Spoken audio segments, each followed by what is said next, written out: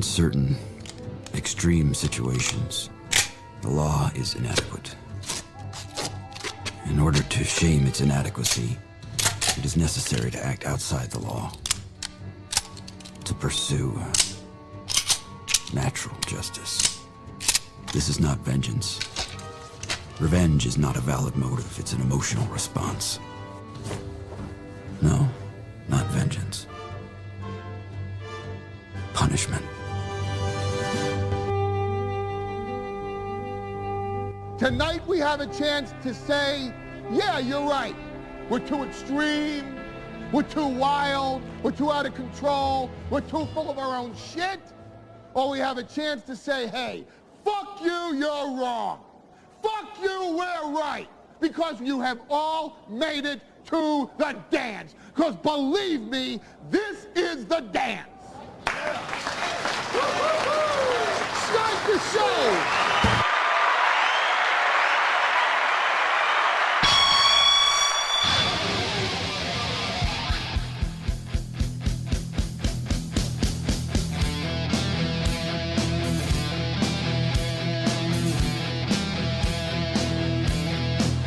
Hey, yo, good morning, boys and girls, and welcome to the Steel Toe Morning Show. Well, so far, so good. We avoided that giant blizzard so far, but I think that's supposed to be coming this morning. I think by the time I'm out of here, there's going to be shovelable snow. Right now, we're looking all right. Now, I just got to make sure I get out there and shovel at a decent time because otherwise, we learned last year, my dog's going to destroy my deck. My dick? He's going to destroy my dick. It's off to a dumb start already, isn't it? Welcome. It's a Thursday show. It's our final goal of the week. We're a big money Thursday away from another perfect week, although we might have some trouble today. Last night was a grind. We got it done. You guys ruled. Thank you very much. But it was a grind. We got it done. But we needed all 2.5 hours to get the bet. Maybe we won't need that today. We got to definitely. We've been spreading it around. It's been a lot of people chipping in. Nobody in our top 4 is over $200 this week. I'm very proud of that. As last week, I think our top was like, what, 340 or something like that? Holy shit, that was bananas. But 196, 192, and then we've got 4 people log jammed at 100. So if anyone's going to break out of that, it'll probably be today. Tomorrow we've got Rumble Friday. Tied for third, Tommy Ups, JP, Dennis, and Doorman. All stuck. Tied for fourth place. And really, first place is up for grabs for anybody as well, with Gray Duckling at 196 and Crunchy at 192. And Crunchy's more of an evening show person, so she's done for the week, maybe the year. I don't think we might have an evening show. No, the next chance we'd have at an evening show would be Monday the 30th. So we might not have another evening show for the rest of the year. I might be taking evenings off for the foreseeable future. It's kind of exciting if you think about it. But we got a 4-way tie for third place on our leaderboard this week. Very exciting.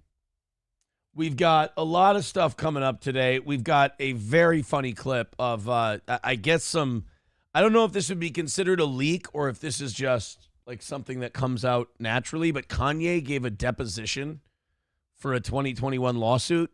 And if you've ever been wondering if Kanye's a gimmick or Kanye's an act, Kanye's not a gimmick. Kanye's not an act. Kanye believes 1,000% the shit he says publicly, because they released a clip of him doing a deposition and I've never had to give a deposition before in all my years in media. I've never had to be in that position, which is nice. But in a deposition, it's just like a team of lawyers and they're grilling you on stuff. They're asking you questions. And maybe someone who's had to go through this, because some workplaces have to go through this, but maybe you can tell me, are you under oath during a deposition? Or is that just they bring you in and you bullshit your answers and then you leave? But either way, Kanye is at the deposition. They yell at him for being on his phone. And he claims that, and I quote, and I'm not ruining anything here because we'll watch the clip later, that due to his geniusness, he has to be on his phone. I mean, how do you argue against the guy who needs to be on his phone due to his, and I quote, geniusness? It's difficult. We've also got a lot of news to talk about. I'm actually impressed by this Brett Cooper. You remember when Crowder was rightfully getting all that shit for like recording his conversations surreptitiously with the Daily Wire and like shitting on the Daily Wire for giving these contracts out where people don't make a lot of money up front, but the Daily Wire basically builds them a brand and makes them super popular. And then when the contract's up, they're worth a lot of money, they can go out on their own and get that money. Crowder bitched about that like a twat because they had the audacity to only offer him $12.5 million a year. But in that $12.5 million a year, the way they made that money back was they got a YouTube channel for him. They got Rumble. They got Apple Podcasts. They make all the money off of Crowder's podcast. And in exchange for that and Crowder not having to run anything, Crowder gets $12.5 million a year. Sign me up. Look, man, I've been on both sides of it. I've been on the, working for the guy who has to run everything part of it, and I've been on the run every part of it thing. I'd much rather be the guy who's just getting paid. I know where my money's coming from. I know my money's coming in, and I just do the job.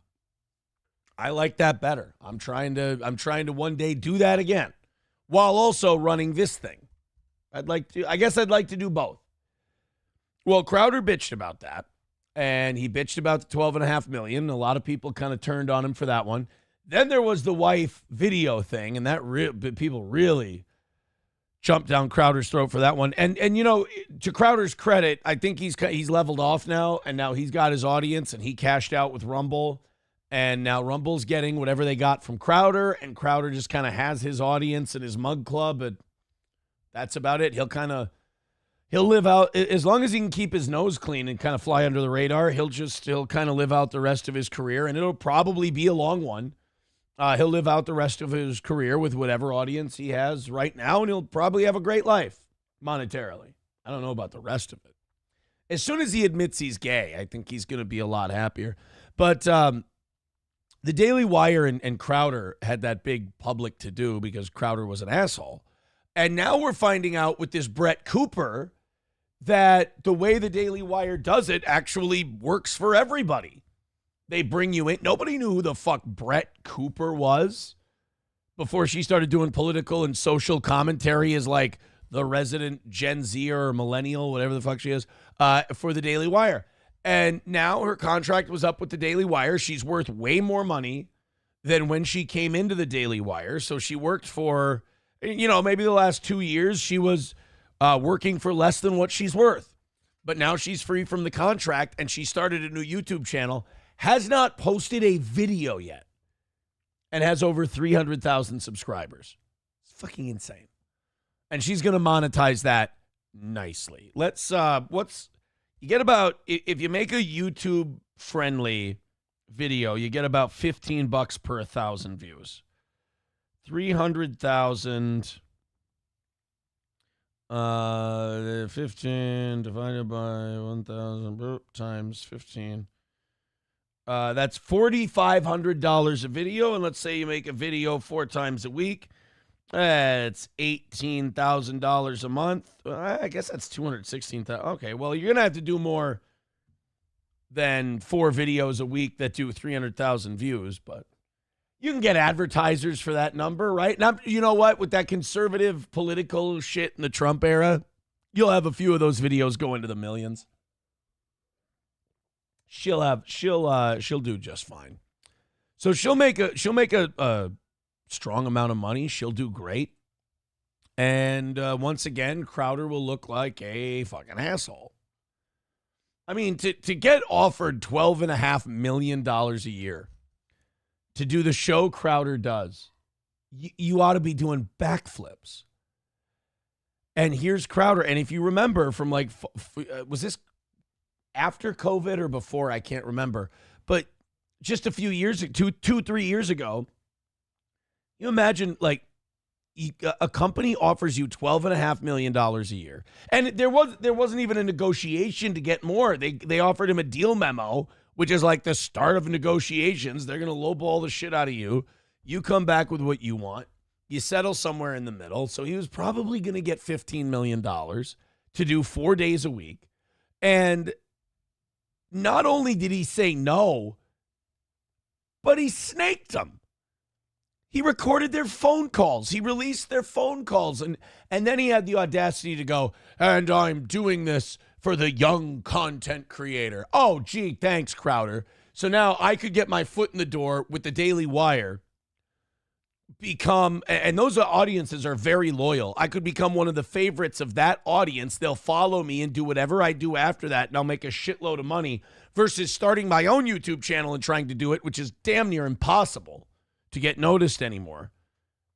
And Crowder's like, hey, I'm fighting for you. Really? The already a multimillionaire Blaze Media CRTV Mug Club guy is fighting for the little man?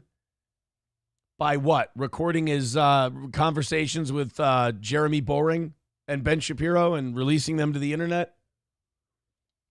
Fucking cunt. And then we realize that a few months or a year later, we find out that Crowder was not exactly in the best place at that time. He's going through the divorce. The wife and him are clearly not getting along. There's that video of him berating a very pregnant Hillary Crowder. You know, the watch it video. So I don't know if Crowder's judgment was the best, as evidence that he hired Brian Callen. So I think Crowder might. Anytime you hire Brian Callen, you're just kind of in a weird place. That's all. So we got all that coming up. We got Kanye. We got Brett Cooper. We got some Minnesota news today. Minnesota's making the rounds in like the Blaze circles and the Mediaite circles. So the county that I was born and raised in, Ramsey County, had this practice, and Ramsey County is where Minneapolis is. They had, or is that St. Paul? One of the two. Minneapolis is in Hennepin. St. Paul's in Ramsey. I apologize. Ramsey County had this policy of, if you called their mental health crisis response team, like if you're like, I'm not doing so well, I'm kind of feeling like shit, I think I might do something bad. They would send this crisis response team to your house, and they would be like, hey, you're all right. Everything's going to be okay. Which is kind of weird because, like, if you were all right and you had friends and you were likable, like, you'd have a friend or family member you could call. Like, if you're calling random government employees to be like, hey, tell me I shouldn't, drown myself. Tell me I shouldn't eat a castool. It's like, well, I mean, I don't know. What's the deal? I don't think that's how you're supposed to handle the call, by the way. But when they would do that in Ramsey County, people found out they were billing the people who called.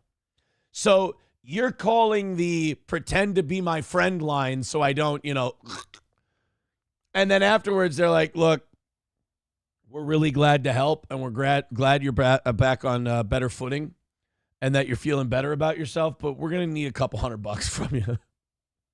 So now you got a bill that you probably can't pay. Now you're sad again. It's all like, well, apparently Ramsey County got enough shit for it, and they probably raised taxes somewhere else, that they've ended the practice. We'll talk about that. And apparently, I didn't know this, but at the Minnesota State Capitol, thanks Tim Walz, we had a Church of Satan Christmas display up in our state capitol. I didn't know that. It's gone now.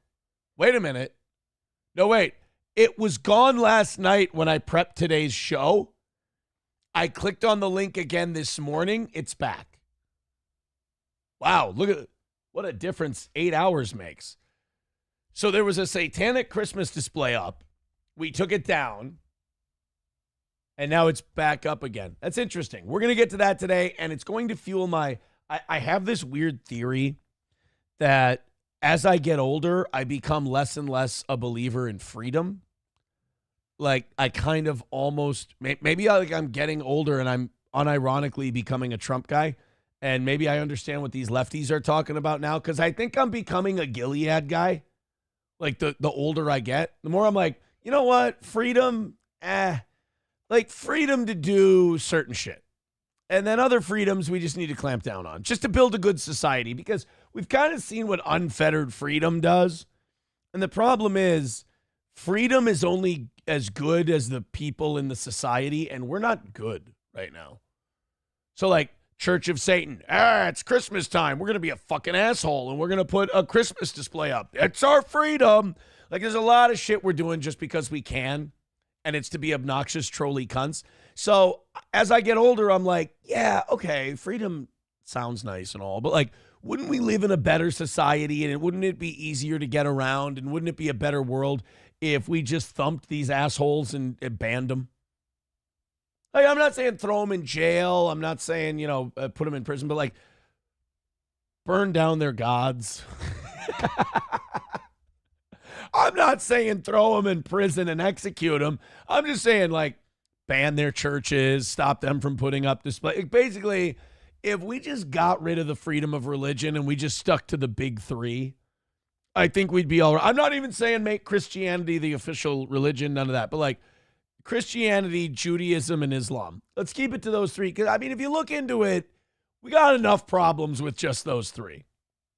We already, Judaism, Islam, and Christianity, the problems we have just because of those three, we can't handle those already. Like, our account is already in the negative. So what are you going to do? Add Hindu? Where do we put Hindus? So we got to combine everybody. If we're going to ban religion outside of the big Abrahamic ones, where do the Eastern ones go?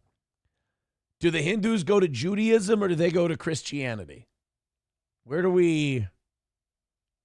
Sikhs? Sikhs are Christians. I think Sikhs got to become Christians. Because a lot of those, like, I know you think like, oh, they're in Asia or the Middle East, so they should become Muslim. Well, the problem is the Muslims on their way up tried to murder all those people. So they don't really like the Muslims. I think the Sikhs easily are Christians. I think the Hindus probably Jews. I don't really know what else we have. And the Satanists, I think we can probably put the Satanists in camps. That's probably fine. Like, we can just get rid of them. I'm just kidding. Like, I'm kidding now. I'm saying this ironically now, but I do think I'm like 10 more Christmases of satanic displays going up in state capitals away from going, I don't really know if freedom of religion's important. I'm just weighing it in my head. I'm just asking societally, is it more trouble than it's worth? Now, as far as the forced pregnancy part of Gilead, look, there's a lot of shit about Gilead that I'm not going to adopt. Like the Handmaid's Tale portion of it, that just seems like more trouble than it's worth. Snowcat Tish says, welcome to free speech and religion. Be careful what you wish for. That's what I'm saying. Like, is it worth it? We've done the experiment now where everybody gets a voice. I have to ask you, you've seen them all now. Do they all deserve it? Like, again, let's make a test. And if you pass the test, you get the freedom. If you fail the test, you just shut up. And look, there's risk for me in this. It's not like I'm creating a system where I flourish and everyone else struggles. I could fail the test. It's fully possible. I could lose all of my freedoms. Sam Show says, Aaron, what you've done is an affront to all three of the religions. Yeah, again, I'm not saying that I'm coming out smelling like a rose in this whole thing. Sam Show says, this is why you're a shit German. Let's just go with the sand ends. Oh, that makes me a shit German? I'm trying to ban religion. I feel like that makes me a pretty good German. I'm just trying to honor my heritage. Yeah, Dinkelman says, it's like a tax bracket for religion. Where can we put this? I don't know. I don't know where we put the Hindus. But I think we should make them Jews. Rusty Grammar says, fuck that. Whoa, Jesus Christ, Rusty Grammar. I can't go there. Oh, no, and now we've got people in the chat agreeing with Rusty. No. Helgi says what Rusty said. No. Anyway, I haven't fully cooked this through. I think by the time we get to the Satanist story, like at the end of this hour, I think I'll be ready. I'll have something for you. I promise. Hulkamasha Baby says, how's the weight, Tubby? 226.5. Look, I know he's trying to make fun of me, and I really want to come back at him, but fuck is he good. I'm 11 pounds away from the fighting weight. But don't worry, it's that part of the week where I work out. First 2 days of the week, I go up. Starting Wednesday, I come down. And then Thursday's sparring night. So we'll be back under that dirty 225 line tomorrow morning. And then if I behave myself this weekend, we'll be on our way to 220 by next week, by Christmas time. I think we'll be okay. God damn it, I really hate it when people guess to be smartasses and they fucking drill it. It's really difficult for me to work with. All right, guys, let's get started. Carlos Cameo says he'll get to 230 by Christmas and his birthday. I'm really not liking the way that this shirt fits right now. Thanks to you guys. By the way, thank you to Ethan for the $6.50 to start us off this morning. I appreciate that. 340 is the number today. Big Money Thursday, boys and girls. I think we're going to have a smaller crowd today. It's heading towards the end of the week. A lot of people are starting their Christmas breaks now. We're going to have Rumble Friday tomorrow. We're also going to have my birthday show on Monday, and I want to make a bunch of money on my birthday show and do an 8-hour show for you. I want to go until 2 o'clock in the afternoon on my birthday show, but we'll see if that happens. We'll see if we end up doing that, if we make enough to do the 8-hour show. But we've got today, we got this morning, we've got tomorrow morning, and we got Monday morning. Then we're going to be off until Thursday. That's how the schedule is going to work. So let's knock out today. Let's do the damn thing. I'm excited. And let's have a great show. And then I think I want to do a little more Ed and Michelle buffet coverage for overtime today. So take one of the links, Streamlabs, PayPal, Venmo, Super Chats, Rumble Rants, and throw in. And let's do it early, man. I love it. Like yesterday where we got down to like $90 in the first hour. I love those days. So if you've got a nice big Christmas present for the toe, throw it in today. I appreciate it. By the way, I do want to point out to the hater crowd, 20 minutes of the show. Did not mention goal, nothing. 0 came in. I don't know how many times I have to prove it to you. Turtle Steel Shell with $1 says the fact remains you can't confirm Baldo's didn't salt your queso. Is that what we're calling it now? Salt your queso? Thanks, buddy. Red Fox Mad with $4.99 says, what are the updates on the shirt designs? Did you pick any? It's funny you should mention that. I'm down to 2 emails. I had like 7 emails. I've whittled it down to 2. And I'm going to start asking people's opinions on those probably on tomorrow's Rumble Friday. I've got one I really like, but I don't trust myself. I am going to throw a few of them out to you guys and let you decide. I've got one from our buddy Mike at Affordable Signs. He's got some good ones. And then one of the random audience members just threw me some designs that he had an AI thing create. And I thought those were really good too. So I'll throw those to you guys coming up here, probably starting tomorrow, and we'll pick one. Tin Man Taylor with $2 on YouTube says, you look like Sid from Toy Story today. Thank you, buddy. I appreciate it. 335 away from today's goal. Here's what I want to do. I want to hit refresh on the PayPal and Venmo today, and I want to see big chunk plays in there. I appreciate you guys. Appreciate us back, and we're going to have a nice partnership today. I was looking stuff up before the show. My Google searches were interesting. Before I woke up, I had 2 dreams. Yes, we're going to talk about dreams today. I want to hear about your dreams, esoterically. I had 2 dreams last night that are fucking with me right now. Not fucking with me, but I'm like, why was that a thing? I had a dream that SP and I came back from Florida. We went to Florida. I don't know for what reason. But SP and I went to Florida, and on our way back, her and I are just hanging out with some people at the airport after our plane landed back in Minnesota. We're talking about our trip, and we're having a great time. She had brought a carry-on bag. And I thought I had luggage. And I went, oh, shit. And we'd been up talking to these people for a while. So I went, oh, shit. I forgot my bag. And I went down to the luggage carousel that our flight was supposed to be at. And another one had already taken its place. So I'm like, shit. I got to go and I got to find my luggage. And I woke up before I found out what happened with my luggage or anything else. So I had to do the Google search on that one. And apparently dreaming about losing your luggage is a thing. And it symbolizes a feeling of losing control, uncertainty about the direction in life, or a fear of missing out on important aspects of a situation.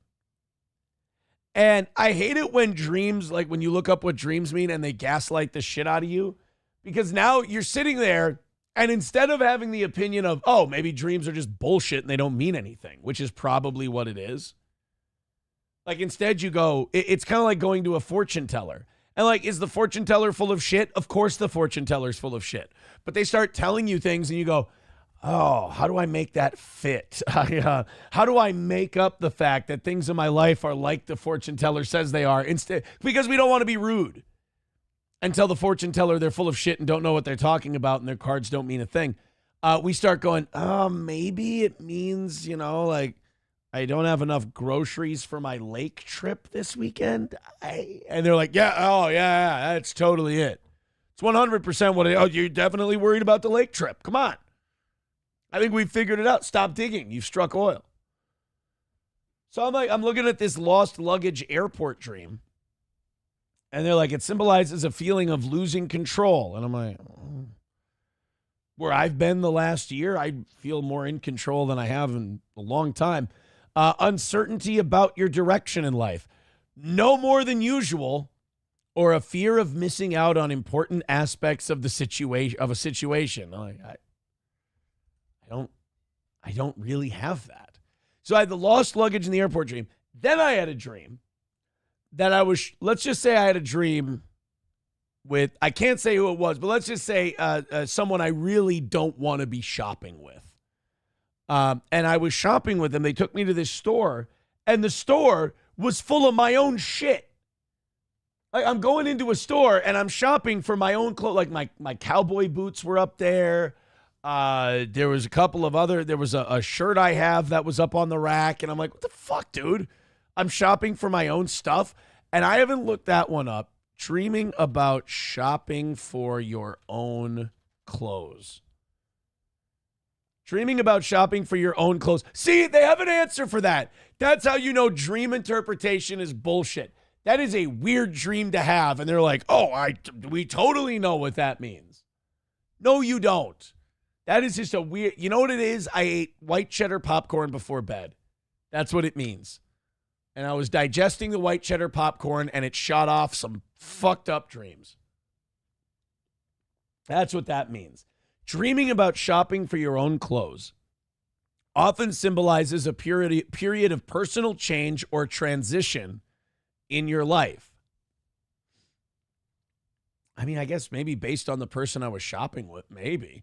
Where you're looking to refresh your image or identity, potentially reflecting anxieties about fitting in or adapting to new situations or roles, depending on the details of the dream and the clothes you chose.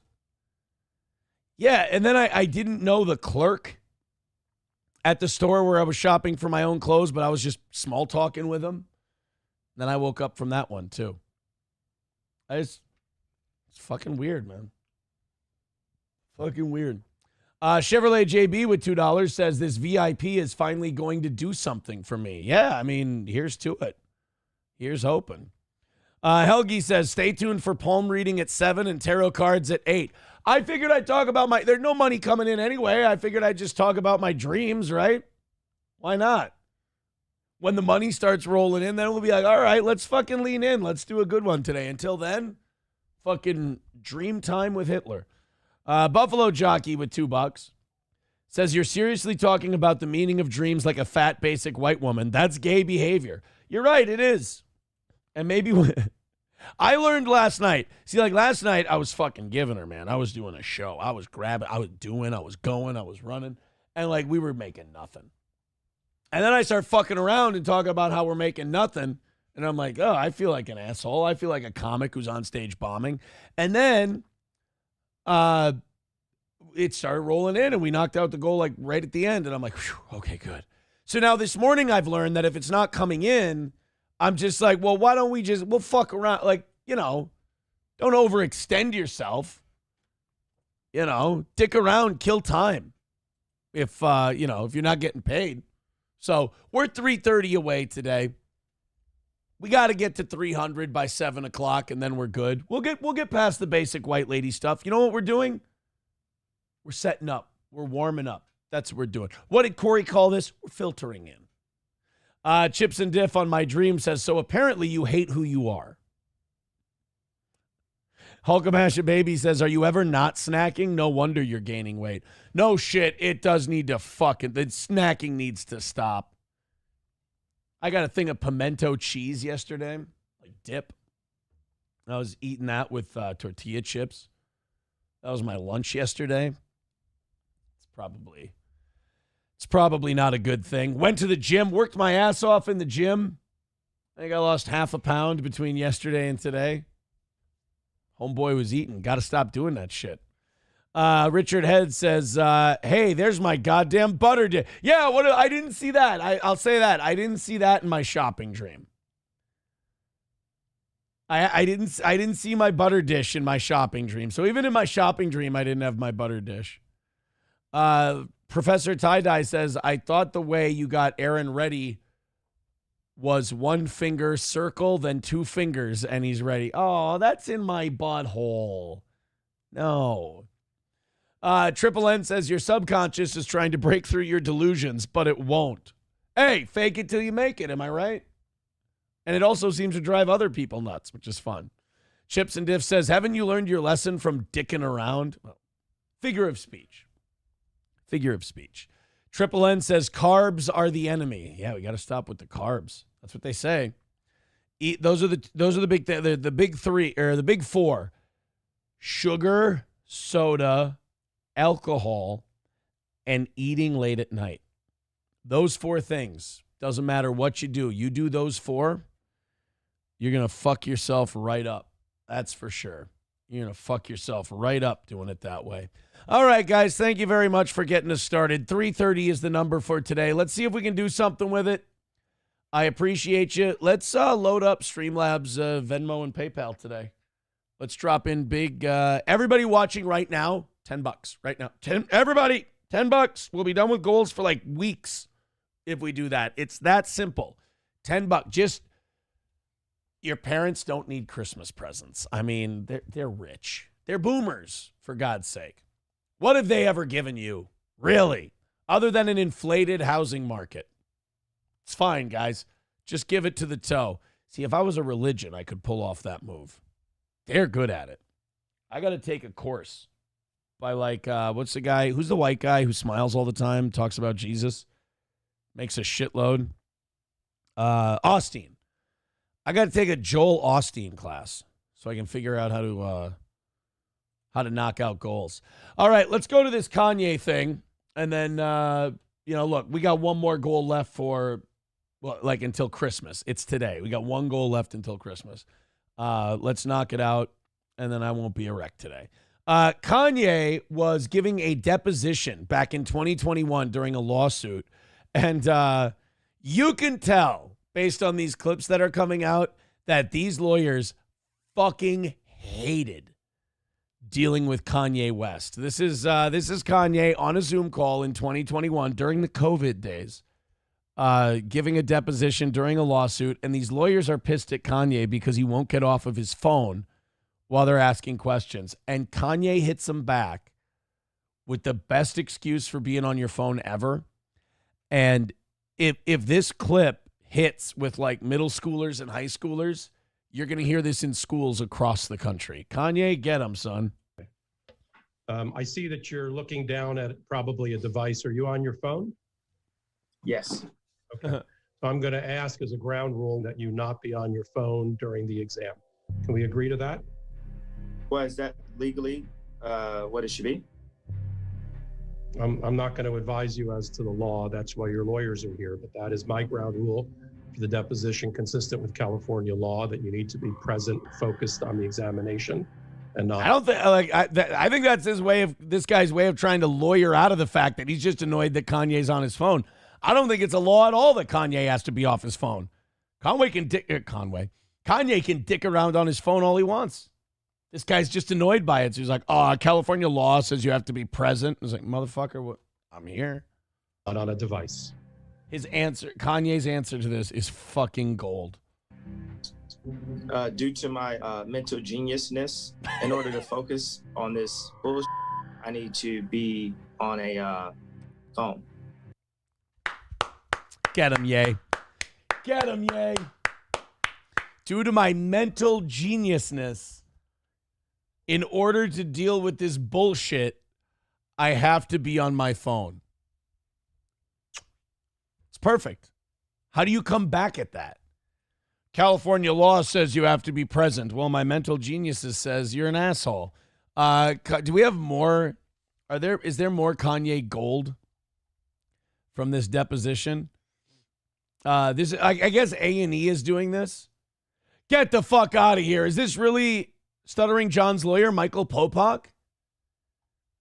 Is the guy doing the deposition? That's awesome. Who would have thought? Mr. West, would you raise your right hand?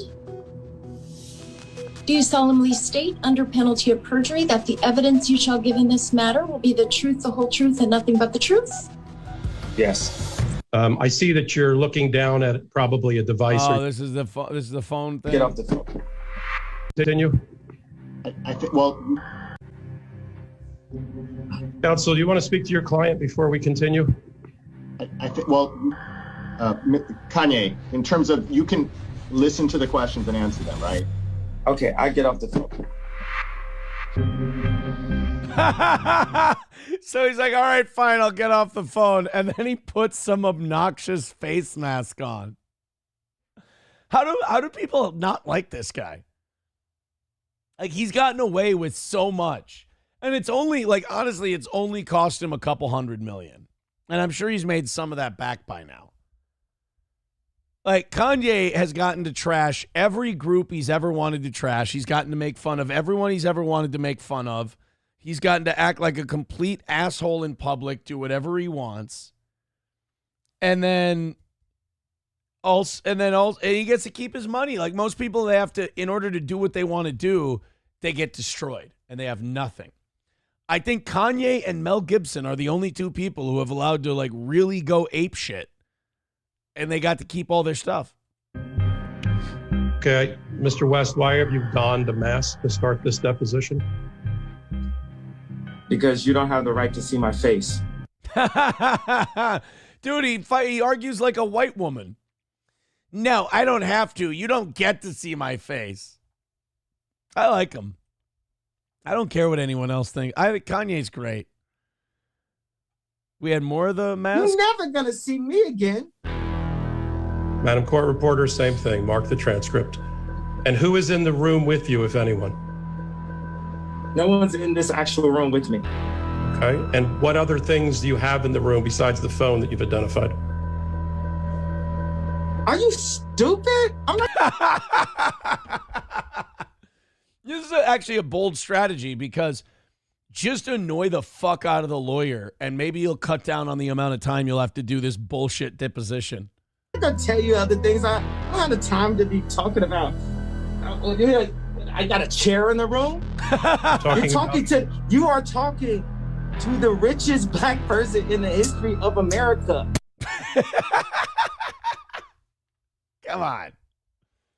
More than Floyd? More than Jay? You are talking to the richest black person in the history of America. Whereas the Jewish lawyer is just like, yeah, it's how I talk to all black people. I treat them all the same, regardless of wealth and status. Isn't that what we're technically supposed to be going for here? But God, I can't wait till we see more of that. I would sit in a movie theater and watch that entire deposition of Kanye talking to lawyers. Helgi with $1 says 2025 is the Chinese year of the snake. It's your time to shine.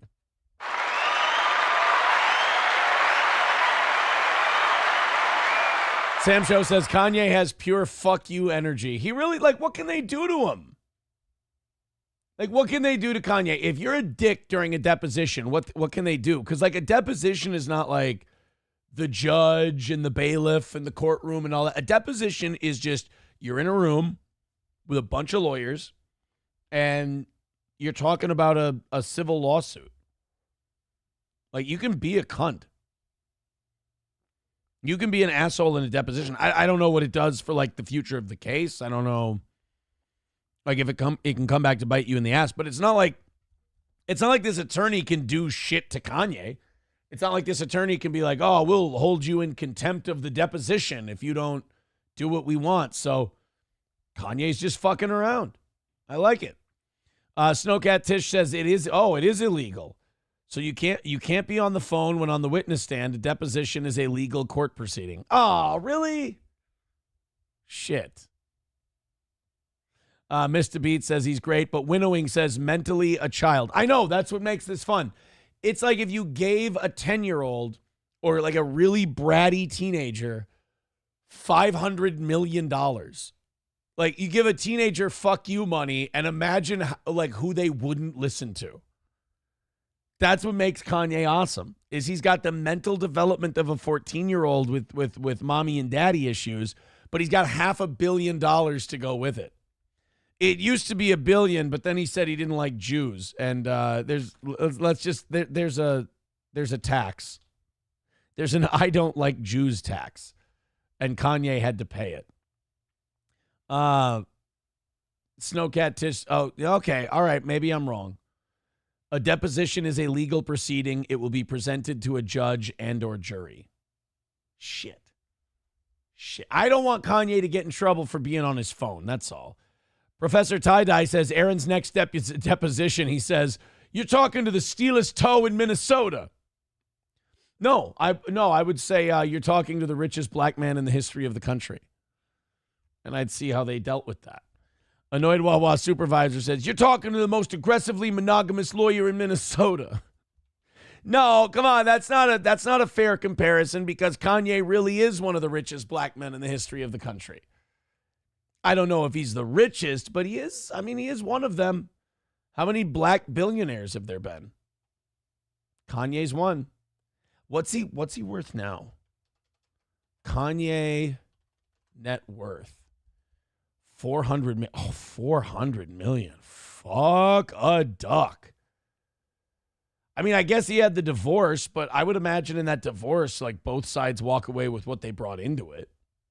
I can't imagine that both Kanye and Kim wouldn't have a prenup. But he lost $600 million for talking shit about Jews? Damn. I can't even remember what he said. I know he went on Alex Jones' show in a mask and a butterfly net and a bottle of Yoo-Hoo. And that was Netanyahu. See, net and Yoo-Hoo was a play on words. You see, he's a genius. Not everybody gets his shit. But goddamn, all those stunts cost him. Dude, it cost him $600 million, and he still has enough money to light it on fire and burn it in front of people. And like, that's like $3 million. And he'd still be fine. I guess you really have to hate Jews, right, to be willing to pay that price? Holy shit. Los Federales says Aaron did his whole deposition while eating queso. Well, you know, they want you to be comfortable. And I said, I'm going to do what makes me comfortable then. Annoyed Wawa supervisor says Kanye did his deposition like April managed her disposition. Cunty. Oh, I was like, wait, what? April did a deposition? I don't remember that. I only know one person who's personally told me that they've done a deposition, and they said it's fucking terrible. It's just the worst. You got lawyers are grilling you. You walk out of the thing feeling like you're going to get arrested for something, even though it's just for a civil case. You walk out of it, go, fuck, did I break the law? That's the worst thing. Like, you talk to cops and you've done nothing wrong. You walk out of it going, I I think I might have murdered somebody. I'm not really sure. Like, there's that Chris Rock bit where he's like, he talked to a cop and the cop scared him so bad he made him think he stole his own car. He's like, get out of this fucking car. You stole this car. And you're like, damn, maybe I did. What have I done? I've taken so many wrong turns. Like, oh, wait, no, this title's in the... I got the copy of the title on my phone, for Christ's sake. I'm pretty sure this is mine. All right, guys, 3:30 away from today. It's a quiet morning here on Steel Toe, but I'm just eager. Like, it's one of those weeks where we've knocked them all out, but it's been tough to do it because it's Christmas time and all that. So, one goal left to beat. Let's do it. Let's let's get it done in an orderly fashion. 300 by 7 in the next 15 minutes here. 200 by 8. 100 by 9. Let's knock it out real nice and easy.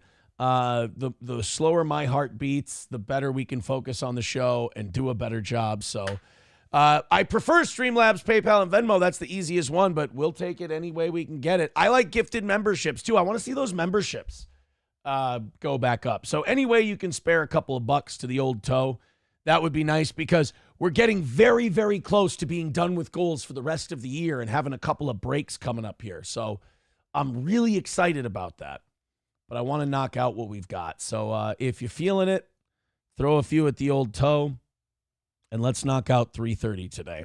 Thank you. You guys knocked out 2 full goals yesterday, and I'm very appreciative of that. Let's get that ugly part done. I hate that part. Makes me feel, I'll be honest, when it's not coming in or anything like that, and I have to ask for it, I'm like, I feel like I'm not even really doing a show. Like this isn't even a show. This isn't real. I'm playing make-believe.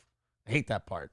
Let's talk about this Brett Cooper thing because I find this interesting and you may not, and our numbers may suck shit today and we may be awful, but I find this Brett Cooper thing interesting because of 2 things. One, it's the new wave of the media and I think it's encouraging, and 2, it makes Crowder look like an asshole. Back in like 2021, 2022, Crowder became a free agent because the Blaze didn't want to renew his contract. And Crowder could either go independent and do his mug club and probably still make millions of dollars a year, or he could sign a deal with someone and let them take care of the business parts of things, which is preferable for a lot of people. Well, Crowder didn't like the deals he was getting out in the public sphere. He didn't think he was being offered enough money for his genius like Kanye. And he decided to start filming people, and he decided to start outing people, saying like they were slaves to big tech. Like he did this weird grift, and I know it's Crowder grift, right? But Crowder did this weird grift where it was like these conservative guys aren't real conservatives, and they bend to big tech and they yield to big tech. And he was trying to do this like I'm the little guy fighting against the YouTube conspiracy monster, while Ben Shapiro is just a slave to Google and all this. And all Ben Shapiro did was he offered Crowder a deal. And he said, we're going to give you this much money to bring your show here. And then it's going to be our job to monetize your show to the point where we can turn a profit on that money we're paying you. Makes sense. So in Crowder's contract, it said, if you get banned from YouTube, we take this much money. If you get banned from Apple Podcast, we take away this much money. And Crowder hated that part of the deal. Now, there are things you can do. You can counteroffer, or you can say no to the offer and you can go somewhere else. You're a free agent. You can tell. That would be like if Sam Darnold becomes a free agent next year and a team offers him a deal he doesn't like and he fucking snakes them and secretly records them and go, look at what these fucking assholes offered me. If you did that in the NFL, every sports show would be talking about what a stupid dickhead you are. And it would really hurt your prospects at signing with other people. They wouldn't trust you. So Crowder does this thing where he goes, look at this deal they offered me. They are slaves to big tech. And then when that didn't work, he secretly recorded more negotiation phone calls.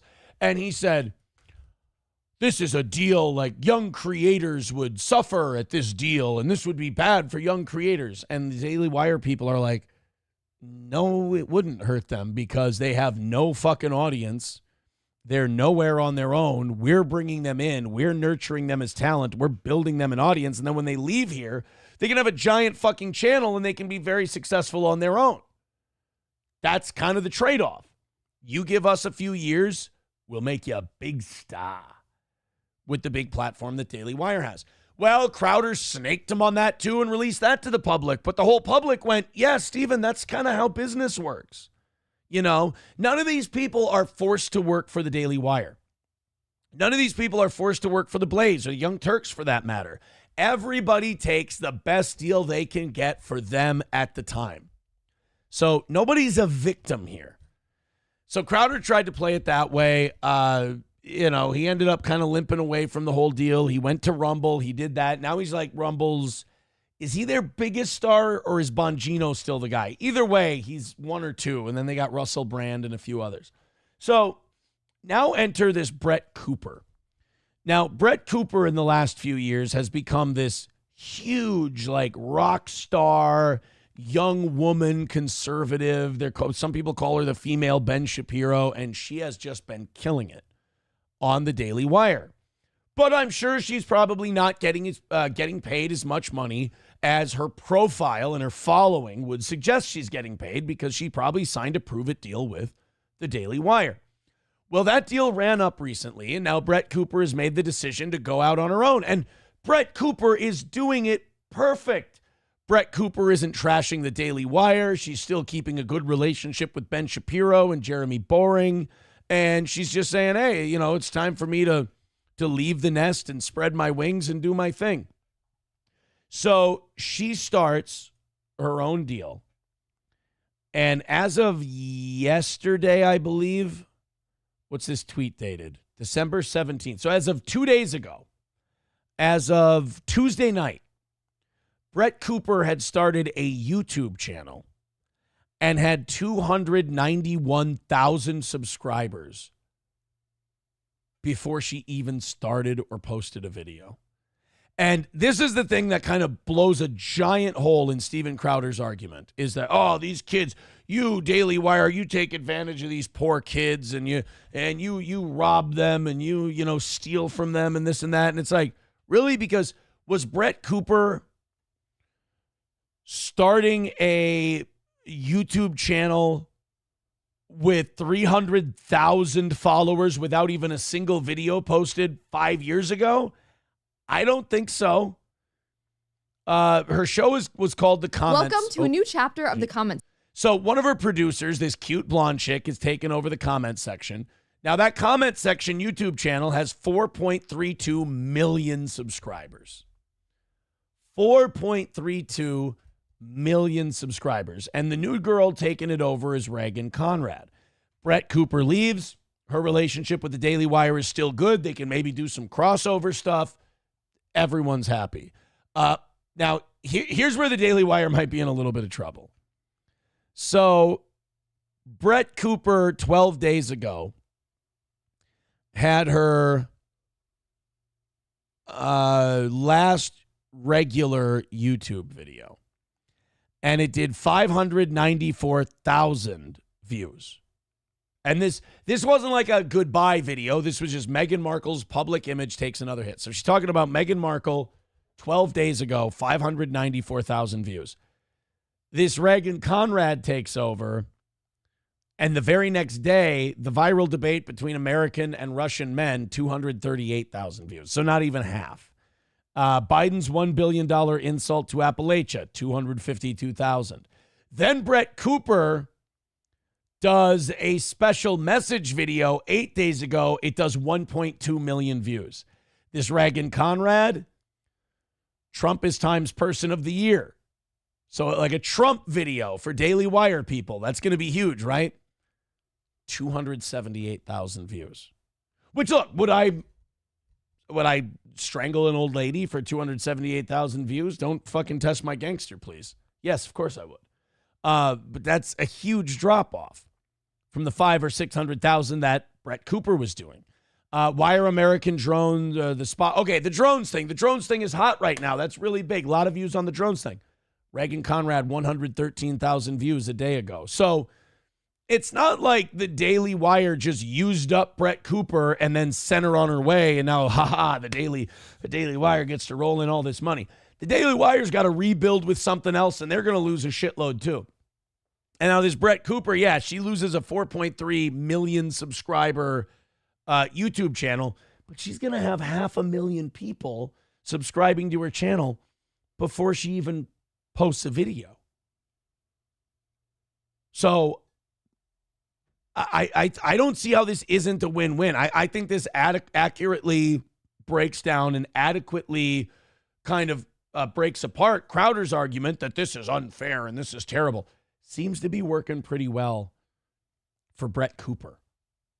Annoyed Wawa supervisor says, does she also have a sister with huge honkers? Well, wait a minute. If she's the one, if she's the one who is if she's the female Ben Shapiro, wouldn't that mean that she has like a brother with big tits or a brother with a big dick? Because like Ben Shapiro's a dude. He's got a sister with giant tits that everyone talks about.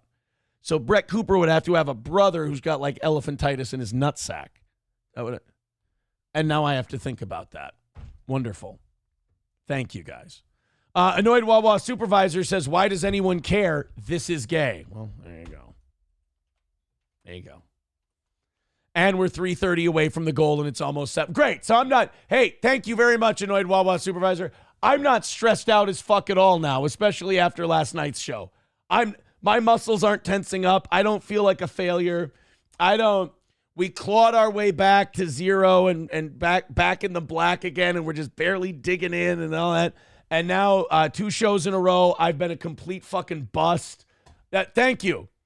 You totally didn't expose what's in my head right now. While I was babbling about that Brett Cooper thing, I'm going, boy, when I thought this was going to be really interesting yesterday, I feel like nobody gives a fuck. No money's coming in. I'm really doing a dog shit show this morning. I should probably just go back to bed and just not pay myself for today. That'd probably be the way to go. Thank you. I wasn't thinking that already. I appreciate it. Annoyed Wawa supervisor says, yes, Aaron. However, I didn't want to make this story any more queer than you already have. Deep breath, guys. Deep breath. Jack Sixes says, yeah, I would go back to bed for fuck's sake. I was so excited. I woke up this morning. I'm like, I got a good show today. And you know what? It's the last goal of the week. So the audience is going to answer the bell. And they're gonna throw the. I know it's a full goal today. It's a full one, but I feel like with it being the last one of the week, I woke up this morning. I'm like, I got good stuff prepped. I'm excited. We got some local Minnesota stuff. I know we got a snowstorm on the way that might fuck us up a little bit, but I think we're gonna be all right. And now we're almost 1 hour into today's show, and I'm like, I made like $10. At least nowadays I have a sense of humor about it.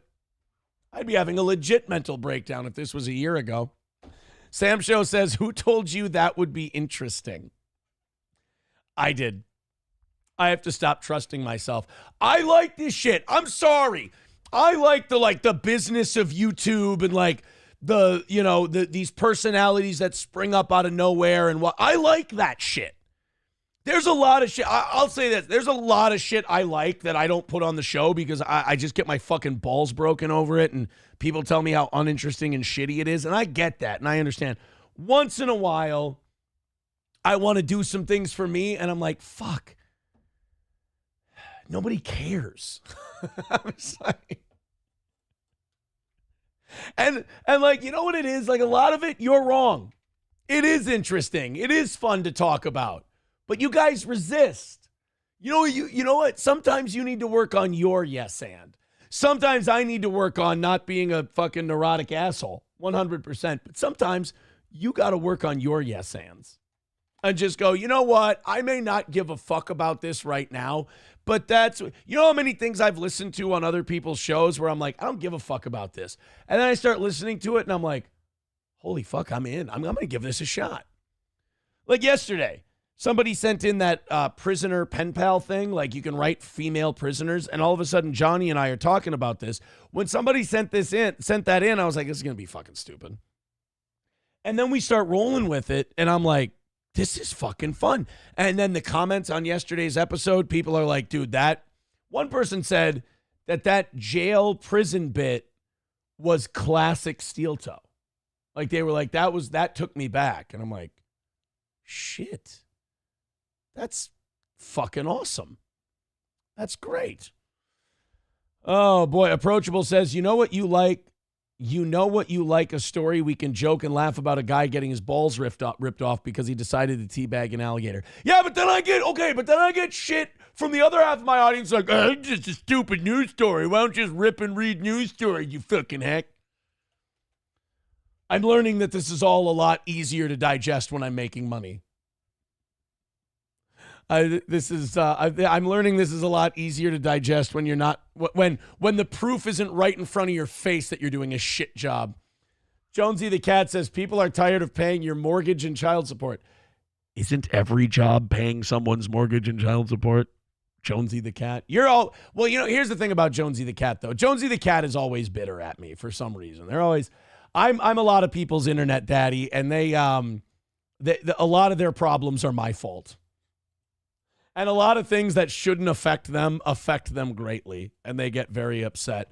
All right, guys, rally up, turn it around. I'm clearly spiraling. 3:30 away from today. Let's bang it up, bang it out. Give me some hope for today. We're going to go in. Now we're going to get into the stuff that I really like and that I really think is going to do well today, and I am not in a position to deliver it to you. I'm not in a spot. I have zero confidence. I'm still thinking about last night's evening show where I'm like, I'm doing a good job, right? And I'm clearly not. And now today has been off to a completely rough start. And I'm just like, you know what? Maybe I've lost the ability to do this. Like, I've clearly been really good at this for a long time. Maybe maybe it's just the 8 shows a week are finally just collapsing in on me. I'm not really sure. And here's the other thing about Steel Toe. I get that feeling once or twice a week.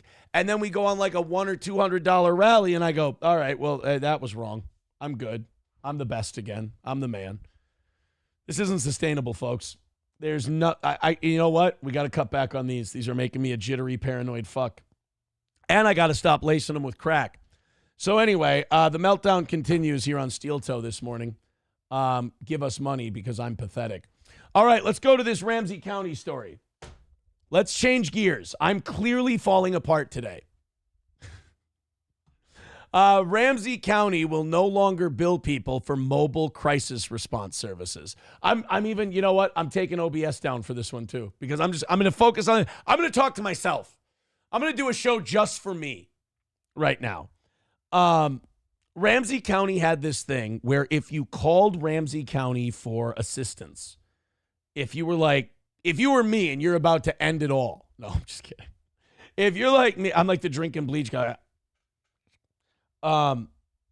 If you needed some kind of mental health help from Ramsey County here in Minnesota, it's this wonderful service where they'll come out, they'll help you, they'll assist you, they'll talk you down, they'll spend time with you. I mean, just really, it's a salt of the earth service. I mean, literally out there saving lives.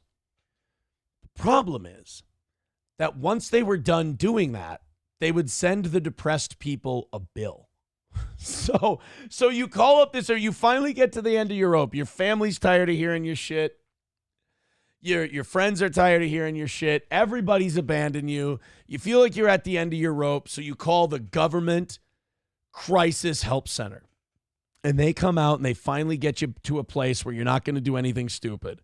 And then a couple of weeks later, a bill for it comes in the mail. And I got to imagine, sends you right back into the spiral. Well, apparently enough people have complained where they're not going to do that anymore. Here we go.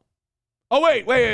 First, Mr. Me with $5 says, I will send money if you write a letter live on air for the prisoner pen pal. Let the audience super chat what to say in the letter. I don't hate that idea. I don't hate it. Tin Man Taylor with $20 on YouTube says, power of positivity. Repeat after me. I am beautiful, I am capable, and I am a strong young woman. Wait. You know what? For $20, I'll say it all. I'll say it all. And Gray Duckling gifting 10 memberships. Oh, my God.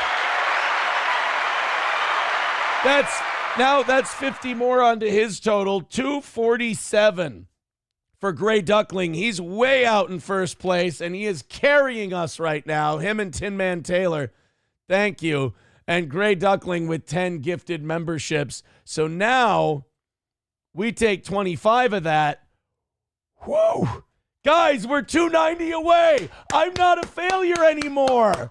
I'm a good show host again. Yay! Steel Toe's back, baby. We're under $300 and it's 7 o'clock.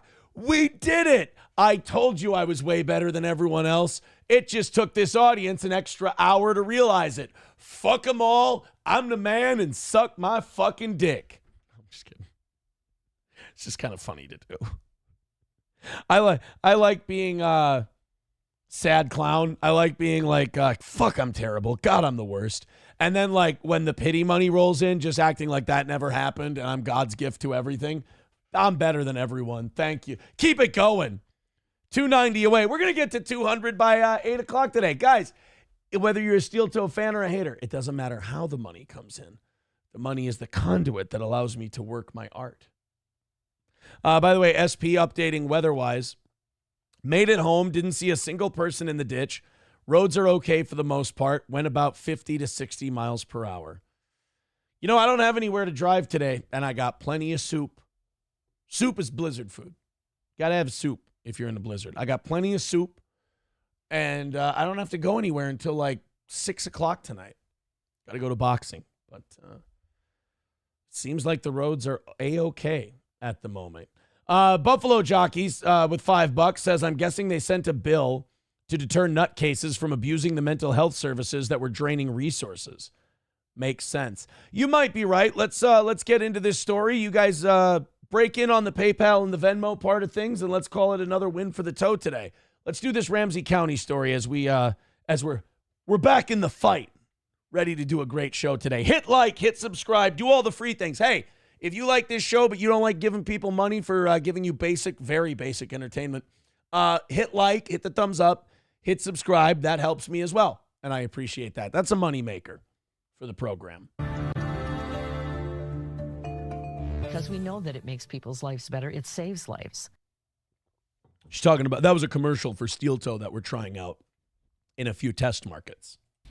Ramsey County is now eliminating a controversial policy that critics say put vulnerable people in more danger. Earlier this year, the Fox 9 investigators exposed how the county was billing hundreds of people after they called the crisis hotline for help. And tonight, Fox 9 investigator Nathan O'Neill. Now, okay, let me play devil's advocate for a moment. Oh, consider the sauce. Let me play devil's advocate for a second. It indeed sounds like a shitty thing to do. But like Buffalo Jockey's onto something. Who's to say that people aren't going to just abuse this system and use it as like someone to talk to? Like, even if you don't need it. And on the other hand, like, how are you going to pay the people who run the crisis hotline? You either have to raise everyone's taxes to hire these people to run this hotline, or you have to charge the people who use it. Now, unfortunately, the people who use it are barely hanging on by a thread, so sending them a big bill might be kind of a risk. Might be counterintuitive to what you're trying to do. But consider the job these people on these phones and these people who respond in person to these calls have to put up with. They have to hear the saddest, most miserable shit all day long. I mean, that should be worth something. So it's one of those things that doesn't sound very good when you bring your feelings into it. But from like a sense standpoint, I kind of get it. Balls Deep coming in with $1.49. Thank you, Balls. Very kind of you, sir. All right, let's continue. Let's find out what my county did. Sat down with the county chair to talk about how our investigation led to the change. What the fuck is a chair going to tell you about all this? Who are you, Clint Eastwood? You just going to talk to a chair, county chair? I don't care what kind of chair it is. It's not going to give you anything good. God, how do people not pay for that kind of brilliance? I'm fucking Oscar Wilde over here. Prior to our reporting, were you aware at all that the county was... Okay, actually, the chair might actually have more sense than this 80-year-old lady. Charging people, billing people for those services? I was not.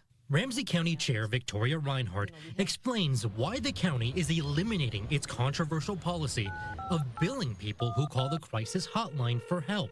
It's a policy first exposed by the Fox 9 investigators. Hi, hi, crisis hotline. Yeah, I'm really sad and I'm thinking about ending the whole goddamn thing. Before you can talk to our operators, could you please give us your 16-digit debit card number? Once you made us aware of what it actually meant. Now this sad, depressed person, all their credit cards are overdrawn, all their banks are, all their bank cards are out of money. Now you're just reminding them they're flat broke. I mean, I feel like Ramsey County might just trying to thin the herd. To people, or that this is what was happening. We wanted to make that change so that people knew that we care about them as individuals. We care about our taxpayers as well, and we're going to make this work. Now, give us $250, or you won't have to worry about finding a ceiling beam. We'll find it for you. All right, look, we need to talk to you about today's visit. But before we do, could you take off your shoelaces and throw any sharp objects you have in your pockets on the floor, please? Great, thank you. It's going to be $300 for today's visit. We got bills to pay, too. I believe at least one life will be lost if it's not changed. Earlier this year, the Fox 9 investigators told you about Adam Hated, who was billed $342 after a family friend called the Ramsey County Crisis Hotline, seeking help from the mobile crisis team. People will be afraid to call. I can tell you that after getting my bill, I would think twice before calling crisis for somebody. Okay, wait a minute. Let me again defend the people. This is what I'm an expert at. I should have been a defense attorney. Allow me to defend the people who are clearly doing an evil thing. $342 to call and tell someone you're sad. Maybe that deters them. Yes, that's true. And that could end up costing a life. Or hear me out, maybe them charging people is going to make these people kind of depend on themselves to dig themselves out of this, become more self-dependent. Independent, I guess is the word when you're not checked on Celsius. And then they become stronger. This could actually be like a three-dimensional chess game to make us all tougher upstairs. And I don't know if you've heard the old saying, but if you want to make an omelet, you know what happens to some of the eggs. I've never gotten that saying either. I mean, outside of cracking the eggs to put them in the pan, if you want to make an omelet, you have to break a few eggs. You don't, though. You got to crack a few eggs. I don't consider that. Nobody cracks an egg and pours it in meaningfully and goes, oh, I broke the egg. No, you're making the egg. You don't have to break a few eggs unless you're a clumsy dickhead in order to make an omelet. It's neither here nor there. Mr. Me, thank you for the $2, says, I call into those places just to F with them. Well, you're the reason that the sad people are getting charged then. Another $2 from Mr. Me says, let's make Aaron prank call the S-word hotline. It's fucking evil, bro. What the hell's the matter with you? We then found Ramsey County has been billing people for years, unlike other counties across Minnesota. Data obtained by the Fox 9 investigators reveals Ramsey County has billed people at least 745 times since 2023. All right, in their defense, these people have to be fucking monotonous to talk to. Have you ever talked to a depressed person? Have you ever talked to like a mentally ill, like legit depressed person? Oh my God, you try really hard to be nice. You try really hard to be nice. But it's just like, all right, I got it. You're sad. Sending bills to people in crisis despite getting $3 million in grant funding from the state. Oh, see, I didn't know that part. So they get $3 million to run this program, plus they're grabbing an extra $350 a person. Nice. Maybe Ramsey County has a lot of sad sacks. We don't know. The thing about depressed people is like they almost like try to depress themselves more. So like by extension, they're depressing the shit out of you. So like you try to help. And here's the other thing. You're not a professional either. So you don't know what to say. So you find yourself in the awkward spot where a depressed person's like, oh, I feel like the walls are closing in. I'm so sad. Everything is darkness. And you're like, have you ever seen the cat hang in there meme? Come on, you'll be all right. Game's on tomorrow. You just end up looking like a stupid asshole.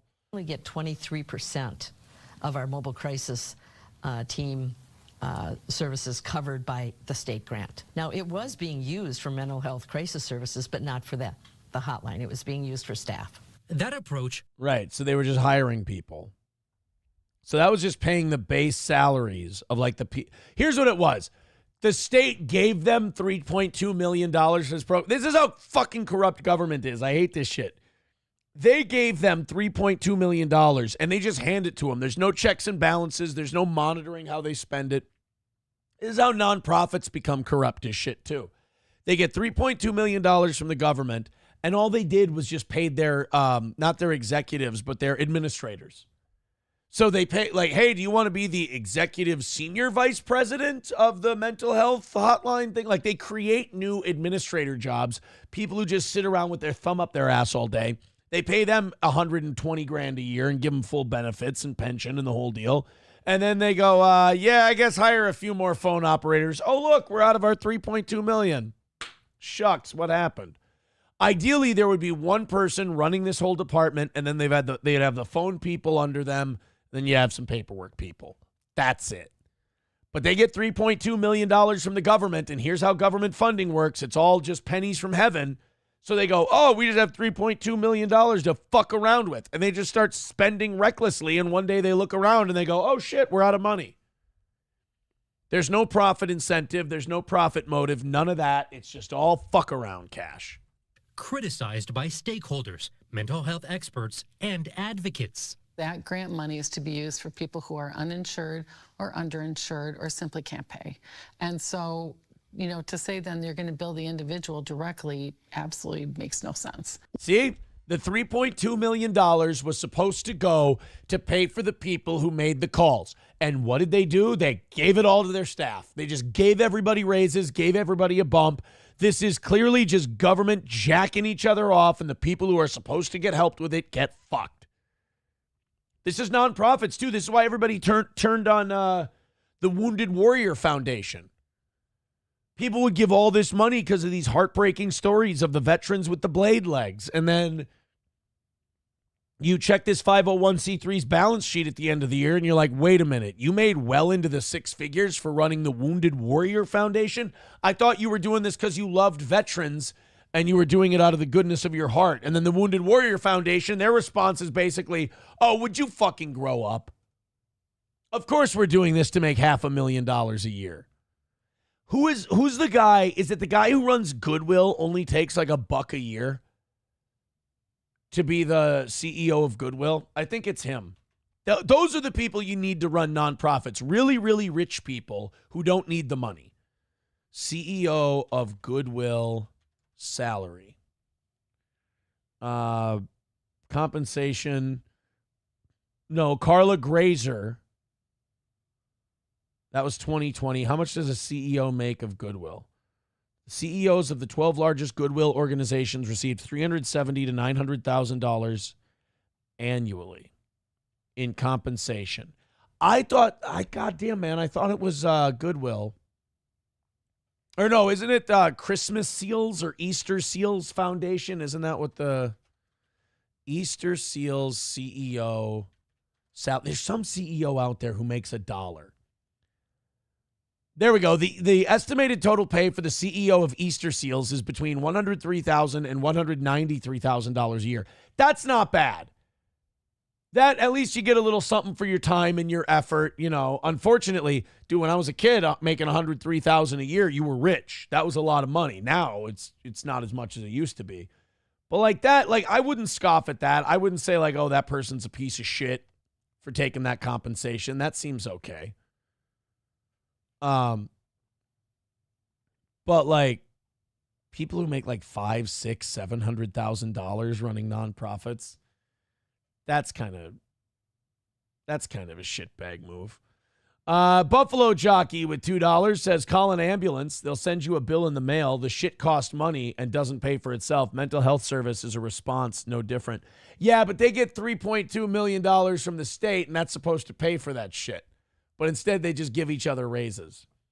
Puerto Rican prostate puncher with $1 Says, I call them threatening to K myself. Then in a twist, I urge them to K themselves. Well, then, Puerto Rican prostate puncher, in a way, then they kind of helped you and it worked because now you've turned that rage outward instead of hurting yourself. But you have to remember, you also didn't fix your mental health problem, and hurt people hurt people. Bigot on Socialist Media with $20 over on Rumble. Thank you, buddy. Appreciate that. 270 away from today. I appreciate it. Thank you so much. You guys are, we're on our way today. We're on our way. 270 away. Let's crack that PayPal, crack that Venmo, crack that Streamlabs. Let's fire it up today and keep it going. 270 away. We're on pace. Let's get to 200 by 8 o'clock. Thanks, boys and girls. Well, this workshop, I think, as we all know, came out of the Fox 9 news story. But now... Ooh, did you hear how cunty they were about that? That was kind of a Scooby-Doo. That was like, we would have gotten away with it, too, if it wasn't for you snooping kids. Of course, we're having this hearing because of fucking Fox 9 and their horse shit. Sorry, we uncovered that you got $3 million from the state and you all just circle-jerked and gave it to each other. Sorry that we found out that you took our tax money for something that we thought, I think we thought it was a worthy cause, and you just fucking handed it to each other. Sorry we found out you're corrupt. Sorry we caught you. After a unanimous vote, Zhang Aye. and Reinhardt.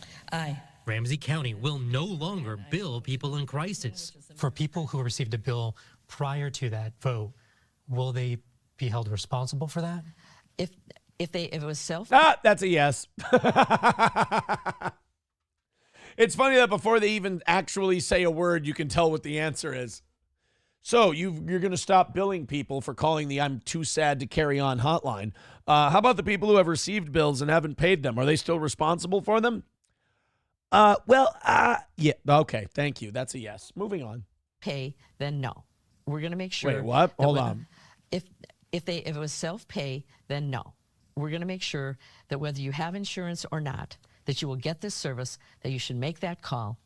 And that's the most important message there. The county. Wait, so if it was self-pay, then you don't have to pay. So what, if you have insurance, you have to pay? Dude, that's such a fucking ripoff, though. Like, that's one of the things that pisses me off about, like, health insurance is that you pay a shitload of money. You pay thousands. Some people pay tens of thousands of dollars every year just to have the insurance. And then you also pay your deductible when you go in, and medical care is fucking expensive. And like you can have a person who's uninsured and they'll end up all in all paying less than you did in some of these cases. Oh, if it's self-pay and you don't have you don't have insurance. No, you won't have to pay your thing. Oh, but if we build your insurance company for this mental health call that you made, yeah, you're going to have to pay the whole fucking thing in full. Sweet. Nice. You do, I mean, insurance is I'll say it, insurance is a fucking scam in the United States. Some people won't say that because they're worried, like, if you say that, then that means, oh, you want single-payer health. No, I don't want, like, what Canada has. I don't want what the UK has. But that doesn't mean our system is good. Our health insurance, like the way they do it, it should be illegal. You should be thrown in prison. That should be a Ponzi scheme, the way we do health insurance in this country. Because you don't have any coverage. You have coverage as long as the company has a profit margin that they like. So your coverage isn't based on, do you deserve this treatment? Do you need this treatment? Will we cover this treatment? Your coverage is based on, how are we doing this year? And if our profit margins aren't where we want them to be and our shareholders aren't happy, let's start using some of the double-speak language in these user agreements to deny people coverage, and we'll save a little bit of money. That's American health insurance, and it should be fucking illegal, really. But then again, the government's got their fingers in so much regulation when it comes to health insurance that it's also intertwined. You can't tell where the government starts and the corporation ends. So you'd have to, like, that's a rat. That's trying to untangle a rat king at that point. Stephen Bravo says, Toe, please take $12 off the goal with this fake dono. I'll wait. And he throws us $10. Now, even though the 10 is 7, he asked very nicely. And Stephen Bravo has been very generous. So I'm taking 12 off. We're going to keep the goal. We're going to bring the goal down 10 to 260 to keep it even. But up here, I just took 12 off of it. So the next 5 that comes in on YouTube, we're counting it as the full 5. Thank you, Stephen Bravo.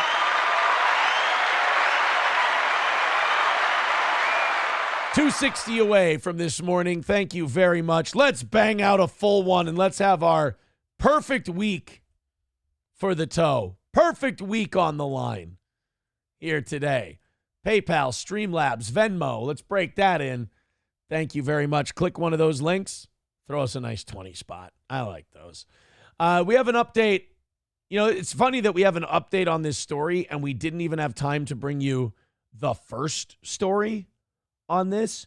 So apparently in the Minnesota State Capitol building, some asshole, like the Church of Satan, decided to put up a satanic Christmas stand, display, whatever you call it. And, you know, this is where I'm, like, in my old age, I'm becoming anti-freedom because we don't do anything with it other than be cunts.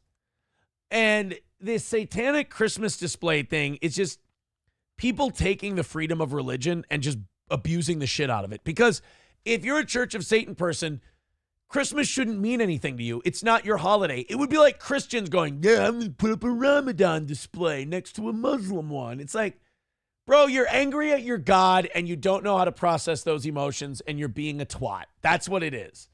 Atheists and Satanists are some of the most obnoxious people out there.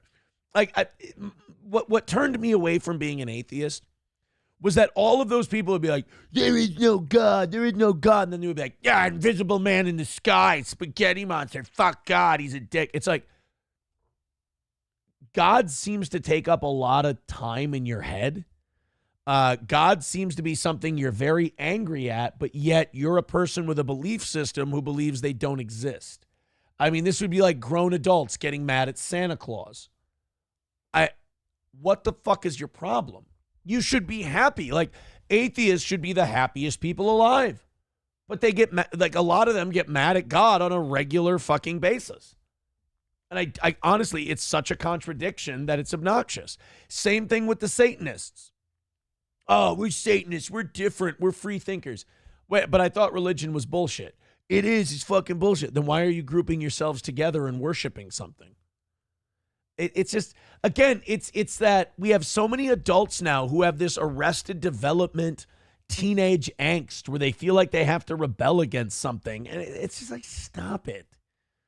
So like these, here, let's see if we can get the latest on this because it keeps flipping. Satanist display, Minnesota. All right, here we go. So there was a Satanist display that was put up in the state capitol. Then there wasn't a display that was put up in the state capitol. And now I believe it's back up again in the state capitol. This is a story. This is a story from about 13 hours. This is 13 hours ago on KARE 11. So KARE 11 in Minneapolis, they've got us. And if they don't have the latest for us, then we have this Not the Be article. But it's just like, I'm ready to declare freedom of religion over, and we just need to start banning some things because we can't handle it. It's like taking a toy away from a kid. I'm becoming more of a despot in my old age, and it's time to take these Satanists back out to the woodshed and say, look, if you can't behave during the Christmas season and let these people have their shit, then I'm sorry, we're just going to remove you. But this is I'm a taxpayer, mister, and I paid for this building. I know, but like, even the owner of a bar will get kicked out by his staff if he's acting like a drunken asshole all the time. So, like, Satanists coming, like, Christians don't show up at, like, the Church of Satan and start taking down all their shit or putting up, like, statues of Jesus in front of everything. They just leave you the fuck alone because you're obnoxious. Afford them the same kindness. Like, you're going to lose your freedom if you treat it shitty, if you take advantage of it. Because people are going to get sick of you. And then when people go, hey, you know that guy you're sick of? Let's fucking take his shit from him. People are going to go, yeah, fuck him. So just like, let the Christians have Christmas. You never, here's what really bothers me about Satanists. You never see any of these people fuck with Muslim holidays. You never see them fuck with Jewish holidays. They wouldn't fucking dare. But for some reason, and I think it's because Christians are the most civilized and they fuck with people the least. You got to give them that. Jews will sue you. Jews will try to get you banned. Muslims, I mean, historically, we've seen how Muslims don't fuck around. So Christianity is seen as this soft target. This is what Christians get for being nice and being tolerant. Oh, we should have religious tolerance in this country. Okay, who gets better results with the way they practice religious tolerance, Christians or Muslims? Christians try to have Christmas time, and the Satanists come and fuck with them. Muslims say, if you draw a picture of our prophet, we'll cut your fucking head off and shove your balls in your mouth after you're dead. And do you see Satanists going and fucking with Ramadan displays? No, sir. Let's find out what these fucking attention whores did now. Joining us tonight. So religious symbols at our state capitol are not a new thing. For years, a Christmas tree has been installed in the rotunda. A menorah has been lit outside, honoring Christian and Jewish seasonal traditions. A giant fucking metal menorah. You never see the Satanists fuck with that one. Never. And why is this atheist lesbian reporting on this story? She annoys me too because like she's Jana Shortall is one of those people who every story has to have a bend that's about her. Like she can't be a journalist who just covers the story. She has to be like a part of it. She's awful. But this year, the display of a phoenix sponsored by the Minnesota Satanists joined the bunch. It was put up, taken down, put up again, and throughout each of those cycles has caused quite the stir in the people's house. And that's all they want. They don't believe in anything. They don't want anything. They don't have a message they want to send. They just want to dick with Christians during Christmas. You know, I'm not saying that the Christians should go back to the Middle Ages. But maybe if they did, some of this shit would knock itself off. You know? Perhaps. Maybe a little, huh? Here's Ian Russell. Joy to the world. Inside the Minnesota State Capitol, symbols of the holidays are easy to see. In the rotunda, a Christmas tree for next week. As carolers belt out their reason for the season. Wow, this seems really wholesome and nice and genuine.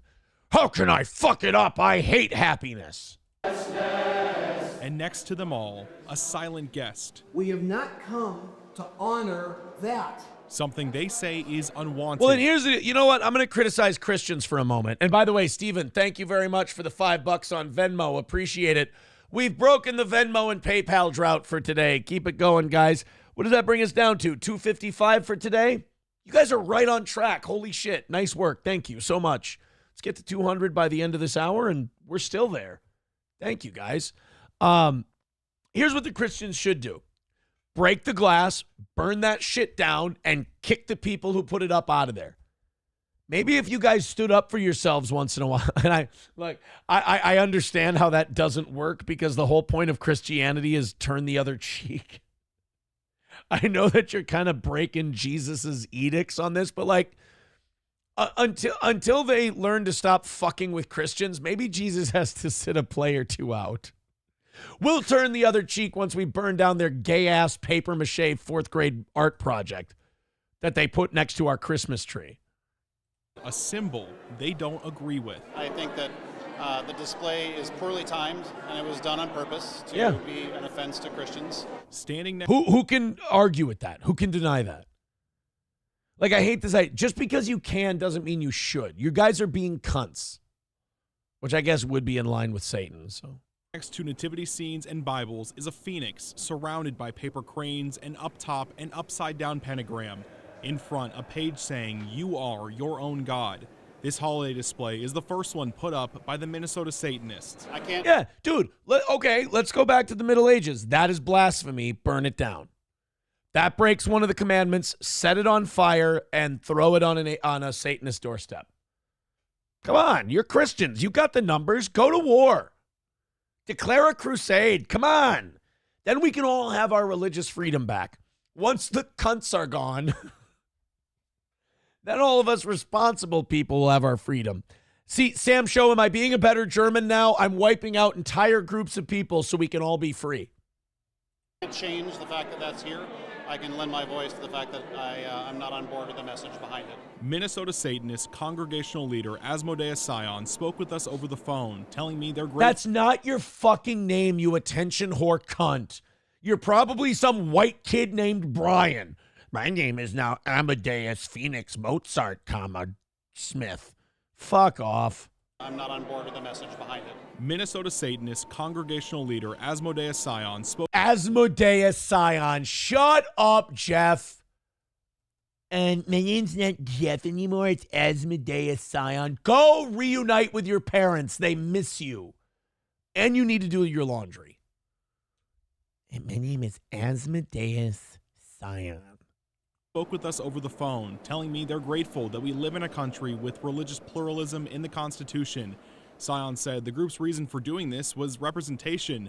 Republican lawmakers told me they don't agree with it, but understand that the display is allowed to be here. And so, yes, it is offensive to our faith, but I do believe that people have their right to say things even that I would find offensive. Okay, cool. I believe that too.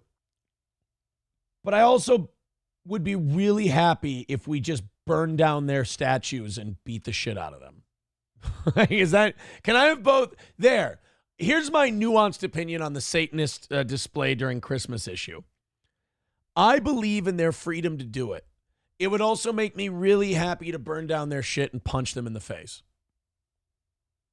And I'm not even saying that should be legal. I'm just saying it would make me There's my, I've come to my nuanced position. Constitutionally, they should have the right to do what they're doing. But I don't think anything would make me happier this Christmas season than if a bunch of Christians got pitchforks and torches and fucking smashed these people up. But Aaron, they would face charges for that. All right, fine, cool. But there's my compromise. You guys have the right to do this. I would also laugh really hard if someone beat the fuck out of you for being an asshole during Christmas. This display, just like others, had to be approved, and the group behind it had to fill out an application with the State Department of Administration. It was approved. So was a nativity scene that another group applied for. The reason for that is simple. Wait a minute. Where's Amadeus Sion? Where's Amadeus? Who's Adeus? Who's a what's it Sion? Where's our special boy who's mad at God, who's probably got blue hair? The government cannot establish religion. We cannot discriminate against religion. Jane Kirtley is a professor at the University of Minnesota teaching media ethics and law. If they're going to allow... Let me guess. The liberal professor is totally pro-Satan. One display, then they have to allow others, as long as they conform with whatever permit process the government has established. But that has to be done in a neutral way. Okay. That's not a neutral way. You're purposely antagonizing the Christians on Christmas. Go do it to the Jews. Go do it to the menorah. No, but here's what it is. Again, it's exposing the atheists. It's exposing the Satanists on this one. You're mad at the Christian God. You're mad at the Christian God because you were raised a certain way and it didn't work out. Kirtley says it's as simple as the First Amendment. The group has the right to be here, just as others have the right to display their religions as well. If there's any place that something... All right, cool. Then we'll see you guys at Ramadan, right? See you at Ramadan? All right. I can't wait to see you there. Like that should not be banned. Well, it's got to be a public space, a space that is where government operates, because our government is supposed to be the government of the people. That's all the people. Symbols they may not like. In a free country, the answer to one person's speech is another person's speech. If you disagree with it, then express yourself. They may not like. All right, I want to express myself. I want to set that thing on fire. It's a phoenix. It's supposed to be on fire. Technically, I'm helping the metaphor. And if it's an actual phoenix and Satanism is right, then another phoenix will come up out of its ashes. All right, done. I get to set their stand on fire. But they can respect it. That display will be up at the Capitol through next week, and Sound emphasized that they have the right to have a difference of religious practices and the right to have a different opinion on this. Jana. Cool. Now do Islam. That's all I'm doing. And that's what these news people don't have the balls to say either. Cool, now do Islam. They won't. They won't. Ian, we talked about it being up and then taken down. Was it taken down by the government or did something else happen? So when I spoke with a security guard and they told me... And is there any way, Ian, you can tell us how lesbians may have been involved in this and how it's representative of the LGBTQ community? Because, you know, we're bullied a lot. And I know. There may have been some back and forth with some, you didn't want to go as far as say vandalism, but some things that had happened, some issues, people touching it, things like that. And we know that elected officials have chimed in here in both parties. What have you been hearing? And are any of them homophobic or have they said anything bad about the LGBTQ plus community? So a few have expressed their frustration online, including Representative Tom Emmer. I did reach out to his office, and in a statement, the congressman said, hey, that's quote, my congressman. To have this display. Hi, Tom. Hi. I've interviewed him a couple of times. It's my congressman, Tom Emmer. He's kind of a milquetoast Republican. In the Minnesota Capitol, just a few days before Christmas, is a slap in the face to Christians across Minnesota. So turn the other cheek, motherfucker. That's your job, right? Response. His office told me the governor does not agree with the display. They go on to say that the First Amendment means that he doesn't police speech in the state capitol, and that's true for a religious display, a political protest, or even just a Minnesotan advocating. Why'd they skip the part where they said the governor does not agree with the display and did not approve it? They didn't read that part. That's important. Governor Walz like, I don't play this shit. Even Tim Walz is like, this is fucked up. Good for him. It's that attention-seeking bullshit. I just, and then acting like, whoa, it's that I'm not touching you shit. Yeah, what? We have the right to do it. Yeah, I know, you have the right to, but you know you're being just be honest enough to admit you're being a cunt. That's all I'm saying. Poncho Pilot, I love that name with 199, says better BJ's, Ape or SP. I don't mean to disrespect my lady, but SP 100%. SP can actually, finish the job. Mussolini Diff with $5 says, I am from the Church of M. Please donate 10% of your cheese pizza to the cause. Mussolini Diff, I see what you did there. I think Mr. M would probably like more like 100% of the cheese pizza.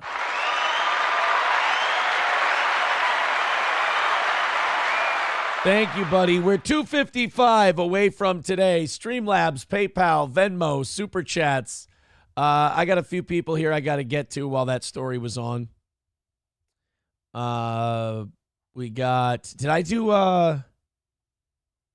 okay, I got those two. Zenman Builds with $1 says, all these twats who complain about Christmas, do they get to work? Do they go to work on Christmas? If you hate Christianity so much, you should be going to work that day, right? Yeah, like, okay, give Jews credit. Like on Christmas. Oh, God, I hate that. You ever clang your teeth together? Fuck, that hurts. Maybe if I wasn't such a jittery bitch from all that Celsius. Fuck. You clang your top and bottom teeth together. I guess crackheads probably have that problem. All right. Yeah, like Jews will go out to Chinese restaurants on Christmas and they'll go about business and do stuff. I respect that. There you go, Satanists. You just made me defend Jews. How do you feel about yourselves? Then Satanists would go, our whole thing is we want to bring people together. Oh, fuck you. Grand Poobah with $1 says she's Timu Rachel Maddow. I agree. McBuster says April does seem like she would fuck up a blowjob. I'm sorry. They sent me money. They asked me a question. I answered the question. I'm sorry. When it comes to the last few people that I've been with, April comes in third in a lot of categories. What are you going to do? It's not a bad thing. It's just the way it goes. What do you want from me? You do what you can. Let's go ahead and see. I think we're all caught up. What are we, 255 away from today? Thank you guys very, very much for all of your generosity. Dr. Silverwolf with $5 says, but they do work on Christmas. That Walmart stalker job never stops. That's true. And I've always suspected that all those Walmart employees are devout Satanists. Thank you for the $5, Silver Wolf, and even $2.50 away from today's goal. Thank you guys very much. Hey, do me a favor, would you? Load up the PayPal, load up the Venmo. Let's get this thing down to 200 by 8 o'clock. We got 15 minutes or so until then. You guys are doing a great job. I appreciate it. Keep the pressure on. Awesome working with you. Thank you very much. Click one of those links. Go into one of the chats, YouTube or Rumble. Click the links. Throw in a few bucks. Merry Christmas to you and yours. Throw us a little Christmas card here on Steel Toe. Because technically our Monday show is not our Christmas show. It's my birthday show. Jay-Z is fighting back against that, against the Diddy accusations. Remember, he's been sued by a Jane Doe. She says that Jay-Z and P. Diddy went to town on her at one of these Diddy parties, and I think she claims that she was underage at the time as well. Gray Duckling with $2 says, so Nick came in second. Oh, he's, suck it real nice. Suck it real. From what I've heard, I have no idea. From what I've heard, that may be the case. What? I'm just having fun. I'm all jacked on Celsius, and I'm having a great time.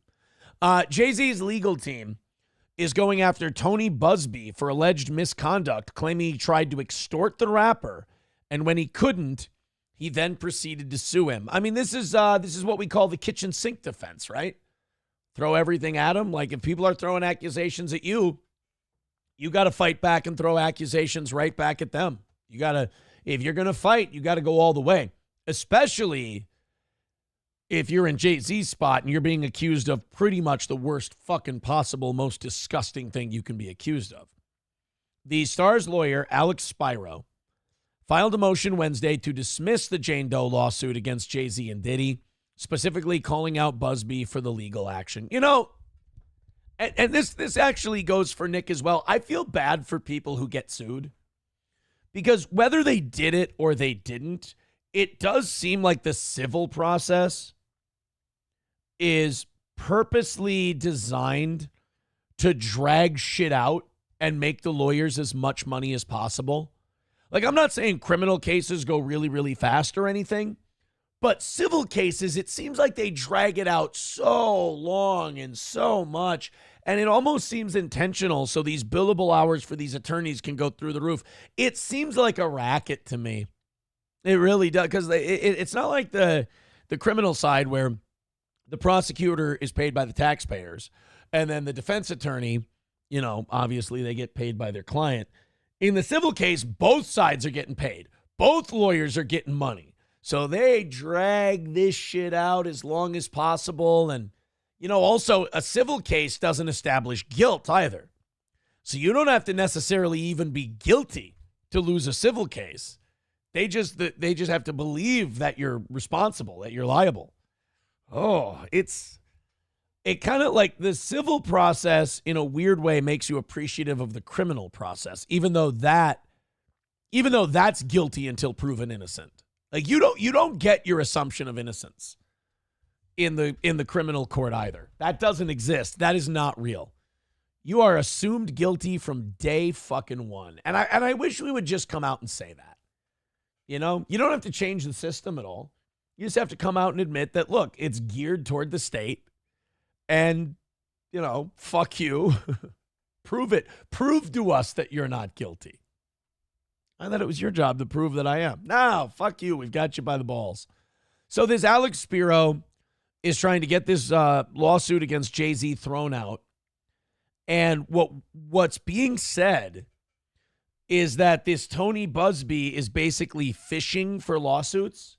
He's basically encouraging people to come forward with Diddy stories. And the argument is that when you fish for that, when you advertise for that, you're kind of asking for false accusations.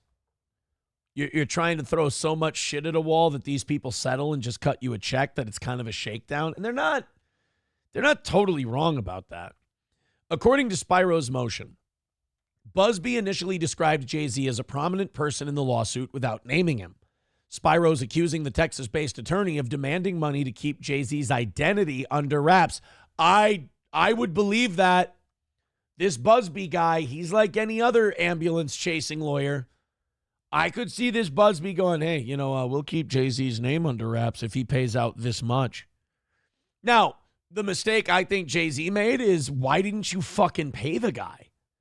Dude, you've got $1 billion. Pay him. Even if you don't do it, or even if you didn't do it, even if you're not guilty, do you really want to roll the dice? Because once this accusation is out in public, some people will believe it forever, whether you did it or not, and your reputation is permanently tarnished. If I had $1 billion, there would definitely be a shakedown fund.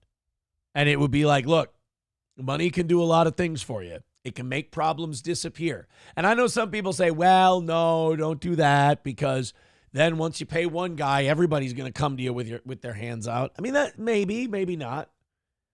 Depends on what the accusation is. If the accusation is you did this to an underage person and you didn't, then you don't want that. You don't want that accusation coming out publicly. If I'm Jay-Z, I would have paid. Yeah, but you're not, like Jay-Z's, what if he's not guilty or don't care? Because again, it's all about the fact that once the allegation even comes out, people assume you're guilty. And then there's the other part of this that we have to consider. Jay-Z might have done this. Busby represents multiple alleged victims who have filed civil lawsuits accusing Diddy of sex crimes. It's also why I think the people suing should have to put their name on it.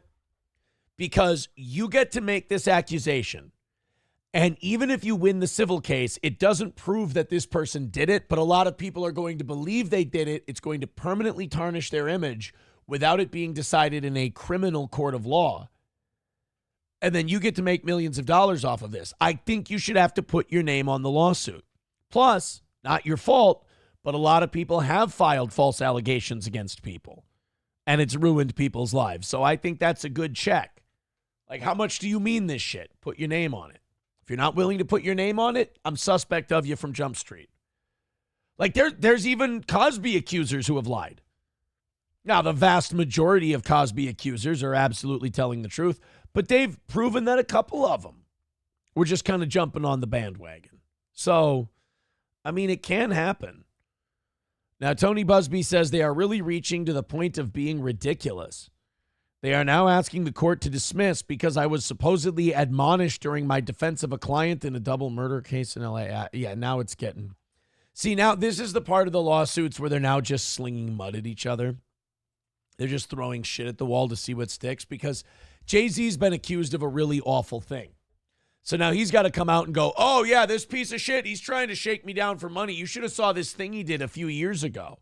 And then that guy's got to come out and go, oh, they're so desperate. They're bringing up petty shit that's not even true. And so we got to get the mudslinging. It's probably a long time before this thing even sees a courtroom. Because, again, all these civil cases just drag out to the speed of snail fucking. I mean, it goes that slow. Dinkelman says, and the song by J. Cole, she knows talk about Beyonce and her involvement in said celebrities' disappearance and deaths. It's fucking weird. Yeah, there is a lot of gossip around Jay-Z and Beyonce, but nothing's been proven yet. We got Atomic Ray says, Jay-Z will have haters even if all the news people just died one day. What's his loss? Reputation? He's fucking black, Aaron. What the fuck does that mean? Jesus, dude. Come on, Aaron. Why should he even fight back? He's black. Okay. So he shouldn't defend himself if he feels the accusation is untrue because he's black and people are going to hate him. What the fuck is going on, Atomic? You all right? Andrew Sun says, I think people are becoming more skeptical about these types of claims. Well, I think it's just because there's so many frivolous lawsuits. There's so many people who just file lawsuits to try and get a quick settlement, these women might all be telling the truth. But I don't think there's anything wrong with going, I reserve judgment on any of these people until I see any of the proof that any of this happened. And you get demonized for that. You get demonized. You're like, well, could you show me proof, please, other than he said, she said? And they're like, oh, how dare you? You don't believe all women? No, I've known too many women. I've known too many dishonest women. I've had women make shit up about me just because they're not getting their way. My last wife would do it. There's too many people who make shit up because they don't get their way, male and female, by the way. That no, you shouldn't believe all men. You shouldn't believe all women. That is a fucking retarded, childish belief to have. Anyone who goes, I believe all women, well, then you're an idiot. Because much like men, many of them can be remarkably dishonest and spiteful. So, do I believe the Diddy accusers? Look, I believe most of them. I believe most of them just because we know what Diddy was up to now. The evidence supports it.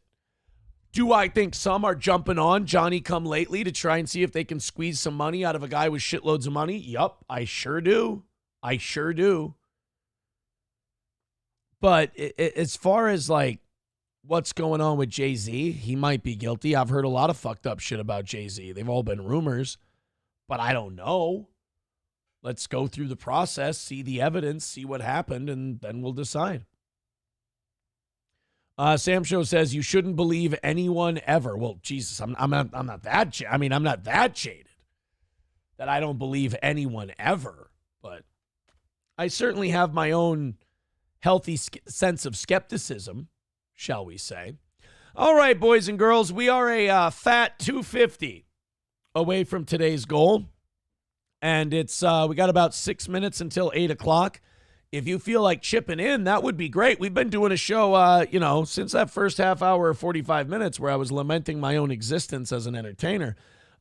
We've kept it pretty quiet about chipping in. And naturally, as what happens when we do that, the money is dried up.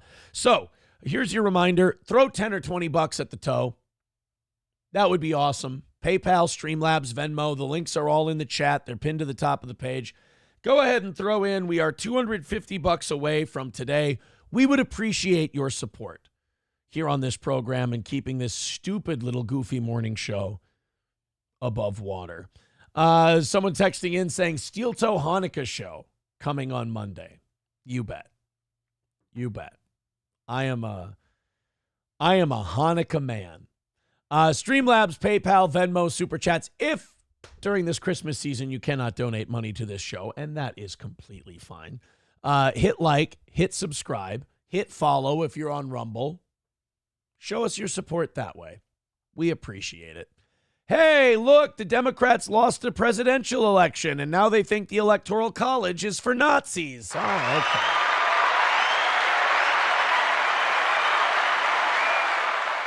There are 5 stages of grief for liberals who lose presidential elections: deny, blame, rage, deny again, and then call for an end to the Electoral College. The last one, there's no acceptance. You're probably like, Aaron, there's five stages of grief for Democrats who lose to Donald Trump. Yes, there are. Well, which one's acceptance?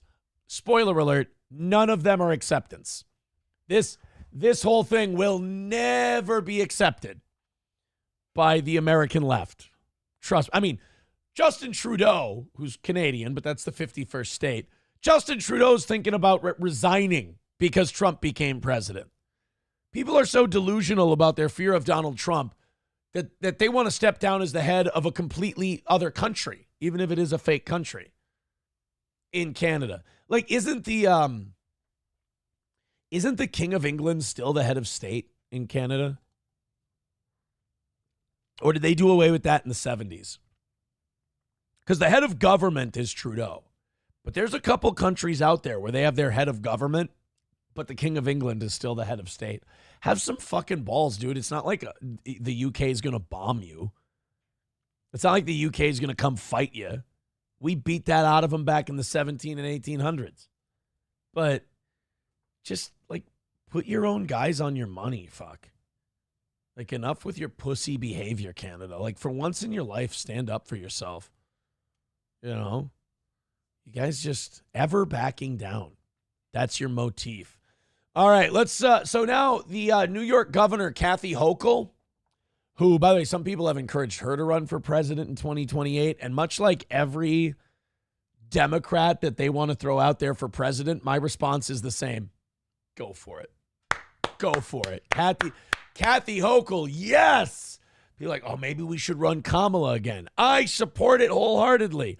We should have Gretchen Whitmer run for president. Fucking men. Let's do it. Well, Kathy Hochul is now in the final stage of grief over the lost election. And that stage is call for an abolition of the Electoral College. I have bad news.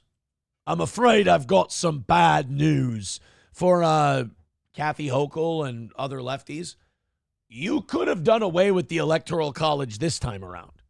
You still would have lost.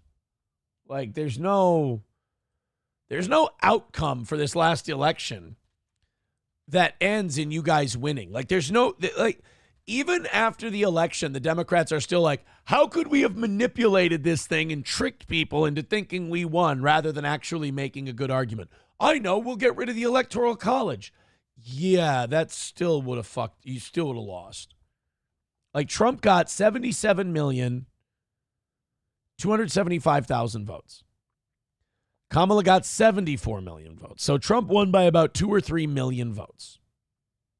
That's not that close. He won by a couple of points. He got 50%. She got 48.4. So I don't know where is this cope coming from that if you would have gotten rid of the Electoral College this time around, you somehow would have been able to win. You still would have got your ass kicked. And by the way, what did Biden win with again? What were the amount of votes that Biden got? 81 million votes? Huh. Because 4 years later, and you got to think our population went up in those last 4 years. 4 years later, neither candidate got 81 million votes. I mean, I'm sorry, that's just really interesting to me. Trump got 77 million. Kamala got 74 million. It's just strange. Look, I'm not questioning the validity or the legitimacy of the election. I mean, far be it for me to do something that crazy. But what did the kids say today? The math ain't mathin'. What was the presidential election results 2020? Joe Biden, 81 million votes to Donald Trump's 74 million. So Donald Trump got the same amount of votes as Kamala got. But Joe Biden got 81. So we had about 4 or 5 million less people show up to vote this time around. Huh. That's fascinating.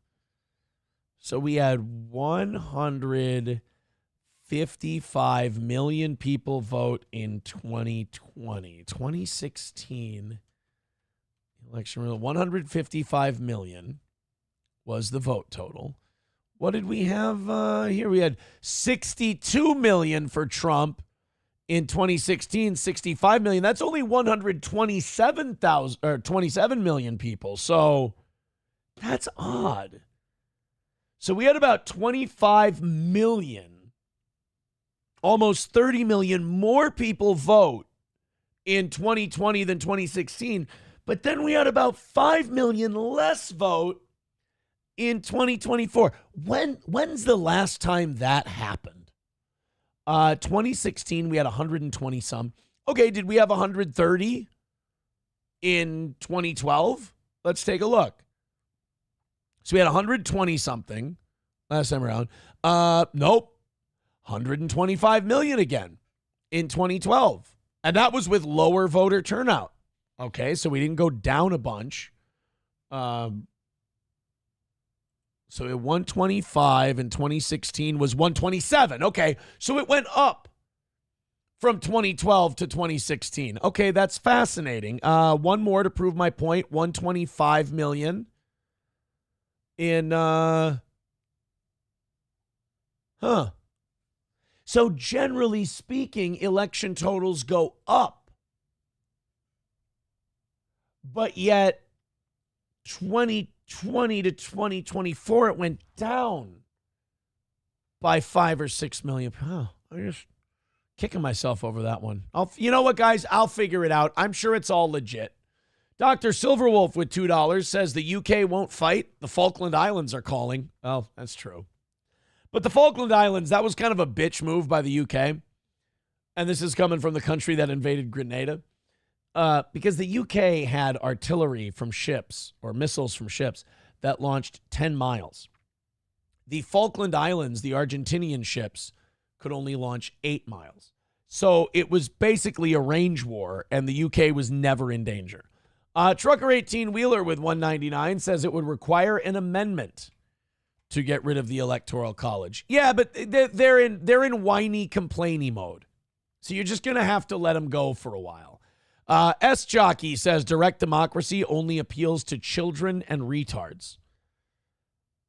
Have you seen us lately? Have you seen America?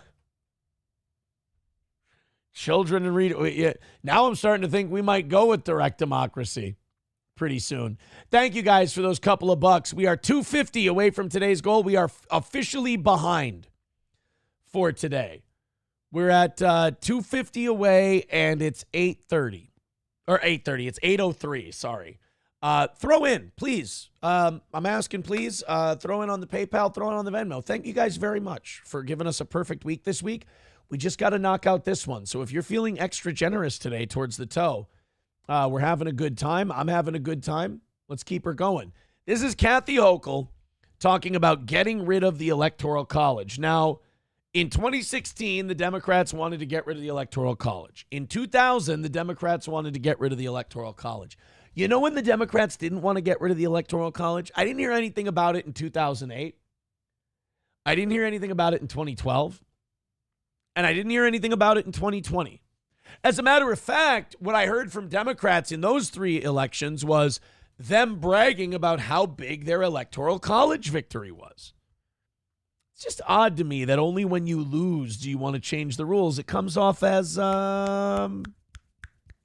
tacky and dishonest. Yes. All right, let's listen to Kathy Hochul, a sentence that has caused many people to storm out of a room. She's the governor of New York, and she might be your president one day. So let's take a listen. There's also a questioning. Now, historians tell us that the Electoral College was a result of compromise, devised by our founders in search of a consensus, when a unified United States of America simply didn't exist. No. Cut the bullshit, Hochul. That's not what the Electoral College was for. The Electoral College was the rural areas of this country feeling like they would be steamrolled and they would be underrepresented or unrepresented if there wasn't some way of getting an equal vote or equal attention. So what they did was they did 2 things. One, they created the Senate so that no matter what your population was, you got 2 senators. So we got one house that represented population. And we got another house that kind of slowed shit down a little bit so we didn't have mob rule. Because our founding fathers were not fans of direct democracy. They were fans of a Republican democracy. I think it was Thomas Jefferson once said to one of the other founders, he poured tea onto a saucer, and he said, the Senate is the saucer that cools the hot tea that is the House. That Jefferson had a way with words. Then he went and fucked one of his slaves and came in her. Over and over and over and over and over and over and over and over again. Thomas Jefferson loved 2 things: getting freedom and cream pieing slaves. Those were his two favorite things. And honestly, until the day he died, couldn't stop doing either one. Loved the French Revolution, thought it gave people freedom, made him really horny, cream pied a slave. That was Thomas Jefferson. That was his gimmick. You know, like Luke the Dumpster Drosy was a garbage man. That was his gimmick. Thomas Jefferson was a freedom fighter and slave fucker. And some people feel that those are 2 competing concepts, but he made it work, right? He also people like to point out, they're like, well, Thomas Jefferson fought for the abolition of slavery in the Declaration of Independence.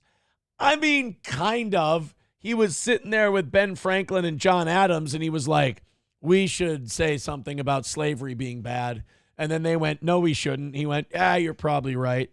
And that was the extent of him fighting to end slavery. Thomas Jefferson had like 10 kids with slaves. He freed 3 of them. He enslaved his own children. Let's talk about abolitionist Thomas Jefferson. He only said he was against slavery when he was pillow talking his slave baby mamas. That's all. Let's go ahead and listen to Kathy Hochul. I'm sorry, I got off on a Thomas Jefferson kick. I apologize. And in many regards, imagine sending your chick to the hot box as one of your kinks. Jesus. we honor the talents, the wisdom, and the genius of our founding fathers. But there are shortcomings that still impact us today. Yeah. Like the founding fathers, their intention was for us Democrats to always win presidential elections. And the Republicans were always supposed to lose. So now we have to get rid of the Electoral College because it's what the founding fathers would have wanted. How about what the founding fathers would have wanted on people owning guns? Fuck you, shut up, they're old and white and stupid. I believe that we must reflect on whether the time for this particular institution, the Electoral College, has passed. Oh, that's fucking deep. It's also extra deep, like bullshit. I have to wear waders to walk into this speech because, again, the timing of this speech is very, very interesting to me. Now, recall that the Constitution, as ratified, also contained provisions that we consider abhorrent. Yeah? Such as women and people of color being denied the fundamental right in a democracy, the right to vote. Okay, I am against the fact that when this country was founded, black people were not allowed to vote. There. That's brave. What's that? She also said women? Sorry, I'm only allowed one brave statement a day, and I'm already pushing it because I said black people should be allowed to vote. I also used the phrase, loved to cream pie his slaves, about Thomas Jefferson, and I feel like that was brave. Trucker 18-wheeler with $4.99. That puts you guys at $2.45 for today. Please continue on. When I refresh PayPal, I can't wait to see some big drops in there. I would appreciate that. Trucker 18-wheeler says, what's the difference between freedom and cream pie slaves? The C that they mark on their arm, I think, is the cream pie ones. The founders themselves created a path to amend our Constitution to keep it a living document, to be adapted as future generations and circumstances and times require. Okay, maybe a little, but you guys take that to the extreme. The founding fathers still meant what they said. You guys do this thing where you're like, oh, the founding fathers meant for this to be a living, breathing document to change with the times. Not to change based on your whims and your feelings, though. Change with the times, maybe. Even that's debatable. But they still meant what they said. Like, okay, if the changing of the times indicates that freedom of speech isn't popular anymore, did the founding fathers then mean that it should be taken away? No. So stop it. I don't so much believe in the living, breathing document idea when it comes to the Constitution, because I don't think the founding fathers meant like, hey, go ahead and change all our shit. They left mechanisms in there for you to be able to change it. But that's just in case, the situation arose. A living, breathing document doesn't mean throw shit out when you don't like it. Or, living, breathing document didn't mean, oh, we didn't mean it with this Electoral College. We just meant, oh, you mean there's going to be more than 13 colonies? Well, then you can get rid of it. No, they wanted the Electoral College in there no matter how big the country got. They thought it was fair. So don't pull this bullshit, Hochul, where you go, well, since it's a living, breathing document, we can just do whatever we want. Cool. It's the eat whatever you want and don't get fat theory. For the Electoral College, that time has come. Unfairly, less populated states have outsized influence, and in fact, the votes of their residents count more than the residents of a state like New York. But so that, okay, that's the entire argument. Thank you for, at least giving us the honest reason. You're in New York. You feel like you know better than everyone else. You want more say. You hate the idea that politicians have to go campaign in bumfucked Wisconsin. You guys hate the fact that they have to go, to the prairies of Iowa. And they have to go talk to dirty, filthy machine workers in Michigan. You should only just do what all of us in New York want you to do. I got it. I understand. You're getting your ass kicked. You don't like it, and you want to rig the game in your favor. Just be honest, and then we can have an honest discussion. Consider that a single elector in Wyoming, no offense to Wyoming. Yeah, there it is. Here it comes. Here comes the honest. That's her slipping. That's the mask slipping. New York is so big and important. Fuck Wyoming. Why does anyone even have to go to Wyoming? Represents 200,000 residents. Yeah. And in New York, an elector like you represent 700,000.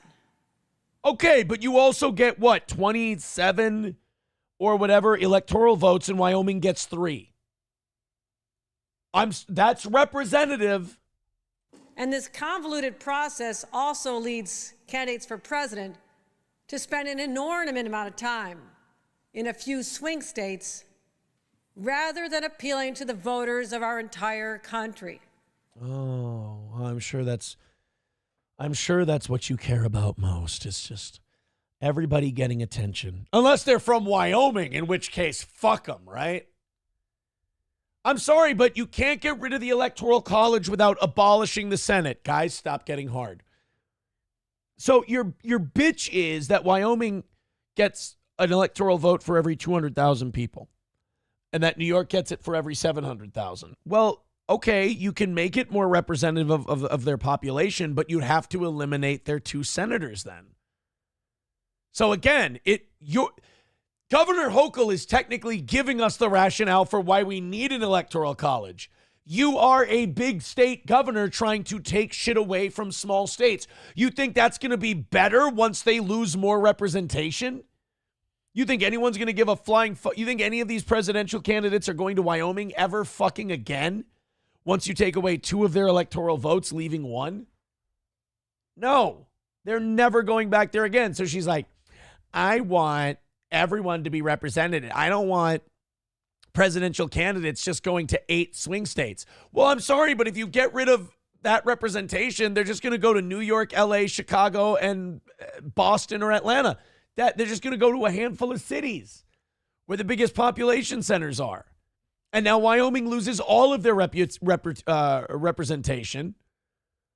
And then New York and California get to make all the decisions, which is what you fucking want. God, just be honest. Gray Duckling with $2 says, then only landowners get votes. Okay, while we're on that subject, if I may, hear me out.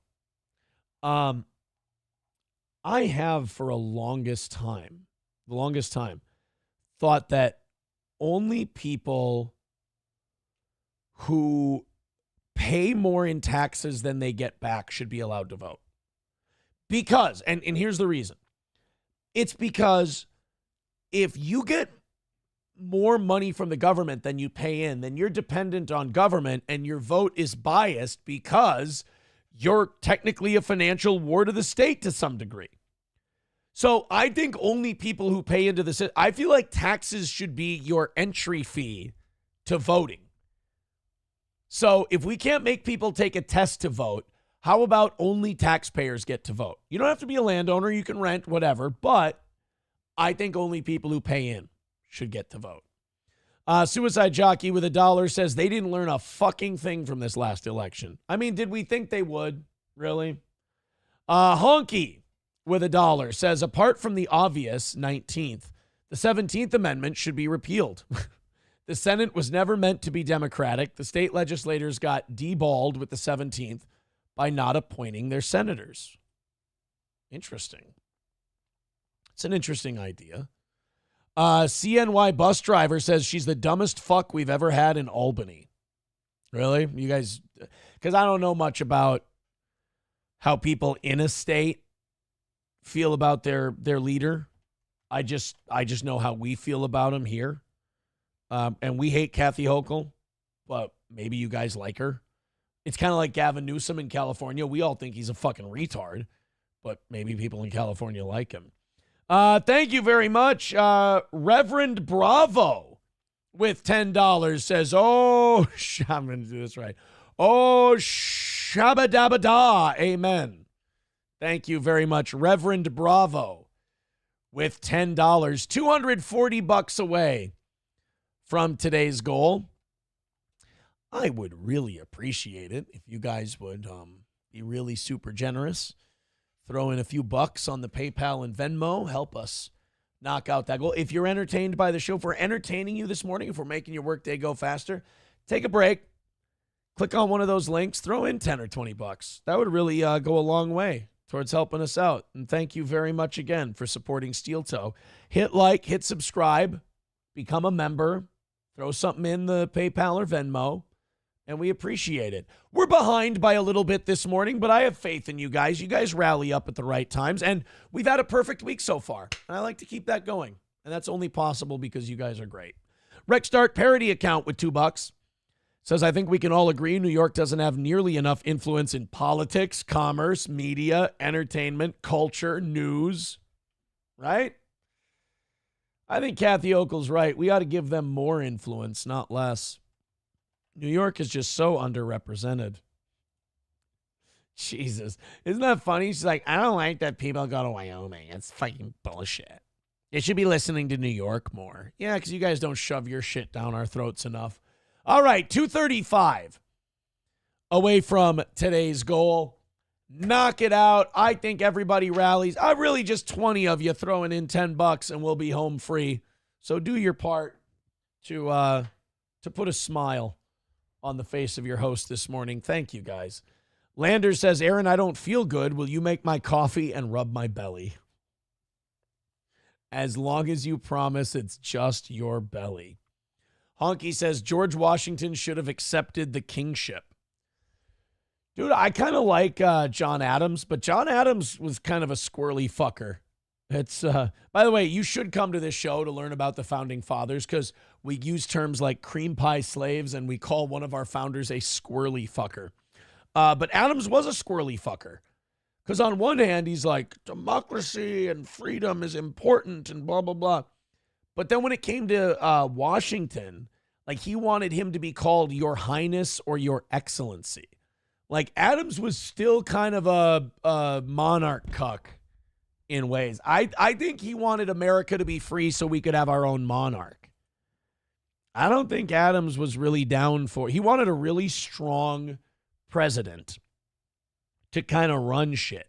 He was kind of a king cuck, that John Adams, or as I call him, a squirrely fucker.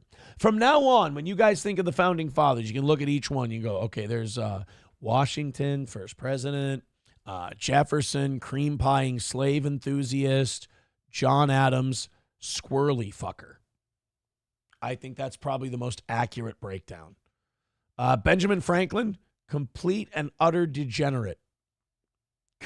Oh my God, just a fucking pig. Benjamin Franklin. In a great way. Like, I don't think he's hurting anybody. I mean, by today's standards, he would have been Me Too'd out of fucking existence. But he liked to fuck old bitches in bathtubs. Like, whatever, right? Who are we to judge the man? Let's go. Oh, my God. Was that our last 6 o'clock hour story? Oh, God, it's almost 8:30 already. Holy shit. Let's open up our 7 o'clock hour stories. And boys and girls, go to Stoney's this weekend. Absolutely go to Stoney's this weekend because one thing about Stoney's is that they got live music every single weekend. Today is Thursday, and that means that, well, no. God, Jesus Christ, I forget what month it is sometimes. I've got the shades drawn downstairs where the studio is. I literally just had a lapse where I didn't realize it was December. I was about to say, it's bike night at Stoney's. Holy shit. I legit forgot what time of year it was for a little bit. And I'm sure if I open those blinds right now, I'm going to be seeing a blizzard. Don't spoil it for me. Don't spoil it for me. So go to Stoney's. Live music every single weekend on the Fireball stage. Great place to go watch the Vikings, sneak a game of darts or a game of pool in during the game. They got the purple pride shots when the Vikings score, and we've been scoring a lot this year. That's Stoney's Bar in downtown Rockville. Head there tonight, have a couple, have a pizza, enjoy the game this weekend, and enjoy the party on Saturday. That's Stoney's Bar in downtown Rockville. Midland Armory in downtown Foley, midlandarmory.com. Of course, with Midland Armory, you can search any kind of firearm you want. You can order it from them. You can search for any kind of knives, optics, parts and gear. You name it. They've got it all at Midland Armory in downtown Foley, Minnesota. That's midlandarmory.com. All Care Towing, 320-253-5203. For All Care Towing of St. Cloud. Of course, with All Care Towing, we got that blizzard coming, dude. And that blizzard that's coming, you might need All Care Towing. Look, it happens. You go in the ditch, you get in an accident, you lose control, the car stalls out. Bad weather, you're going to want someone to get there fast. You're going to want, and nobody gets there quicker than All Care Towing. 320-253-5203 for All Care Towing of St. Cloud. Let's go to Historically White. Says Aaron calling someone else a degenerate. Well, who better, right? What are you complaining about? I would think that I would be a pretty good judge of degeneracy. Thank you very much. Von Kaiser with $5 says, how about that Jimmy Shaker drop? Victor, can you get us is today Jimmy Shaker Day? Hold on. I'm gonna do it for you. Is today Jimmy Shaker Day? Here you go. From this day on, anytime your kid leaves this house to go to school, go play, see a friend, to buy a fucking comic book, you're gonna have to ask yourself, is today Jimmy Shaker Day? I got to him once. I'll get to him again. By the way, the movie Ransom, I don't mean to be a total fucking mo or anything, but I love it. Whether you love Steel Toe or hate Steel Toe, whenever you hear that sentence come out of your mouth, you go, can't wait to hear this one. I don't mean to sound like a total mo, but in the movie, 1996 movie Ransom, Mel Gibson is a fucking dime. I immediately regret saying that. That sounded way gayer than I thought it was going to come out. That was supposed to be more like, it looks good. Looks good in that movie. Looks all right. Mel looks all right. It wasn't supposed to come out that gay. That's how you know I meant it. Because, Mel Gibson's a fucking dime in that movie. You're not supposed to talk like that. That's super gay. Thank you, Von Kaiser, for the $5. If you want to throw in more, because I went and got your Jimmy Shaker drop, I'm not against it. 2:30 away from today's goal. Oh, let's have some whales come in and splash the pot whenever the fuck they please. Streamlabs, PayPal, Super Chats, Rumble Rants, etc. Throw in, we appreciate it.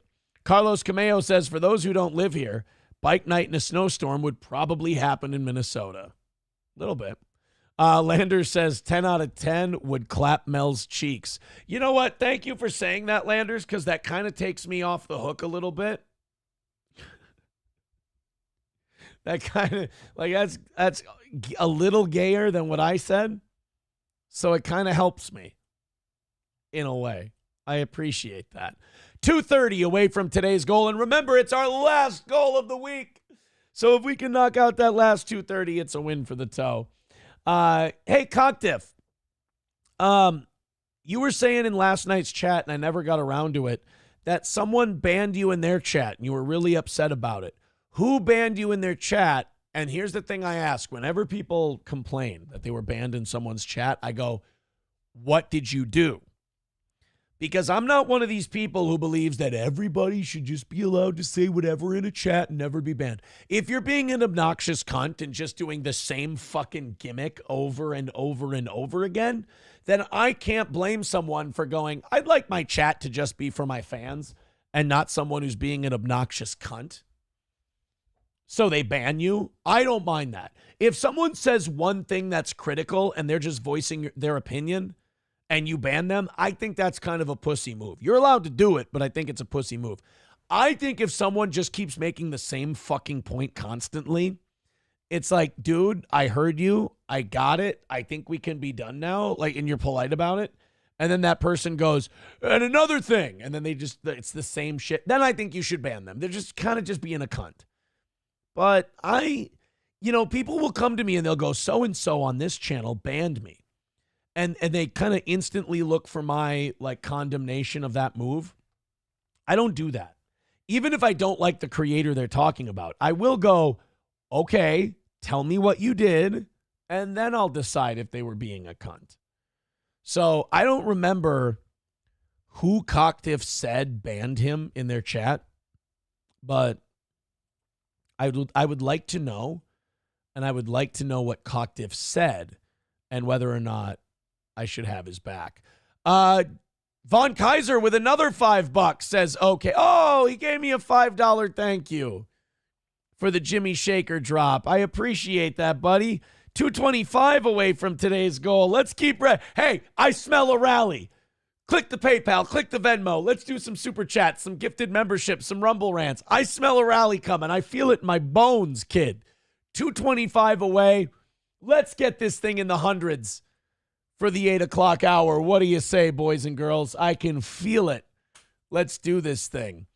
Okay, Cocktiff doesn't feel like telling us who banned him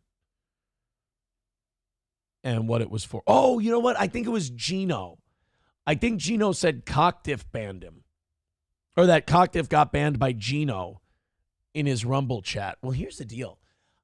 Cocktiff, I think you may have had to do something, because Gino he lost his YouTube, so he's probably dying for people to come into his chat and like add some flavor to it. So I would think that you would have had to do something to piss him off. You know, maybe you did, maybe you didn't. Ash the Crash with $20 says, was saving this for your birthday, but here you go, sexy. Thank you. I appreciate that. Sexy. That fucking gimmick will not die.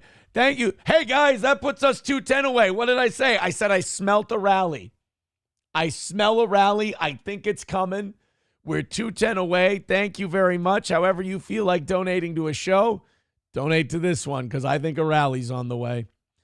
Cocktiff says, I called Gino a snitch one time months ago. Free speech, Gino. Did you do it one time, or did you do it over and over again? If you did, here's the deal. If you did it one time, I'm on your side, because I think everyone should be allowed to say something one time, because criticism is fine. I think if you do it over and over and over and over, I think a creator has the right to just be annoyed with you. Because if you say it once and the person fights you on it, then go for it. You know, have a little argument with them. That can be fun content. But if you say something once and they go, okay, thank you for that opinion, whatever, blah, blah, blah. Now you got to come up with something new, or you got to fuck off. One of the two. Hulkamasha Baby says, nah, Gino's a gay F word. I stand with Cocktiff. Oh boy, Cocktiff's got support. He's got support from the Steel Toe audience. All right, let's move on and see what we've got here. Indiana. I don't know how you guys feel. Have we ever really taken the temperature of this audience on the death penalty? Because I feel like I have an audience that's for the death penalty. In fact, I think I have an audience that is kind of George Carlin-esque on the death penalty, where he was like finding creative ways to kill people. I think you guys are sick fucks like that. Indiana carried out their first execution in 15 years. And boy, did they jump into the deep end of the pool right off the bat. They executed an inmate with paranoid schizophrenia for a quadruple murder. Now, in fairness, he only killed 4 people because he thought he was killing one person and 3 of their other personalities. He was a little confused. But like, it's one thing to execute someone after taking 15 years off. I mean, that's like a George Foreman style comeback. But then in that 15 years to go like, hey guys, I don't want a tune-up. I don't want a warm-up execution. I don't want like some creep with a clean bill of mental health who murdered children, like an easy one where everyone's going to be like, well, I'm not happy that you brought back the death penalty after 15 years, but that fucker needed to die. Instead, they went, let's take the most mentally ill, crazy fucker we can find and let's light his ass up like a Christmas tree. I respect that. Like I said, that's jumping into the deep end of the pool. Joseph Cochran, who was convicted of a quadruple homicide in 1997, was executed in Indiana early Wednesday, marking the state's first execution in 15 years. The 49-year-old Corcoran was pronounced dead at 12:44 a.m. That's another thing I don't get. Why do they have all these executions? Like, why do they got to wake up? I imagine these Department of Corrections officers already have a difficult enough job that's kind of jarring for them. Why do you got to wake them up at like midnight to go kill a guy? Can't you kill him like at 2:30 in the afternoon when the sun is shining? Because like then you can whack a guy, but then you can go outside and you can be in the sunlight. I don't know. I just like, to me, I know if I were working that job, I'd want to kill a guy in the daytime. And night's a bummer. Even if he's an asshole, nighttime's a bummer. But they executed this guy at 12:44 in the morning. Maybe it's to cut down on protests and shit. I don't know. But look, man, I'm for the death penalty. But I think it's got to be saved for the times where you're like, you fucking know this guy did it. He is dead to rights, and he is the most evil piece of shit you can think of. Because when you start just like killing people willy-nilly, like any murder, death penalty, it's like, now we're running the risk. Like, I think it should be used sparingly, or you run the risk of executing an innocent guy, and that part doesn't sit well with me. That makes me uncomfortable. We're going to check into that story in just a second. I want to thank Homeless Pool first. Homeless Pool with $9.99 says, only thing you are smelling is you cum-stained pants. I think Homeless Pool means your cum-stained pants. I'm going to help him with that super chat.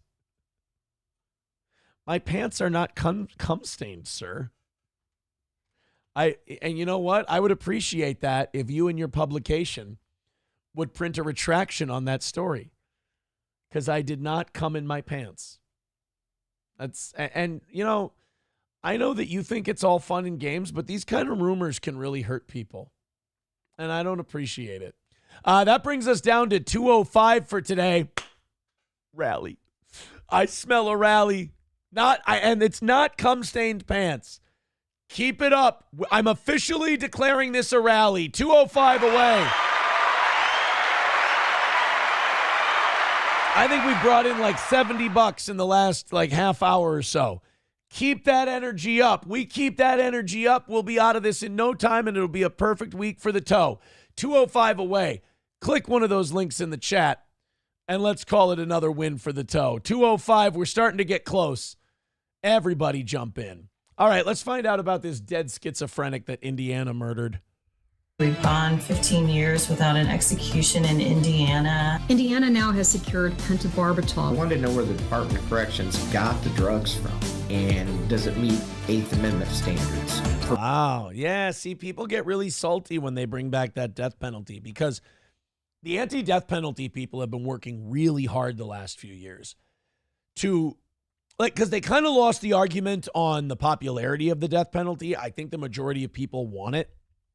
So what they did was they started doing this end around where they would try to get rid of the drugs that they used for the lethal injection, and then the only drugs that would be available are ones that wouldn't clear the 8th Amendment because it was cruel and unusual punishment. So there were drugs out there that were very good at killing people in a relatively peaceful manner.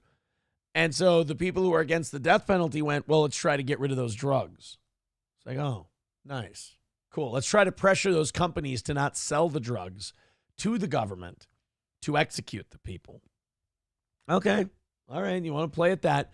Well, then what they underestimated was the fact that these people who are for the death penalty really want to kill motherfuckers. So they went around and went, all right, get me 3 drugs that'll do the same thing that this one drug does. They sat in there like, you know, a pothead trying to make a bong out of household objects and just went, all right, put this drug with this drug and that drug. All right, inject it into a stray cat. Is he twitching too much or is he went peacefully? All right, that's how we're going to kill that serial murderer. You got to really admire the lengths that the anti-death penalty people will go to stop the pro-death penalty people from killing people. But on the other side, you really have to respect the lengths that the pro-death penalty people go to murder human beings. It's really impressive, the tug of war. For violating cruel and unusual punishment. There are 8 people who are sentenced to death in this state alone. I still believe. 8? Lady, that's not even 1 a month. You're going to stand out there. I'm sure it's cold in Indiana this time of year. You're going to stand outside with a sign because 8 people, at least 7 of them, complete and total irredeemable human garbage, get sentenced to death? God. And capital punishment. I subscribe to that as a form of ultimate justice. I've got mixed feelings. By the way, guys, a lot of these people who are against the death penalty, don't try to confront them on their position on abortion. They don't like that. When you point out to them, boy, I tell you what, you fight harder for this paranoid schizophrenic serial killer than you do for an unborn baby. How does that make you feel? That doesn't have anything to do with it. Well, I can draw a few lines. Feelings on it. I know that Joseph's crimes are horrendous. Executing Mr. Corcoran. Not a day for rejoicing and celebration. He cannot distinguish between reality and delusions. And we should not. Well, isn't it Ron White who came up with the line, if he doesn't know we're killing him and it makes me feel better, then fuck it. You know? Oh, man, he's so crazy, he doesn't know we're killing him. Oh, well, that's great. So it's going to hurt him a lot less. He doesn't know the difference. We all really want him to die. I mean, this is about as victimless an execution as you can possibly get. Not in Indiana execute people who are seriously mentally ill. What about people who are jokingly mentally ill? I mean, I know we can't kill the serious ones. How about the ones who are like, I'm feeling a little wacky today? You know, garden variety, throwing shit against the wall, that kind of thing. We can still whack that guy, right? The Corcoran deserved to die. Just after midnight, Indiana held its first execution in 15 years. Good morning, and thank you so much for joining us. I'm Julian Tikaram. And I'm Jessica Walter. Why do they all sound like they're about to tell me my dad has cancer? Like, hi, I'm Julie Tikaram, and you guys might want to sit down for this. Fort Wayne man Joseph Corcoran, who was found guilty of murder in the 90s, died by lethal injection. 21 Alive report. As a couple of really sensitive, attractive women, we both went to visit him and tried to fix him, and we couldn't, and we're going to personalize this entire story. Justin Lemke was in Michigan City, where the execution took place, and has the latest. This morning at 12:44 a.m., Joseph Corcoran was pronounced dead. The Indiana State Department of Corrections executed him by lethal injection, and this marks the first one in 15 years. His last words were, "Not really, let's get this over with." Because they asked him, they go, "Do you have anything you want to say?" He's like, "Not really. I got shit to do." Not really, let's get this over with. See? He doesn't seem to care. If he doesn't seem to care and, you know, the victims' families are going to like it, cool. It's a win-win. Joseph Corcoran received a guilty verdict for murdering 4 people, including James Corcoran, Robert Turner, Timothy Bricker, and Douglas Stillwell back in 1997. Corcoran then received the death sentence in 1999 and had been on death row since over the past 20 years. Plus, his attorneys have been appealing this decision, claiming Corcoran is severely mentally ill and therefore should not be executed. However, the state continues. I don't get that. He's too mentally ill to be executed. So we should let this remarkably mentally ill man live in the prison system where he's going to have a really hard fucking day. He's going to be beaten. He's going to be R-worded. All this terrible shit's going to happen to him. I mean, if you think about it, this little spindly fucker who killed 4 people, it could be considered by some people sort of a kindness that you execute him. Continued their pursuit and executing him. There were also protesters out here this morning protesting the execution of Corcoran, and I got a chance to talk with one of them.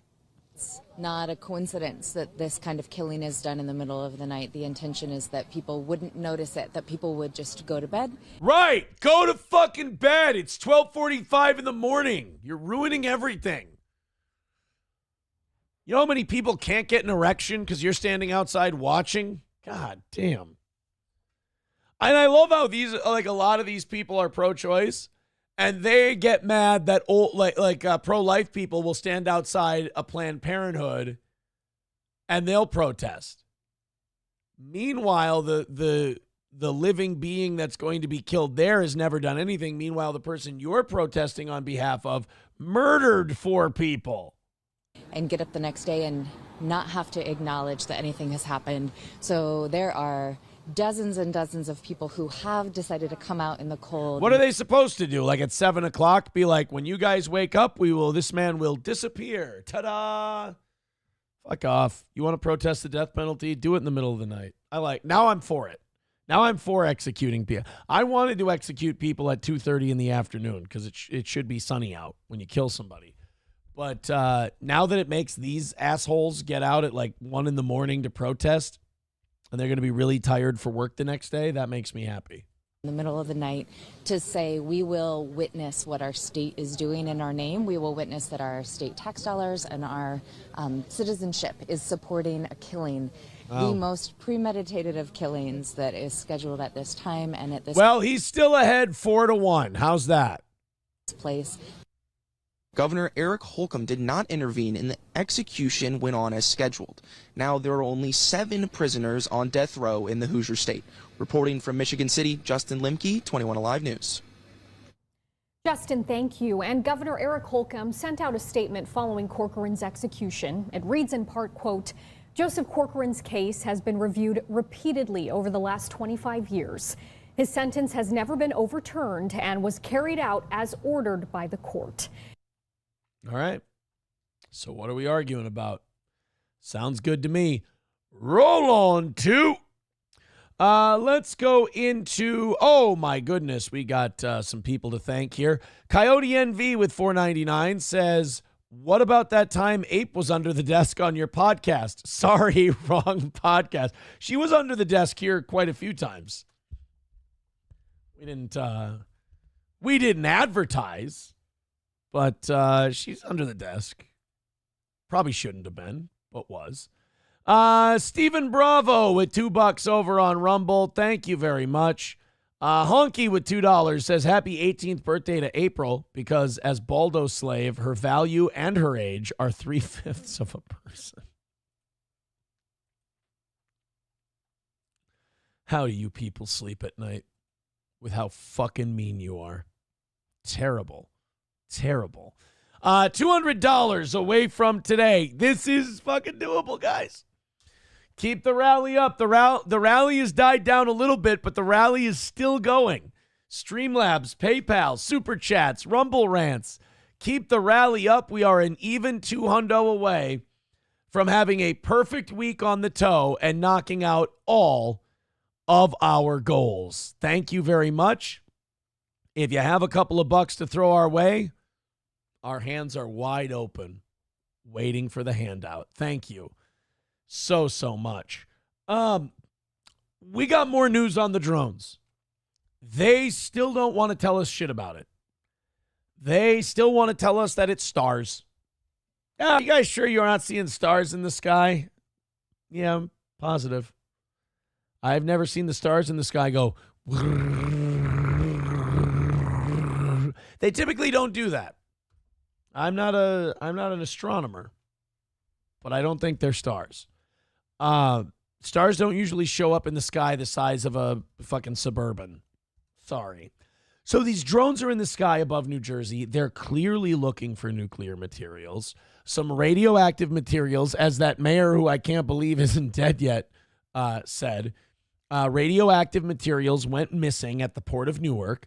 There was a package. It was damaged. It had radioactive traces in it, and its contents were gone.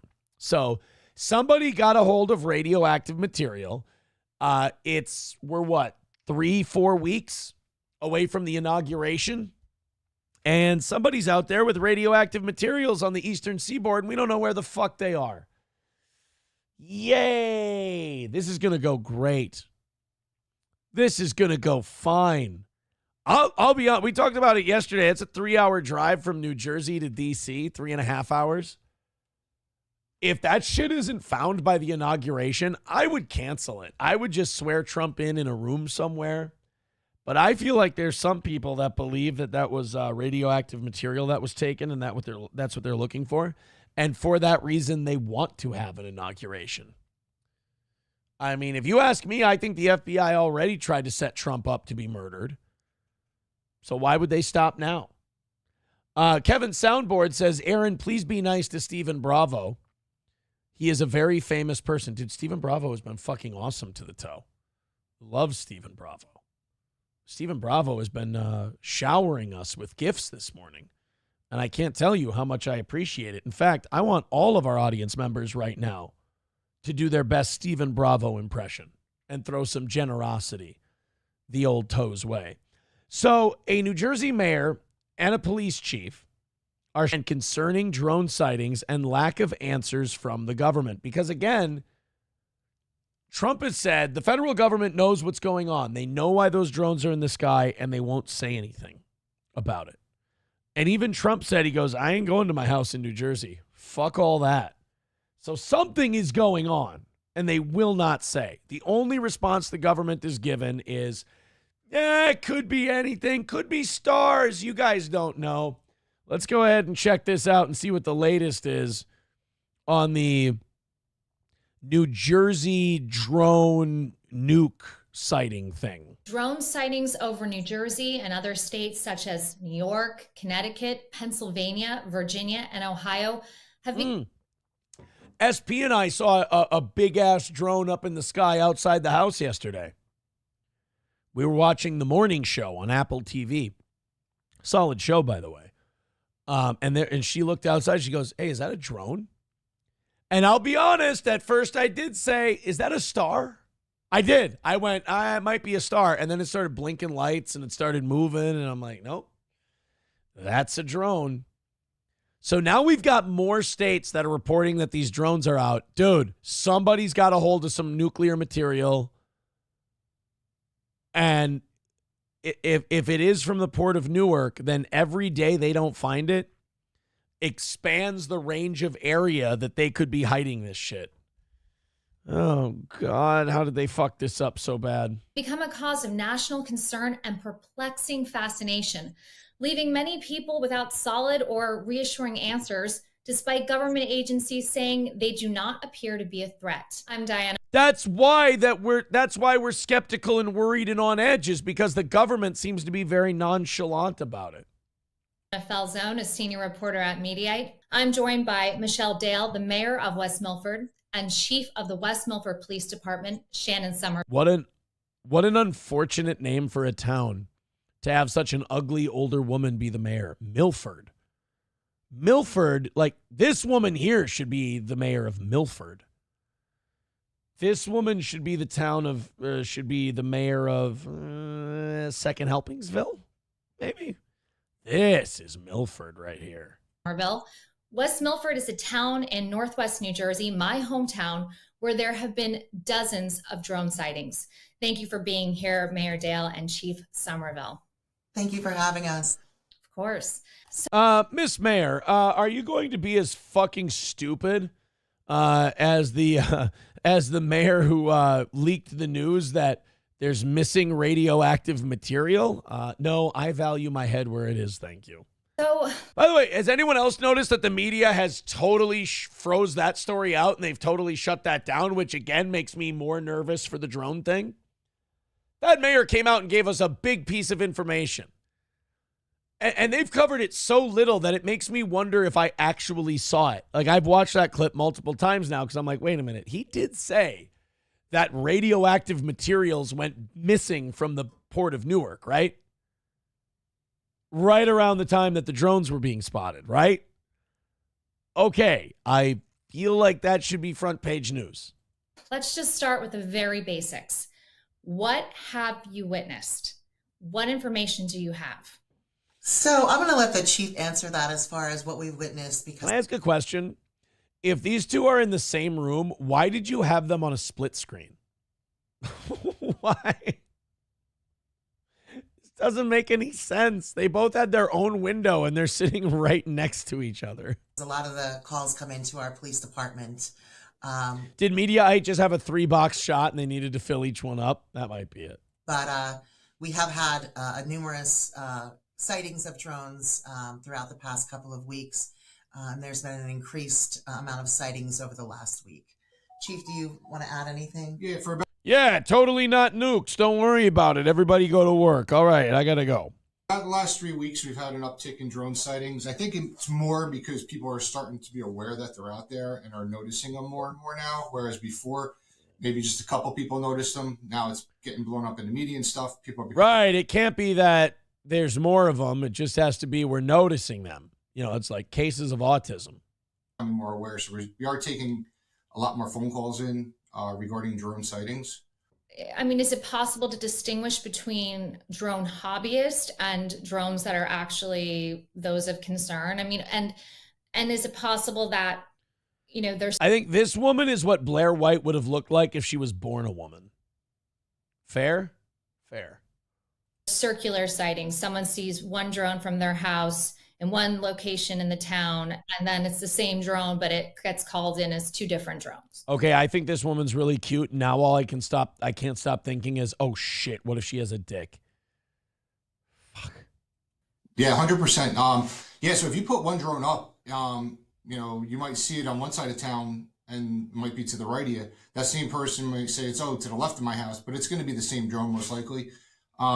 It's hard to determine whether they're hobbyist drones or government drones, if you want to say, or out-of-country drones. I don't know where they're coming from. Big old fat drones and drones that seem to come straight up from underneath. But I do believe that you are getting hobbyist drones now that are going up at nighttime, trying to say, hey, look, I'm going to find a picture of that big drone that everybody talks about. Cool, that would be awesome. That drone hobbyist would be giving us more fucking information than any of you people are. Outside of that mayor who's probably being detained right now. I love that. They're like, yeah, a bunch of assholes just going up with their drones trying to figure out what's going on. Well, we could avoid all that if you guys would, tell us what's up. Sky? West Milford is a roughly 80 square mile rural town that has several bodies of water and is heavily wooded. Why do you think a location like West Milford has drones by the dozens in its airspace? Yeah. You guys want to help us out with that? There's a reason why. You've been told. God, this is why people don't trust the fucking government. This is why you can't get mad at people for being conspiracy theorists. This is why you can't get mad at Alex Jones or even Real Raw News, who we joke about. Because these motherfuckers know what's going on and they won't say anything, and then they get mad at us when we start making shit up. Well, there's an easy way to get us to stop making shit up. Oh, what's that? Tell us what's going on. Oh, we can't do that. We have quite a big, vast area of property for West Milford, 82 square miles. We are also centrally located between West Point and Picatinny Arsenal. Okay. So if, we are getting reports that they are flying by West Point, that they are flying by Picatinny. So we are in the middle of those two military bases. On top of everything, we do have major reservoirs, critical infrastructure. We have a water treatment plant here. We have an airport in West Milford. Everybody has an airport and a water treatment plant. They don't have 50 fucking drones the size of buses flying over their city all the time. We have military bases here. We've got 2 nuclear power plants in Minnesota. Hey, you don't see drones everywhere. What the fuck is going on in Jersey? You know how fucking scared shitless my dog probably is right now? I'm shouting at the top of my lungs. Stop it. Stop with the bullshit. Stop just throwing info into the air. Stop throwing tidbits out there to distract people. Tell us what the fuck is going on. You lost radioactive material? People have a right to know about that. Oh, we have a military base. Cool. So does everyone else. They don't have drones flying around everywhere for the last month. Well, you know, we have water treatment plant. Yep. Litchfield, Minnesota has a water treatment plant. And the bigger the first district ag industry gets, the more work they have to do on that water treatment plant. That's true. So I'm sorry, but you just stating things that you have. We have a Kroger grocery store. Cool. Why are there drones in the air, you fucking dick? Tired of these people. We have one question we've been asking for weeks. So stop, close your fucking assholes and talk out of your mouths. What's up? So there are a lot of critical infrastructure areas that are of concern to us. I think one. We have a middle school. We have a post office. We have a. Where's the fucking nuke, Chief? To know also would be the pipeline. We have a compressor station and a major pipeline that runs through the municipality. Oh, you have a pipeline. Cool. Awesome. I love when I'm on a fucking rant and I'm getting mad, but I look to the left and I see a super chat that makes me laugh my dick off. God damn it. We're going to get back to this because I'm really feeling good yelling at these people. But I know as a professional, I shouldn't break my concentration. Homeless pool with $20. First off, thank you. He just writes, drones are sexy. Nobody can put that fucking, nobody can put sexy in a super chat or a PayPal or a Venmo or a Rumble rant anymore without me reading it in that fucking voice.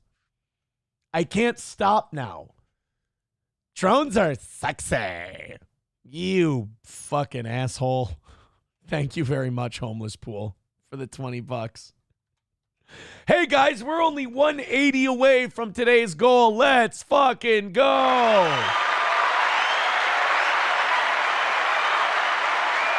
180 away. Knock out that last 180, and we've had ourselves a perfect week. Kevin Soundboard with $1 says, for the Stephen Bravo Fund, Aaron, you have a celebrity in your midst. Go follow him on X immediately, and the radio dreams may come true. Go Vikings? No, go Vikings. Honky with $2 says, thought experiment. A pregnant TikToker live streams herself driving to Planned Parenthood to get an abortion. As she's about to enter Planned Parenthood, someone shoots her in the belly, dead. Will pro-choicers call it a double murder? Yes. Yes, they will. Buffalo Jockey with $2 says, the funny thing about these drones is nothing will come of them, and in 2 months, nobody will remember them. No different than the Chinese spy balloons. It's funny how easily distracted people are. When a fucking dirty bomb goes off somewhere, they're going to remember. I hate this shit. Just tell us what's going on. You're the ones who fucked up anyway. Well, thank you, Homeless Pool. Homeless Pool started another rally. The embers of the rally have ignited again. Keep them going. 180 away from today's goal. Load up the you know what? Honestly, $20 PayPal and Venmo drops are looking sexy right now. And I think now's the time. Now's the time to unleash.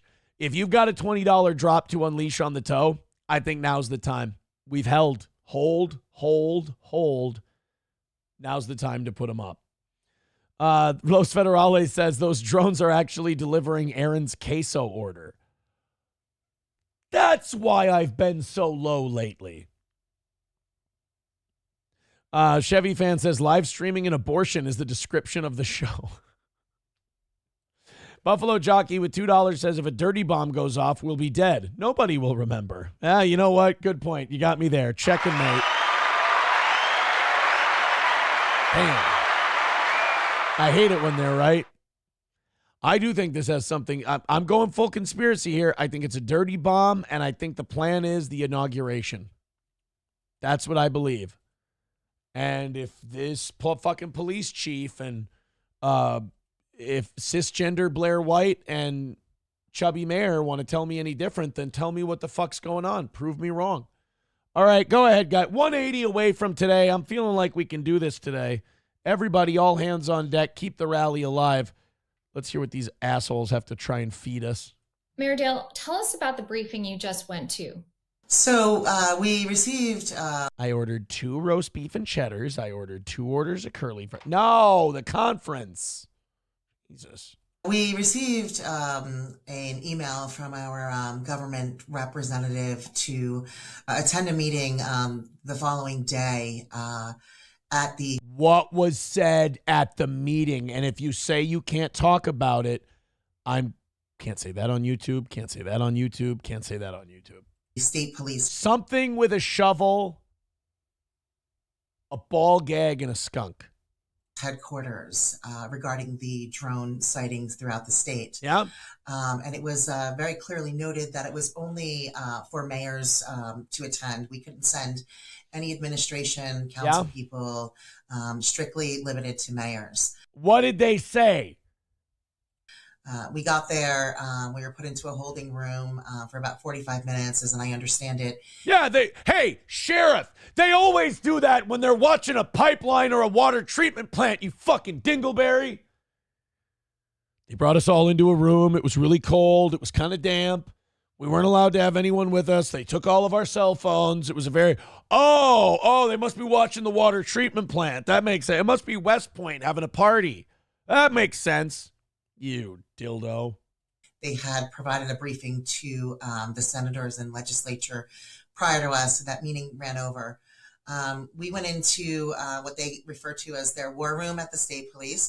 Quite an impressive. Oh, you went into the war room. That's good. We always do that when the water treatment plant needs a look-see. We go into the war room and we have a secret meeting. I want to put you in a burqa. Location. And we're greeted by the colonel of the state police and a gentleman from Homeland Security. Oh, right, Mr. Police Chief or Sergeant, whatever the fuck. Must just be West Point doing some marching. They want to make sure there's not too much poop in the drinking water. That's what it is. That's why Homeland Security's there. They got to make sure there's not too much poo-poo and pee-pee and caca in the drinking water. I fucking hate this guy. I mean, I hated her from Jump Street, but this guy I really hate now. Who went through basically what's been happening throughout the state. What's been happening? The sightings of the drones and what they knew. What do they know? God damn it, man. None of these people are on your side. Never vote for any of these people thinking they give a fuck about you. Because if you gave a fuck about the people you represent, you'd run out of that meeting right away and you'd go, here's what they said, guys. Holy shit. Like, that's why I like that mayor of Belleville. Belleville don't stand no chance. And Belleville can't see my dance. You want to see the new Tweeter end zone dance? I'm getting frustrated. Give us money, knock out the goal. You might get to see. If we do overtime, my heart might explode live on the air. You want to see the new Tweeter end zone dance? You know what that's called? It's called the new Tweeter end zone dance. All right. So she went to a meeting. It was totally top secret. Nobody was allowed in. You better fucking talk about it.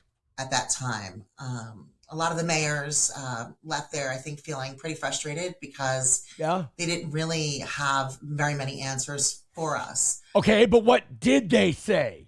A couple of things that we did know, which I think put people even more on edge, was the fact that they did state that generally drones can be detected through radio frequencies and registered with the FAA, and that the sightings that they were investigating were not detectable through the frequencies, and that they didn't know where they were taking off from or landing. And that was the biggest takeaway from that meeting for myself. They're lying to you. They're not saying what it actually is, you stupid yokel shithead. A lot of mayors expressed how many calls we were getting from constituents across the state, and were concerned that we were leaving, that meeting without the answers. Although I will say, the colonel from the state police shared our frustration and tried to comfort us and let us know that if they really didn't know what these drones were, they'd have been shot down by now. They'd be gone. They know where the drones are coming from and they know what they're looking for. Why? I have a question. Why does this Belleville mayor guy, why does he know so much, but you don't know shit? I don't believe you. They were honestly sharing all the information that they had at the time, but that was all that they had. So there was no information that you were privy to that is confidential, that could None. be illuminating in any way about the drones? None. Liar. And they Liar. You're lying. I don't believe you. I think you're a stooge. I think you're a puppet. I think they're going to give you a brand new water treatment plant for this. Ugh. The drones might be here because we have a water treatment plant. Yeah. I'm sure that's why. Honky with $2 says Iranian drones run on Windows 95, so they tried to defrag it. I'll fucking kill you, you fucking faggot.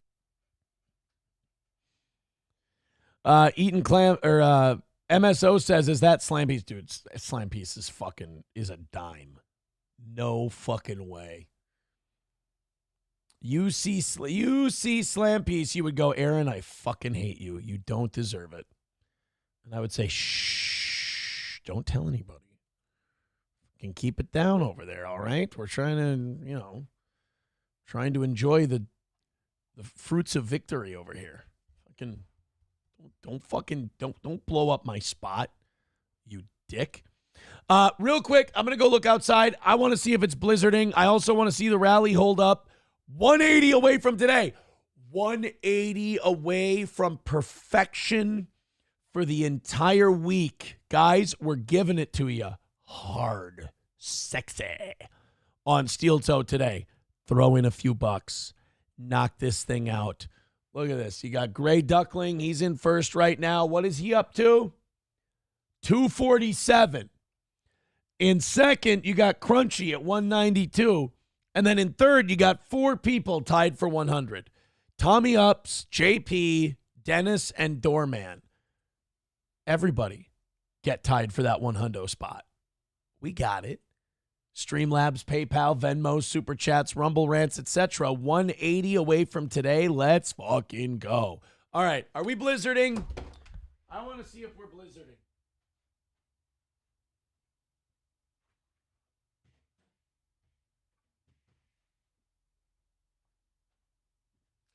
We're mildly blizzard. I would call it mild blizzard-like conditions. We're getting a good flurry of snowflakes, but they're small flakes. I'm not sure I'm ready to declare a blizzard yet. Not quite yet. I really am geeked. MSO has a picture of a nose doing a line. I will say I'm fucking geeked right now. Not on cocaine. But there's like this shit. Jesus fucking Christ. My heart's going to explode. Knock out the goal. Maybe we'll see my heart explode today. It's a possibility. All right, you guys ready for a really fucked up, depressing story?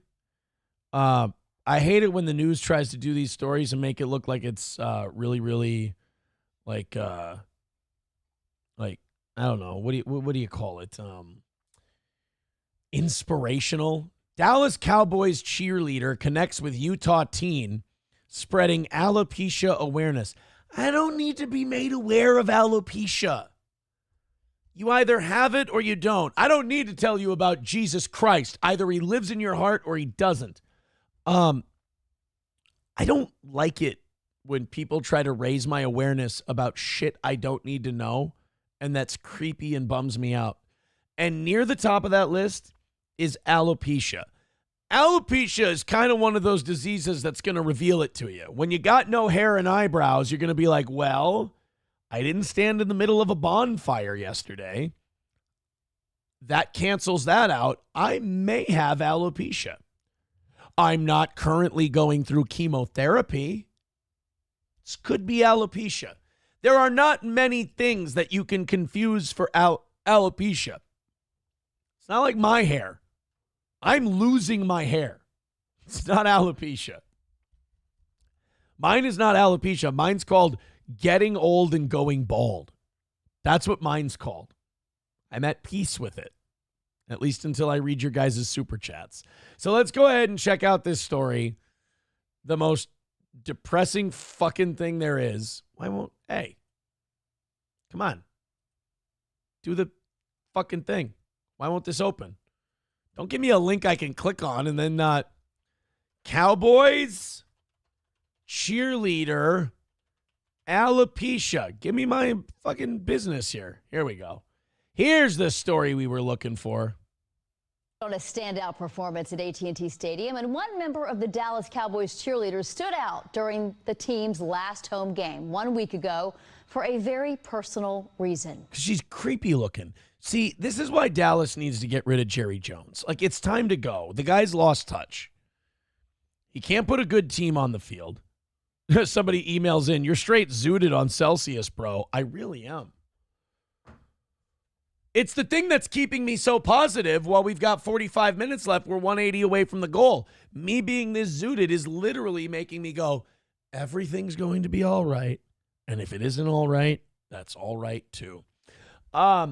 Jerry Jones can't put a decent team on the field anymore. He's making terrible judgment calls, and his misogyny has totally left him. And it's depressing. Oh, I want to have me a cheerleader who looks all creepy like a fucking newborn baby with no eyebrows. I want to be inclusive. No! Hot cheerleaders. Not creepy bald ones. It's not going to score you any points on the field or off the field. Can she kick a field goal? Get her the fuck off the squad. Maria Guerrero has the story of one woman's brave and freeing performance that was years in the making. Why is it women who have their hair fall out are brave, but men who have Norwood and hit on girls are creepy?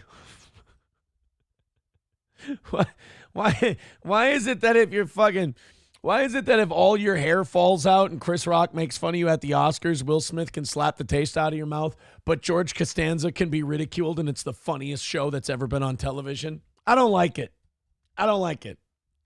As a guy who's losing his hair, we are overlooked in all this alopecia awareness. This woman lost all her hair due to the disease of alopecia. Really? I'm losing mine due to stress and bad diet. Where's my fucking news story? Oh, wait, Fox 9 did when I got arrested. Going out on a football field without a wig, cheering in front. But that's okay because that Fox 9 thing only became a story is probably because they got paid off by a family to smear my name. I don't think it's honest journalism, so that's fine.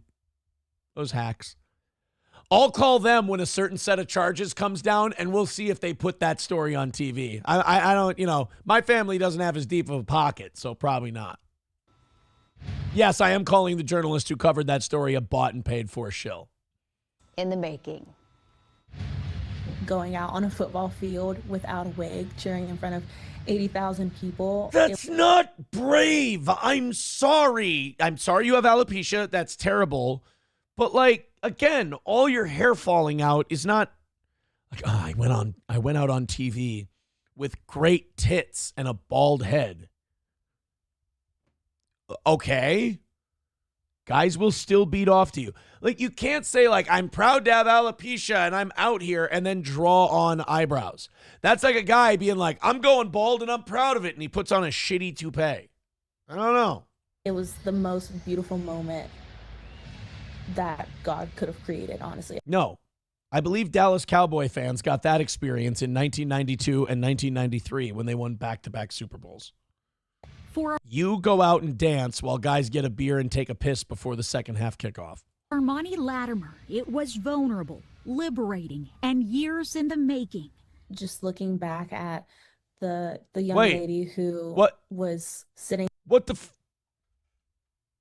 fuck, bro?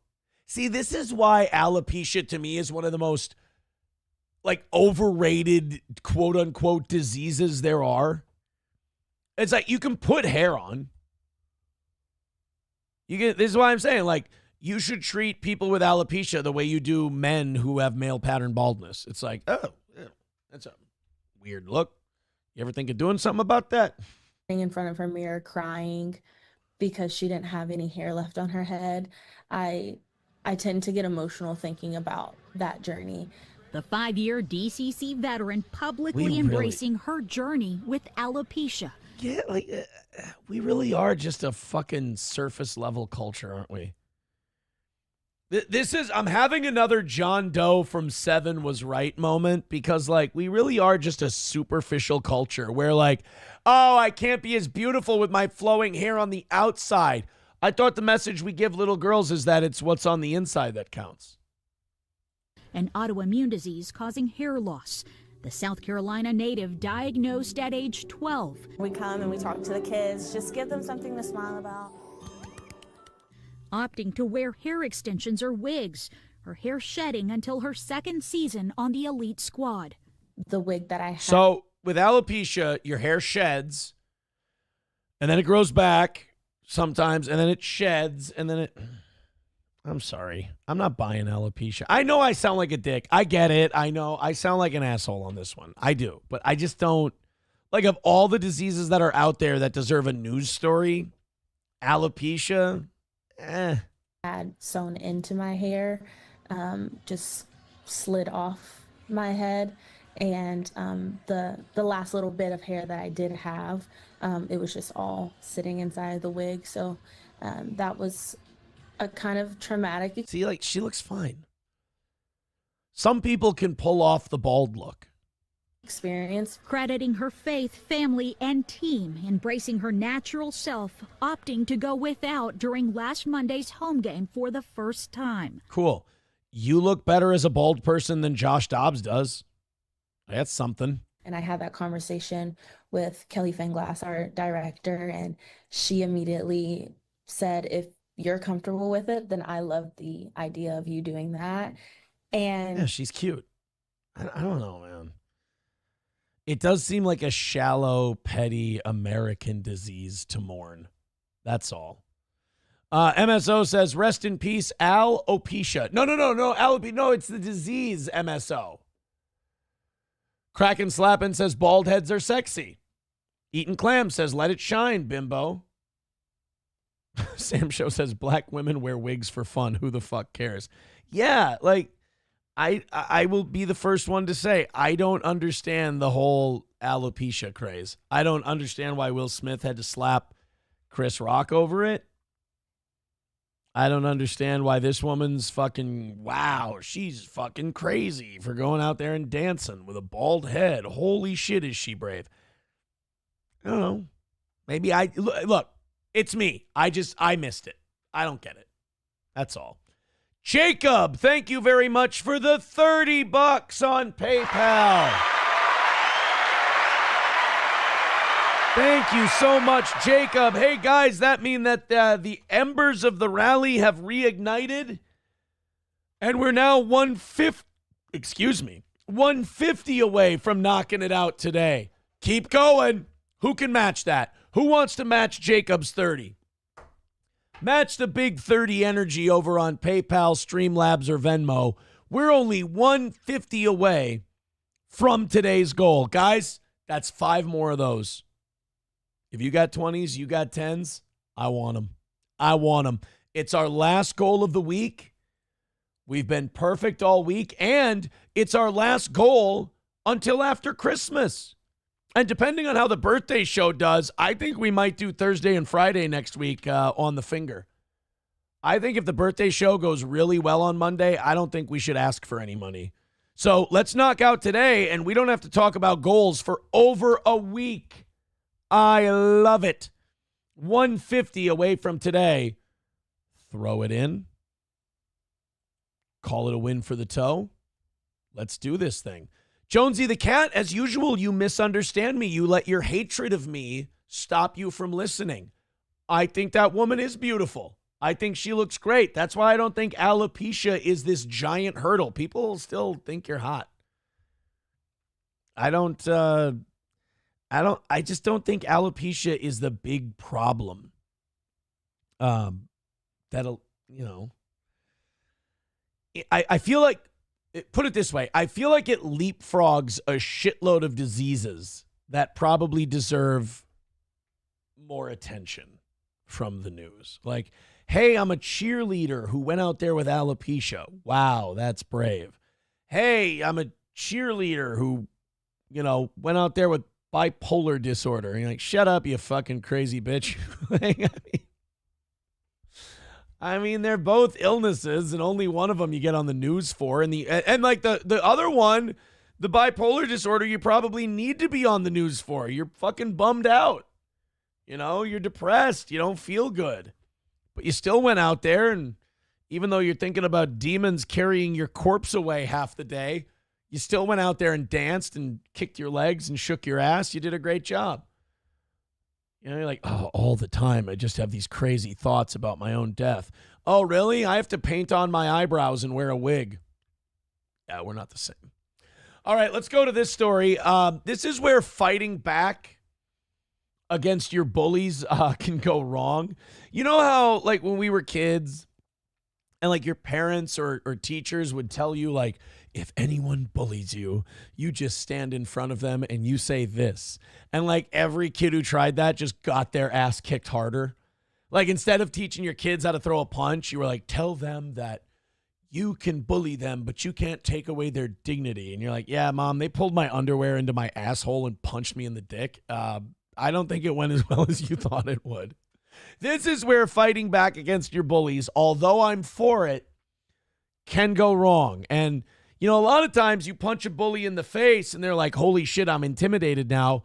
I'm never going to bully anyone again. Sometimes the bully decides to double down, and that's what we have with this story. Cars that were, approximately valued around $15,000 to $17,000. And police say this was not their first. $15,000 to $17,000. That's, nowadays. Burglary. Plus, surprise fees on things what the like fuck is this? tickets Hey, and wait a hotel minute. rooms will be a thing of the past. Do my new federal rule. Hey, transparency. Do my story. From family. If your insurance company tells you that, what the fuck is going on here? And they don't even know they could pay. This isn't even the story that you told me was gonna. You son of a bitch. I can't believe they did that. I hate it when they do that, when they switch the goddamn video before the fucking thing. I'm getting this one. I'm getting this story though. DeKalb. Here we go. DeKalb bully home. I got this. Boom. Sorry, the page you're looking for cannot be found. Is this story a myth? This is officially like Bigfoot now. Get the fuck out of here. All right, I guess we got to do it without the video that they promised.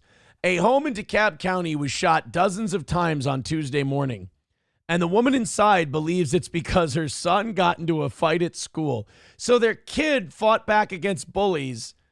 And instead of they say, oh, if you fight back against your bullies, they'll go away. Sometimes they didn't go away. Sometimes they shoot up your fucking house. So this kid did everything you're supposed to do. He got bullied. He stood up to him. He fought back. And then the bullies responded by trying to murder him and his family. The incident made for some frightening moments for the four kids inside the home on Overlook Avenue just before 10 a.m. Now, I have to exercise some skepticism on this because we're hearing from the family that there was a fight because their kid was getting bullied and he was just fighting back. I have a feeling that maybe everyone in this story might be a dickbag and the fight was a little more mutual than that. An 11-year-old girl, with her mother's permission, explained how dangerously close a bullet came to hurting one of her siblings, saying, one came close to my sister, but she ducked. Wow, nice work, Neo. A neighbor showed Jones' doorbell video where you can hear gunmen firing multiple shots into a home. Oh, you know what? I wonder if they didn't take this news video down because there were kids in it. And because when I went and got this story yesterday, there was a whole, like, they were interviewing the kids, they were interviewing the parents. I wonder if the news if the legal department called them and went, hey, fuckhead? Yeah, you know how there's kids already shooting at this house because of who these kids are? Could you take them off the fucking television, please? That might be the case. They shot 25 times in the house. Holy, and they didn't hit anyone? Well, you guys want to play the Guess That Race game? I'm just checking. 25 shots, didn't hit a goddamn thing. Not even a kneecap this time. There are bullet holes all over the home. Well, at least they hit the house then, I guess. Most of which are in the upper level of the home. News Chopper 2 captured police on scene and several evidence markers in the street. The mother says it happened right after she left home with her 14-year-old son. And her daughter called her screaming into the phone. Fuck, man. Apparently, one of the sons had gotten into a fight with kids who were bullying him at the school. All right.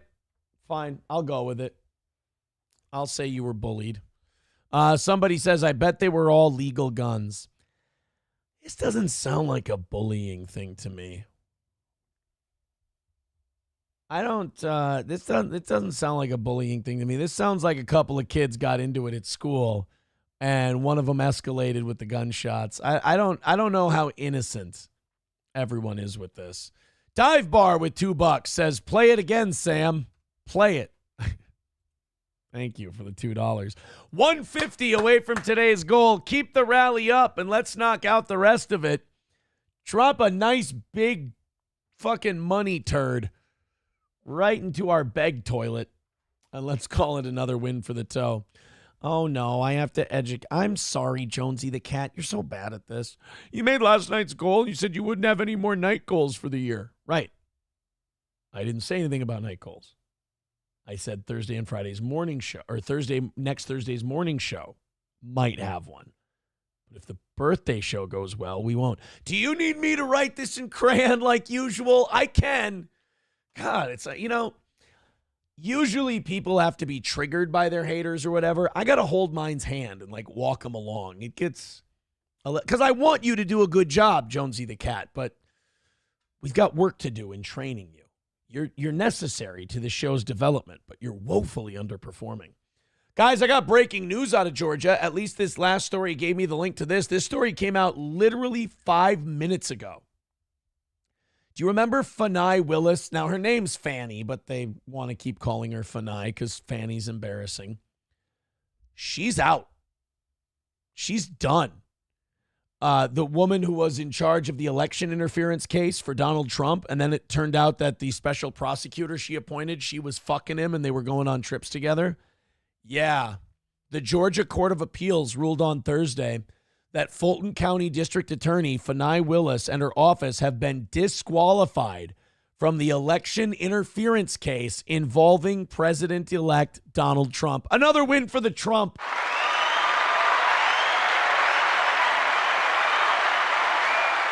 After carefully considering the trial court's findings in its order, we conclude that it erred by failing to disqualify DA Willis and her office, the court ruled. The indictment against Trump still stands. The ruling comes one day after Willis filed new court documents claiming that Trump doesn't have presidential immunity in the case. All right, I mean, the ruling against Trump might stand for now, but I feel like Trump and his team can probably file something that says, hey, this chick did her job really crooked and really dirty, so I feel like you guys got to throw this whole thing out against us. And I don't know, like with my amateur law knowledge, they might have a point. By the way, Jonesy the cat says, yeah, please write it in crayon. But I don't know if you'd read it right.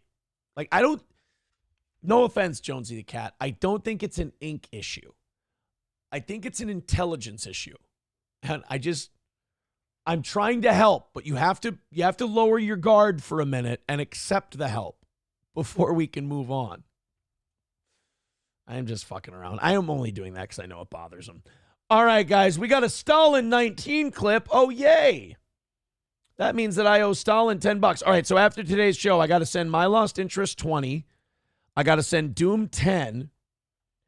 And I've got to send... oh, no, I want to do this story first. And I got to send Stalin... If we end up using this story, if we end up getting to it, I got to send Stalin $10 for using his clip. I got payouts to make.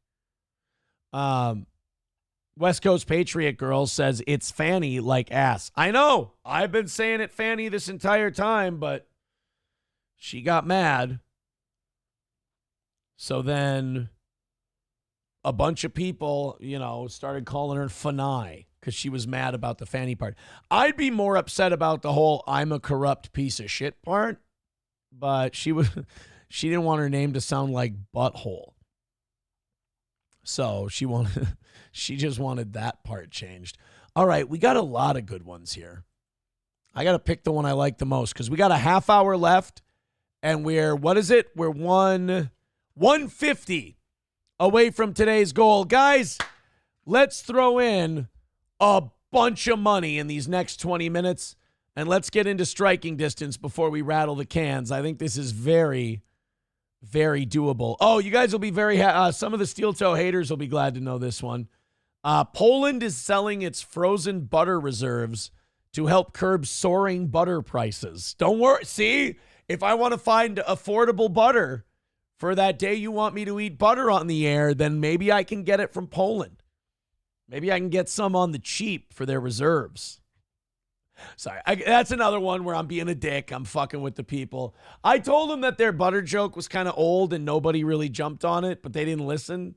So now I co-opted it. Maybe I got to go to Poland and get some of their reserve butter.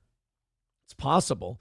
It kind of gives you an idea of like how far ahead in resources America is than a lot of other countries that some people even consider first world, like Poland. Because like in Poland, they're like, all right, big presidential decision coming. I got to release some of the frozen butter reserve because the butter price is getting way too high. In America, we're like, all right, do we release some of our strategic oil reserve into the market to bring down global oil prices? And in Poland, they're like, should we thaw out some butter so we can put it in the supermarket? I'm just saying our economies are not the same. There's a stark difference between the country that's trying to put their thumb on the scale of international commodities markets and countries that are taking some butter out of the freezer to give some downward pressure on prices. Look, I'm not laughing at Poland. I'm laughing with Poland. But they might release some of that strategic. Can't believe I'm saying this. They might release some of that strategic butter reserve to make sure that the prices can come down a little bit. I'm not the biggest fan of people who go to heavy rock concerts. I think they're kind of obnoxious, but this story kicks it into a new stratosphere. Apparently, a company in Europe is making mosh pit diapers, and they're selling out. I fucking hate these disgusting people. Like, forget the fact that they have shitty tattoos and they listen to awful music and they all look like they haven't showered in weeks. Now you're sitting there going, oh, you know what? I love being in the mosh pit. It's really great. But you know what I hate more than leaving the mosh? You know what I'd like to do more than leaving to go to the bathroom when I'm in the mosh pit? I'd rather just shit my pants. I mean, I love staying in the mosh pit all day for the rock concert. But you know what I love more? Pissing all over myself. Come on. Can we go to the bathroom? Nothing like one of my most passionate positions is that big boys and big girls go pee-pee and poo-poo in the toilet. I don't know when this became a controversial position. I don't know when I had to dust off this hot take, but the pee-pee and the poo-poo belongs in the toy. There's that argument about peeing in pools that people have. If you pee in the pool, you're a fucking pig or a 2-year-old. There's people who are like, oh, when you go floating down the river, should you piss in the river? No. Get out, go piss on a tree. Stop pissing in the water. You're pissing on yourself. You're pissing on your... The water washes it off. Yeah, because that's clean. And then people are like, can you piss in the shower? No! The pissing in the shower is most unforgivable because you're a few feet at most away from a toilet. Some people live in apartments where they can piss into the toilet from the shower. It all goes down the drain.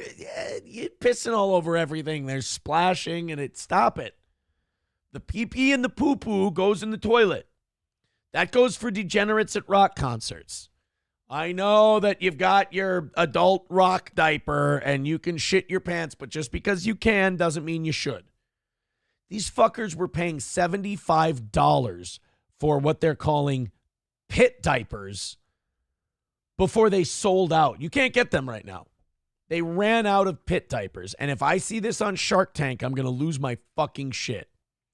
It was sold by U.S. firm Liquid Death. The water people? Boy, at least they know their audience. The firm's promotional material said, if you've been to a concert, you know the scariest place isn't the mosh pit. It's the bathroom. I mean, I've never stood in a bathroom and had my butthole fingered against my will, but whatever. Now, wait a minute. No, that was supposed to be a joke. That does not imply that I've been in a mosh pit and I've had my butthole fingered against my will or with my will. I've never had my butthole fingered. Damn it. I really do walk into those. Now you can avoid having to brave that hellscape with the new pit diaper. Yay! Adding that it helps fans relieve themselves in the safety of the mosh pit. God damn it. This is real. Powered by Depend. It's the pit diaper. Have some goddamn dignity. Hey, how was the concert? Oh, man, it was great. I got into the mosh pit. It was so much fun. I took a shit all over myself. Wait, what? What do you mean you took a shit all over yourself?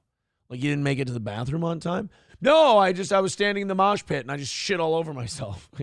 Oh, so you had an accident? No. In fact, I squatted a little and I squeezed. I kind of strained a little. I think I might have gotten a hemorrhoid, but I got the shit out. Why? But why are you shitting on yourself in the mosh pit? Oh, I didn't want to lose my spot and go to the bathroom. You just took shit like right there. Like, didn't your pants get? No. I was wearing a diaper. So you wore a diaper into the mosh pit and then you shit all over you? Like, this isn't getting better. Why didn't you just go to the bathroom? Oh, there were lines. Right, but can't you stand in the line? I would have lost my place in the mosh pit. All right, fine. Well, you bought an adult diaper. I'm sure it couldn't have been more than a couple bucks. I mean, it's disgusting and it's gross. No, that's the best part. It's a special branded Liquid Death pit diaper. What? Yeah, they designed it so I could shit all over myself while I was at a Metallica show. Well, but how much did you... I'm going to regret asking. How much did you pay for the shit on yourself rock diaper? $75. Okay, I can't talk to you anymore. My wife was right. You and I can't speak. You're shitting all over the... Stephen Bravo with $5. Thank you very much, buddy. I appreciate that. All right, guys, it's rally time. 1:45 away from today. Grand Poobah with $1 says, you make fun of Poland, but Americans have caves full of government cheese. No joke. Is that true? Oh, shit. Here I wanted to make fun of them. And we've got cheese reserves. Fuck. All right, guys, we need your money. We got 20 minutes left, and we are 1:45 away from having a perfect week. We've had weeks and weeks of these in a row where we've knocked out every goal. We're on a great run with this. And you have no idea how much it means to me to have these perfect weeks. So let's all load up with some big gives on that PayPal and that Venmo and the Super Chats and the Rumble Rants and the gifted memberships. Let's bang out 145 in the next 20 minutes. I'll do overtime for you, and we'll call it another win for the toe. Let's do this, man. I appreciate you guys very much. You knocked this out for me. I'm going to be very, very happy. Thank you. Yankee says, laughing my ass off, that's metal. Built for the Gen Xer with incontinence. Oh, God. Silverwolf says, imagine the smell. No shit, right? Well, I mean shit, but no shit. MSO says Melton wears those. He'd probably need to wear 2, though. I mean, that's not even a joke. That's a giant, morbidly obese, self-hating fat man. I mean, I wouldn't be surprised because I don't see him getting up very easy, and I don't see his bathroom trips not harming the toilet. So I wouldn't be surprised if while Melton does his show, he wears an adult diaper. Not a joke, not kidding. I believe that Patrick Melton either does, has, or will very soon need to wear adult diapers and shit all over himself while he does his show because he's just too big. He's getting to Mrs. Gilbert Grape levels. It's bad news. It's too late to fix it, too. There's no way that guy's going to start exercising or not eating like a fucking stuck hog. West Coast Patriot Girl says, hope the diaper changing table is real sturdy. Oh, yeah, because then you're shitting on yourself and then you're enjoying the rest of the concert in your own filth. Stop it. Helgi says, rage against the toilet machine. Right? Coltrane says, how bad does that smell? I mean, think of a mosh pit in general. It probably already stinks. So, I mean, I will defend them on this one. What's a little shit smell between mosh pit goers? Eating clams, I agree, says Gene Simmons will definitely make Kiss diapers now. No doubt. No doubt. Yeah, Mr. Beat says it's even got metal studs and chains. Well, it's got to match their wallet. Bigot on Socialist Media says, I bet they sell a lot of those diapers at German metal concerts. Seems like something they'd enjoy. Get the new Scheiße diaper for the Scheiße pit. Peeing on yourself worse than a polycule, says Dive Bar? No. Deutsch Chad says Melton loves these. Helps keep his shit and piss fetish satisfied while he's streaming. Oh, no. Did Melton say he had a shit and piss fetish? That wouldn't surprise me either. A lot of people shitting on Melton right now. Oh, boy. He's brave to go live. I will say that because people have been saying the worst things about him. And it's not like me where they're like fucking joking around or trying to get at him. They're just stating facts about him. And it's driving him insane. Oh, yeah. Mecca Jones says, remember, Melton literally looked up how to use a stick to wipe your ass. That's right. Melton has to, it's believed that Melton has to use a stick to get back and wipe his ass because he's so obese.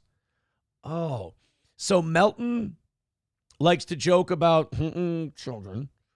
He likes to make statements about AI, cheese pizza, and sex with children. We believe he may wear concert diapers so he can shit himself during his show. He may need a stick to wipe his ass, and he's shaped in a weird way where his shoulders aren't where they're supposed to be, and he has a giant hump on his back. You know what? I'm going to give Patrick Melton for credit for something real quick. I can't believe he hasn't blanked himself. I mean, that's great. Honestly, the fact that he hasn't himself at this point is actually remarkably impressive because this is not a guy who, like, reputation-wise or physically has a lot to live for. Let's be very honest about that. Mr. Beat says he only does members-only shows now. I could imagine that he'll do members-only going forward because, again, like, people just really have kind of caught on to what he is, and it's not going well for him. Like, honestly, the crimes he's admitted to aren't even like the thing that has people grossed out by him the most. That's how bad it is for him. Zen Man Builds with $1 says, stop spreading lies. It's not a stick. He uses the 3 seashells, but they're giant conches.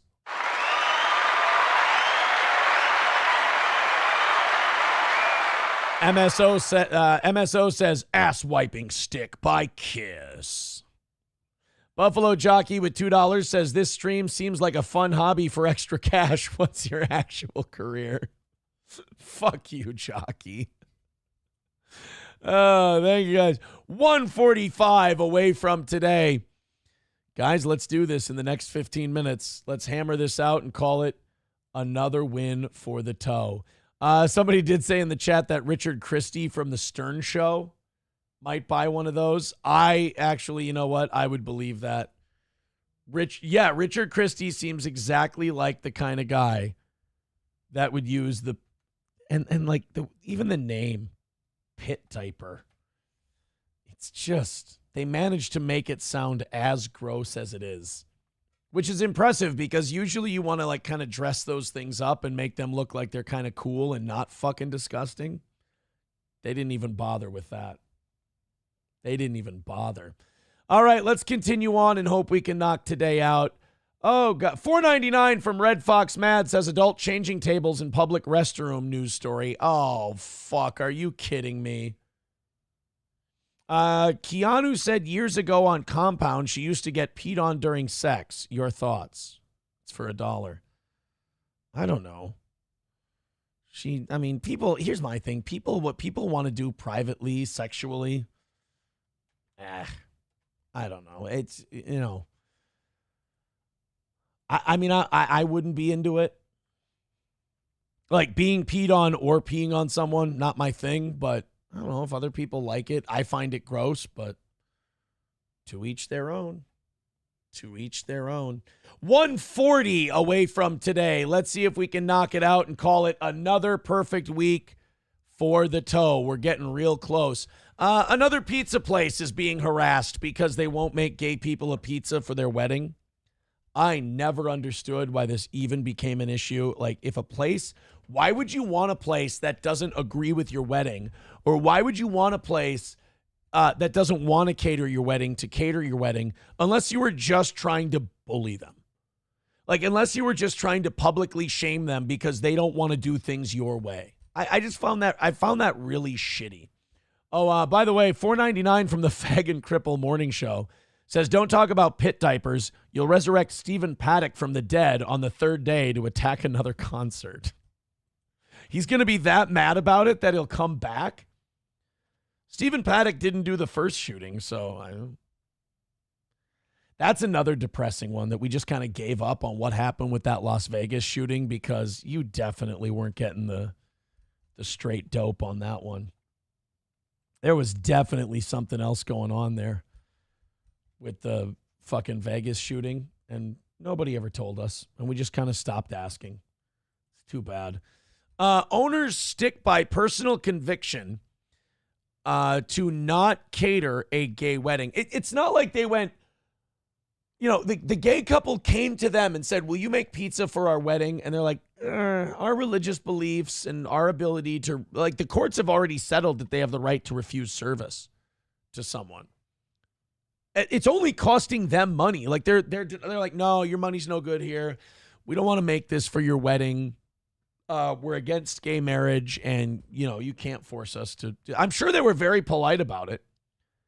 But then there's pickets and boycotts, and there's online 1-star ratings. And look, to be clear, all of that is okay too. But it's just like, I believe that they go to these establishments purposely because they know that the owners are super Christian and they just want to get them in trouble. Like, they didn't really want pizza from that pizzeria. They just wanted to get them in trouble with the gay thing. Recently, we made the difficult decision to not cater a wedding due to our personal beliefs. The owners then indicated that they knew they would soon face backlash for those personal beliefs. This belief comes from a place of personal conviction, one we know is not shared by everyone, and it is one we hold without judgment toward others. The message continued. All right, well, that's about as nice as you can put it. It's just kind of a, could you leave us alone, please, kind of a thing. The message also noted that the restaurant has served people from all walks of life and has attempted to create an environment where everyone feels loved and respected. We hope with time we can find an opportunity to extend grace and listen to one another, and to remember that while we may not always agree, we can still treat each other with dignity and love. What was the result? A shitload of messages and bad reviews calling the owners homophobic. I prefer my pizza without a side of homophobia. Imagine refusing money because of homophobia in this economy is insane to me. Okay, but that's the point. They're only costing themselves money, so who gives a shit? They're the ones that are going to have to pay the price for this. They're the ones who aren't going to make any cash. So why do we have to publicly shame them? And they're the ones doing bad business. Like Leah says, and I agree with Leah, I'd be pumped about this if I were another pizzeria in the area. I would be thrilled that this happened. I'd be like, come on over here. I'll cater your homo wedding. Sure, I don't give a shit. What do I have to do? Bake a bunch of pizzas and drop them off for a bunch of drunks during a gay wedding? Cool. Plus, it's a wedding. You can upcharge the fuck out of them. They're spending a shitload of money to celebrate their wedding anyway. They're happy. You can get in there and take a bunch of money from. You can rob these people blind. Legally. Do it. There's two things I don't understand. I don't understand the pizzeria that won't just cater the fucking wedding. And I don't understand the gay couple that wants to put themselves through that by going, we're going to get this place in trouble. We're going to ask them if they'll cater our wedding. I know the owners are super Christian and they won't do it. It's like, well, aren't you busy? There was that pizzeria in Indiana. There wasn't even a gay wedding. And they just went and asked them if they would. And they said probably not. And the pizzeria cut all kinds of shit for it. Yeah, Leah says this is 100%. You can make so much freaking money on that. Yeah. Chevy fan says bottom-friendly pizza options. Yes, I suppose we can discuss that as well. I mean, I'm not clued in on exactly what that constitutes, but I'm sure they'd be very happy to educate you on what that entails. Eaton Clam says Johnny would gladly cater a gay wedding. They'd love the gorilla jizz appetizers. Now, this is the part where if Johnny were on the show today, he'd say that he doesn't sell gorilla jizz. But we all know that's a bunch of fucking bullshit. All right, guys, we got about 6 minutes left in today's show. I have a bad feeling. I do. I'm just going to come out and say it. I'm happy with how this week has gone. I'm very thrilled. If we have to take a loss, we have to take a loss. I'm okay with that. I've loved today's show. I thought it was really good. I feel like we're going to have a great week, an awesome birthday show on Monday, great Rumble Friday. But if you found today's show entertaining, if you found it fun in any way, throw us 10 or 20 bucks. Let's knock out this 135. It's the only goal we haven't hit this week, and I'd really like to knock it out. So we're in a bit of a hurry. We've got about 5.5 minutes. Please throw a couple bucks in Venmo and Streamlabs and PayPal. If it's a super chat, it's a super chat. If it's gifted memberships, it's gifted memberships. If it's Rumble Rants, it's Rumble Rants. Look, man, throw a couple bucks at the show. I would be so happy if we had a perfect week this week. If we miss, we miss. It's been a good show. I'm very happy with it. I'm in a great mood today. But I would be lying to you if I just went, hey, fuck it. I really want to bang this out. I really want to hammer it out. So if you're feeling generous and you got 10 spot laying around, 20, 50, 100, I don't give a shit. Whatever you feel like throwing at the toe, let's raise that money here in the next 5 minutes. Otherwise, we go off the air in 5 minutes. If we get inside of 50 bucks, we're going until 10:30. We're doing overtime, and we've had a perfect week. So please, if you're feeling like throwing us a couple of bucks, Venmo, PayPal, Streamlabs, Super Chats, Rumble Rants, let's go. We've got a little over 4 minutes left. Everybody start throwing in. The sooner we get going on this rally, the sooner we can knock it out. A perfect week of Steel Toe hangs in the balance. Can you help us out? I'd really like to see a win here. 135 is the number. Very happy with today. Very happy with the whole week.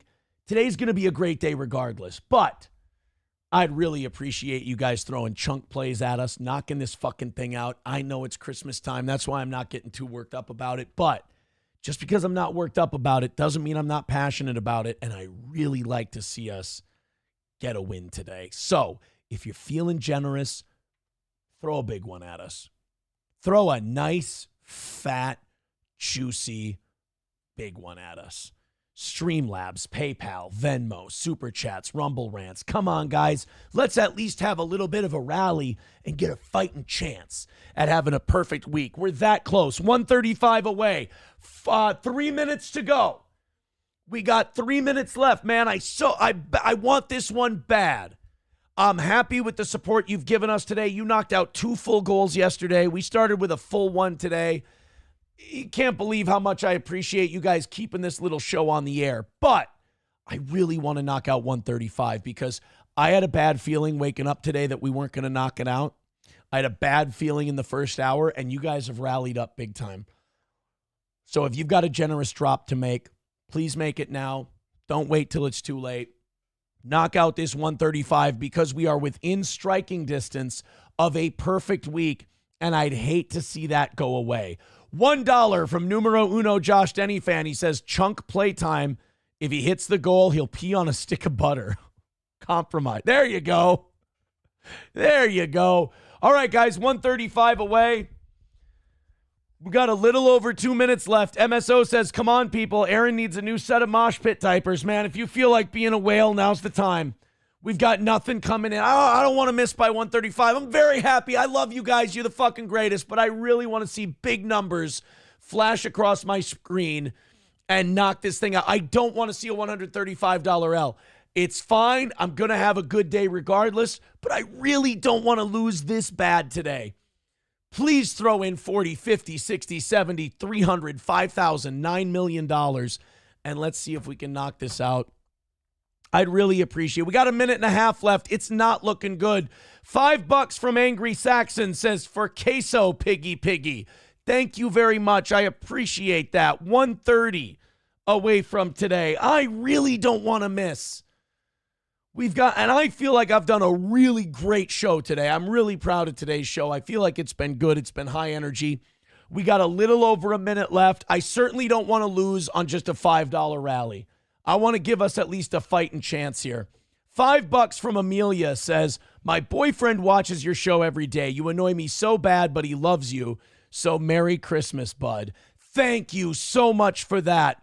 125 away. We've got about 45 seconds left. Man, if you've got a little extra in the old Christmas budget this year, throw it at the toe. I would appreciate it so much. I want to see that perfect week. I want to know we've done a good job for you here on Steel Toe. And this is our last goal until after Christmas. If you could help out, we're so close to a perfect week. We got 30 seconds left. Streamlabs, PayPal, Venmo, the links are in the chat. You guys are great. I love you so much. I really love doing this show every day. Damn, do I want to knock this one out. And I can kind of feel it in my bones that we're not going to. But damn, do I want to give it my biggest smile, my best shot. Power of positivity. 9, 8, 7, 6, 5, 4, 3, 2, 1. All right, we got a few coming in. Don't stop. I'm going to stall for a little bit here. Thank you to Kurt for the 5 gifted memberships. That puts us 115 away. This gives you a little time to get some more in. I know you care about us having a perfect week. Let's hit refresh. We got Eaton Clams with $13. Thank you very much, Eaton Clams. Now that means that someone throws a hundo in, we're going to call it a win for the toe. Or if somebody throws 55 in, we'll do the overtime on credit and we'll get that knocked out. $5 from Rachel. Thank you very much to Rachel. We're $100 away from finishing this thing off. I'm going to start signing out. But if we start loading up the PayPal, the Streamlabs, the Venmo, and everything else, we can still keep this thing going. Jonesy the cat, stop with the positivity. It's more than cringy. No, I do it because it bothers you. Jonesy the cat. You don't understand. A lot of the shit I do is just because it upsets you. That's the only reason. All right, it looks like we're going to lose by a hundo today. Damn, that sucks. But we had a great show. You guys were awesome.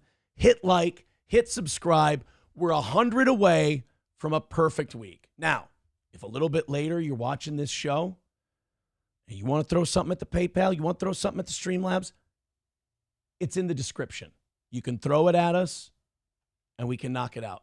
We can still have a perfect week. I would love to come on tomorrow and say that we had a perfect week.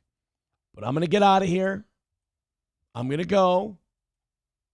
I'm going to stop stalling because as long as contributions come in, I technically have to stay on the air.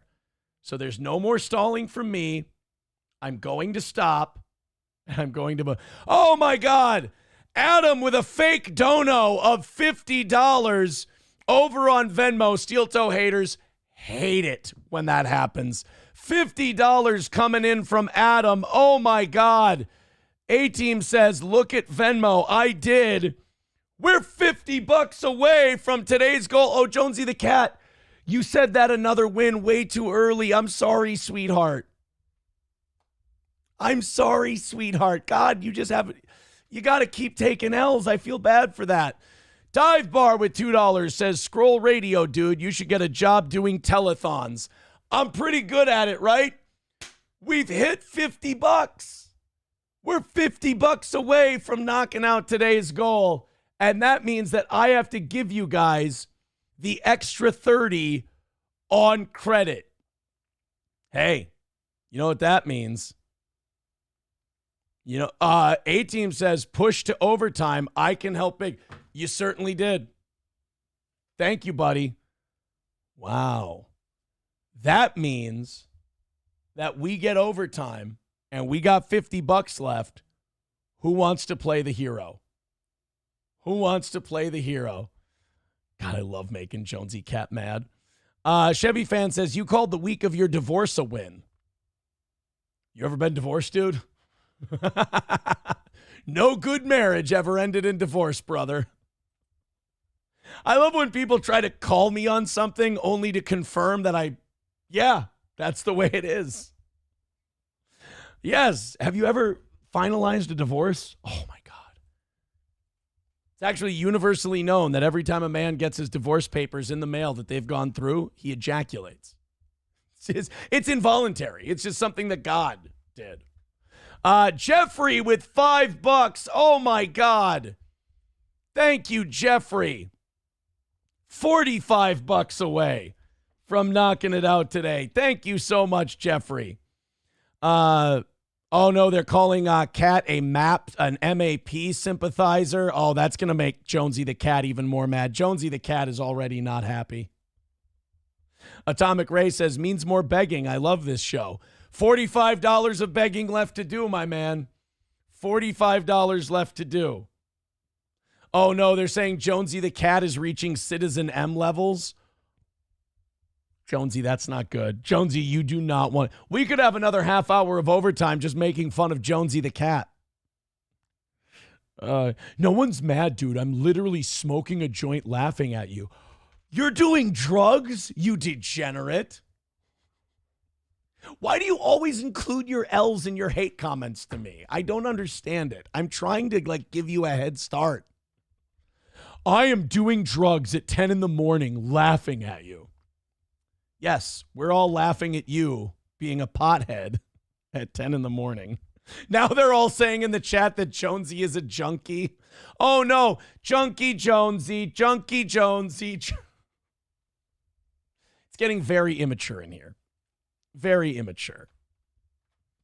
All right, guys. 45 away from knocking it out. Zenman Build says, smoking a joint. Oh, my God. So edgy. Yeah, guys, don't fuck with Jonesy the Cat. Jonesy the Cat smokes reefer. Oh, Jonesy's going to hate this part. Oh, Jonesy, close your ears. Close your ears and close your eyes, Jonesy.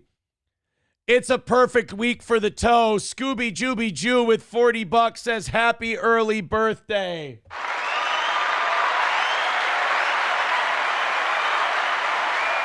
Oh, no. By the way, Monday is the birthday show. I want you guys saving up, throwing your birthday cards in. I think if we make $1,000 on remember we made $3,000 on election night? If we have another election night style thing, we're going to go for 8 hours on Monday.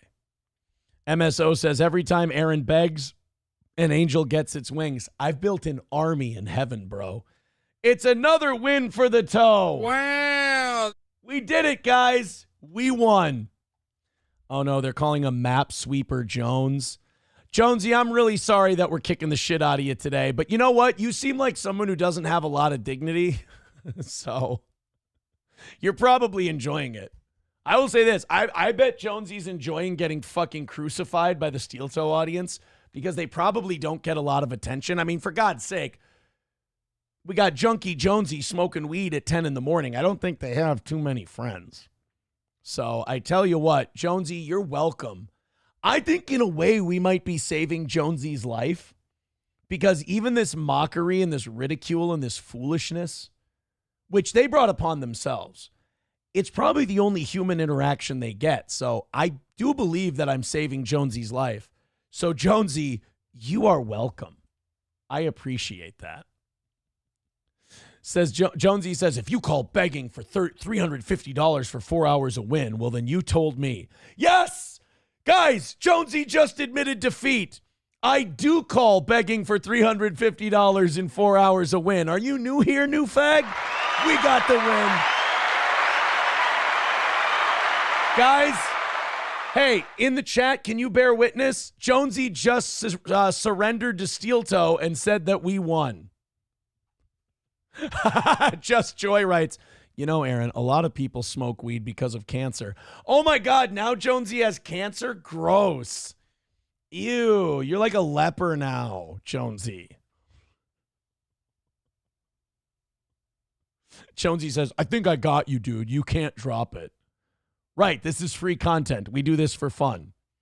You should have been around the last 10 years. You know this is how it works. Whenever they go, you can't drop it.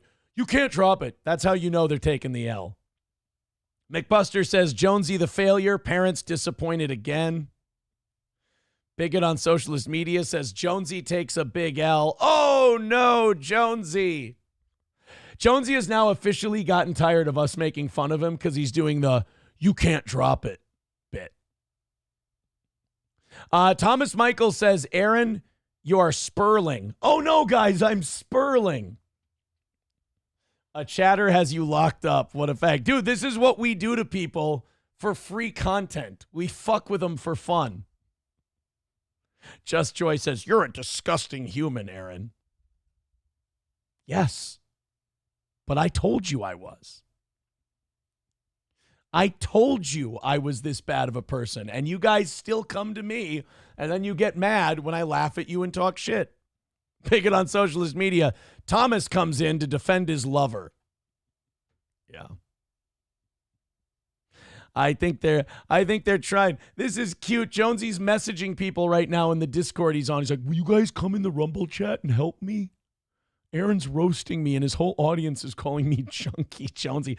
Could you imagine having to go to Thomas Michael and Just Joy and go, can you go into this chat with me? They're calling me Junkie Jonesy.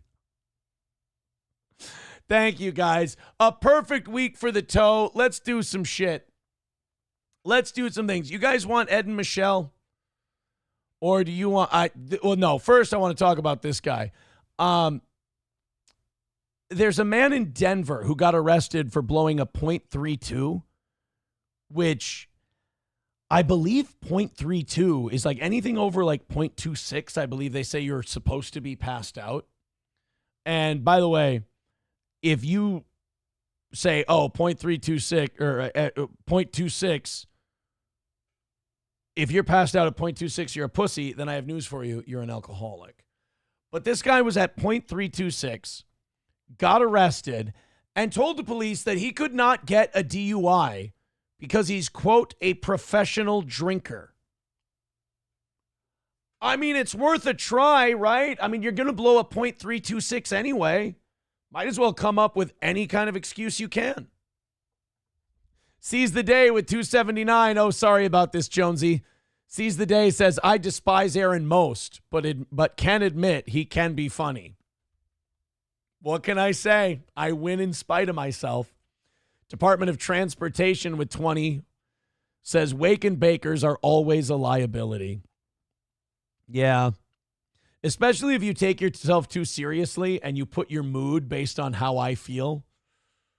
That's trouble. Guys, you got to have a real life, not just an internet life. I will always, if you look for my despair to bring you joy, you will always be disappointed. I will always laugh at you. Oh God, now the whole chat is just trashing the shit out of Jonesy and his boyfriends. Sorry, guys. I know you come here to try and do your best, but we're just better at it than you. This coach at Western Michigan is really eating a giant. Or no, I'm sorry, Wisconsin Green Bay, not Western Michigan. Wisconsin Green Bay is eating a bucket of shit this week. I believe it was this year he was made the college basketball coach at Wisconsin Green Bay. And he had a radio show, and he decided to keep the radio show and also be the coach, which is kind of cool. The experiment has left a lot to be desired. Heading into Wednesday's game against Michigan Tech, which is not a superstar powerhouse basketball school, the team was just 2-10, and the season had been such a disaster that Gottlieb even got shit-talked from top ESPN insider Adam Schefter. Gottlieb, however, expected these fortunes to turn around Wednesday. So this Wisconsin Green Bay coach says, oh yeah, you guys think I'm a fucking retard? You think I'm the dumbest fucking coach who's ever lived? Watch what happens this Wednesday against Michigan Tech. He even referred to Michigan Tech as, quote, nobody you, and lamented the fact that Wisconsin Green Bay, a Division I school, was forced to play a Division II team. He's like, ugh, these guys are fucking gross. They're terrible. In fact, let's see what Coach Gottlieb had to say about playing Michigan Tech. I imagine Coach Gottlieb is like a Nobody Likes Onions fan trying to come into the Steel Toe chat and say we suck. It really doesn't end up well for him. On who to schedule, like nobody. And part of the reason I want to play better teams is like it's 2 degrees outside, it's snowing. Like I don't really like the idea of nobody you coming in here and like I always thought, like, what do we learn playing a game where we win by 20? But there's a methodology to it, and I'm going to have to adjust moving forward. So there you go. That's him on record. Wisconsin Green Bay. Now, for the record, I don't think you should be shit talking when you're 2-10. I don't care if they're a D2 team, a D3 team, or a state high school champion. I don't think you should be talking any kind of shit when you're sitting at 2-10. But he says nobody you shouldn't even be playing them. They're going to beat them by 20. Fuck these guys. Well, I'm here to report that Michigan Tech defeated Wisconsin Green Bay 72-70, dropping Coach Gottlieb to 2-11. Oh, boy. He had to do his 3-hour radio show the next day. The team lost to a Division II. I feel like if you lose to a Division II team, the next year you should have to be Division II. And how do you not fire this guy at this point? Like, if you're the University of Wisconsin Green Bay, if I'm not mistaken, they've made the big dance before. Like, I've filled out brackets, and they've been on them. Like, they're not like a walkover, cakewalk kind of a team. Like, they've been good in the past. This Gottlieb guy's got to go. You can't have a coach who says other teams are fucking cakewalks and easy, Division II, we're going to blow them out by 20, and then you get your ass kicked. You know what that does for recruiting? That guy looks like a dick.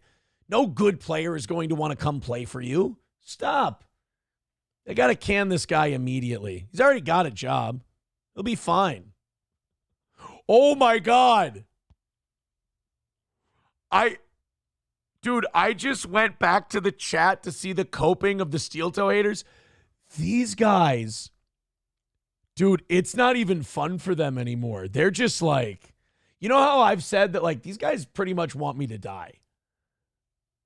And, like, we laugh at them for it, and they're like, no, stop it, Aaron. Nobody wants you to die. You think too highly of yourself. Thomas Michael literally writes, No one watches this shit for anything but to laugh at Aaron's downfall. When he slits his wrists, more people will clap than cry. Bro, no offense, but if you've invested that much in me, I've won. That means the charisma, the show host ability is so good that I have played a heel so much in your mind that you fantasize about me slitting my wrists. Bro, I've got you. You're hooked. You can't leave me alone. Guys, if that's not a win, I don't know what is. So we've got Jonesy Cat, who looks like they've tapped out. Thomas Michael, who literally admitted that in his free time, he fantasizes about my death. Which, by the way, if I did slit my wrist, that would be kind of funny because that's kind of a bitch's way to go. And, of course, Thomas Michael thinks of that way to do it because, But, dude, McBuster calling it an MAP cope. Guys, you have... Yeah, see, Turd Burglar says, I always thought Aaron bullshitted the seething, but now I've seen it at least be funny. Thank you, Turd Burglar. I converted another one. I told you, these guys come in here and they seethe at me because I don't give them the response they want. And then they go nuts and go, yeah, I hope you fucking die. I love it when people see it for themselves and they're like, God, Aaron, you know, I think you're a cunt. Like, Turd Burglar will bust my balls from time to time, for sure. Like, he's a pretty fair dude. But, like, it's so fun to watch the people who will even bust my balls sometimes go, God damn it, Aaron, you really do see through these people and these personalities. And they really do reveal themselves.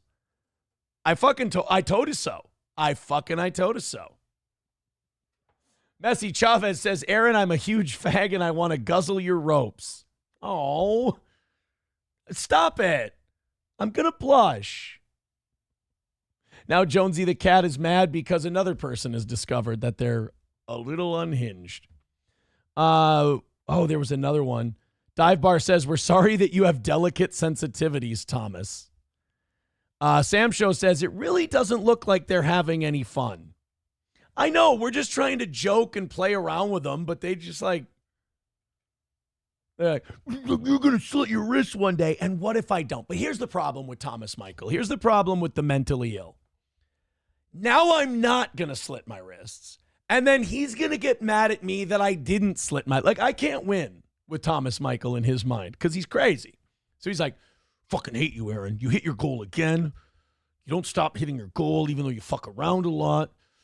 I'm really pissed about this. God damn it. Why don't you... I bet you're going to slit your wrists one day. And I'm like, whoa, dude, that's a lot. And then he's like... And then now watch. As I don't slit my wrists, it's going to be my fault that I didn't slit my wrists, and now I'm a bad guy.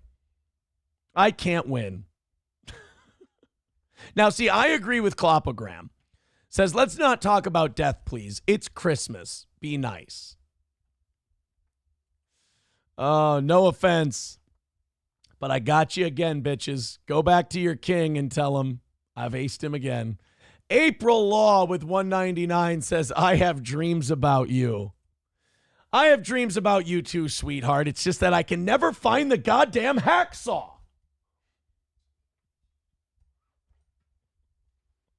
We're kidding. We're having a good time. What do you want? I just want to make it very clear. I do not have dreams where I saw April with a handsaw. I actually don't have dreams with April in them, which is kind of sad in a weird way, right?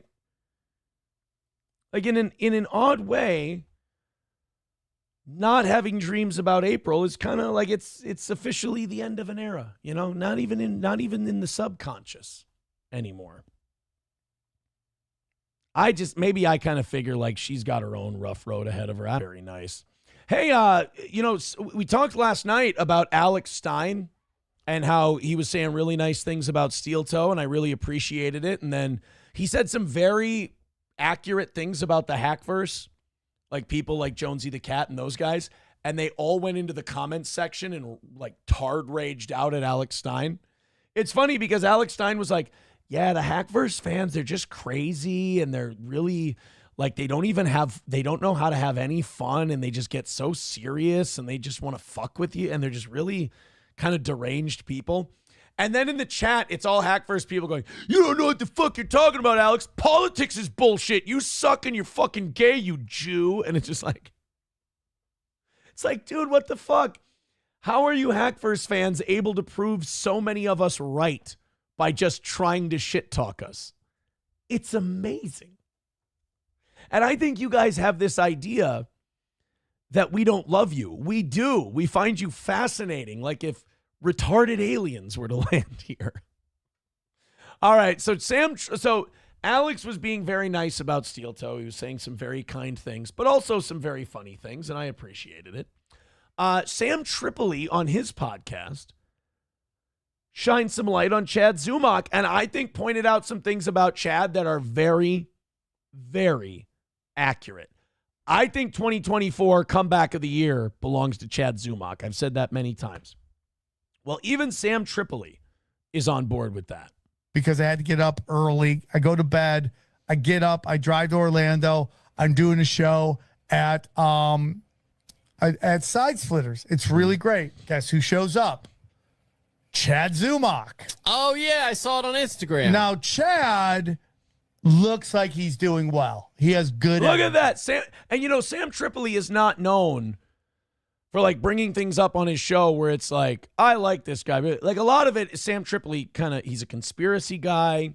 He makes fun of people, not like in a personal way. He's very funny. So him like genuinely saying like, yeah, Chad looks good. He looks like he's doing well. That's actually kind of cool because Chad was in a dark place for a while. And like, I think this is what the Jonesies and the Meltons and people like that don't understand. Like when I fuck with somebody on the show, it stays on the show. I'm just making fun of them. I got other shit to do. This is the show I do that allows me to do other things. And I appreciate you guys for, keeping us going like you have. You guys are amazing. But like Chad used to take it very personal. And I will say this, I went way too hard on Chad. Because I didn't see the hurt. I didn't see the drinking. I didn't see like how bad off Chad was. Like now Chad talks about how bad off he was. And when he and I were on MLC together, he said, I was in a really dark place and everyone was piling on me and I was drinking and this and that. And you just wouldn't stop and you made video after video. I want to say this. I'll put myself on the screen for this part. Chad's right. I went way too hard at Chad Zuma. I was fucking nasty and funny, shitty, but like I thought I had something to prove. Like if I beat Chad down enough that somehow like that meant anything. Like you stay on the internet long enough and you realize, no, that's gay. Like that's pathetic. You're sad when you do that. Like when you go that hard on someone, that's just your own insecurities coming out is what that is. I don't feel the need to go that hard. Like we went obsessively hard on Chad because we're like, hee. Other people on the internet who have shows think we're funny when we do that. But those people are all snakes and rats and retards too. So you don't want to impress those people. That's pathetic. So you kind of learn that. And like, you see where Chad is now. And to think that maybe you had something to do with stalling that, like maybe we slowed the process of him getting better down by being that much of a stressor in his life, I feel fucking shitty for that. That's not what I do when I make fun of people on this show.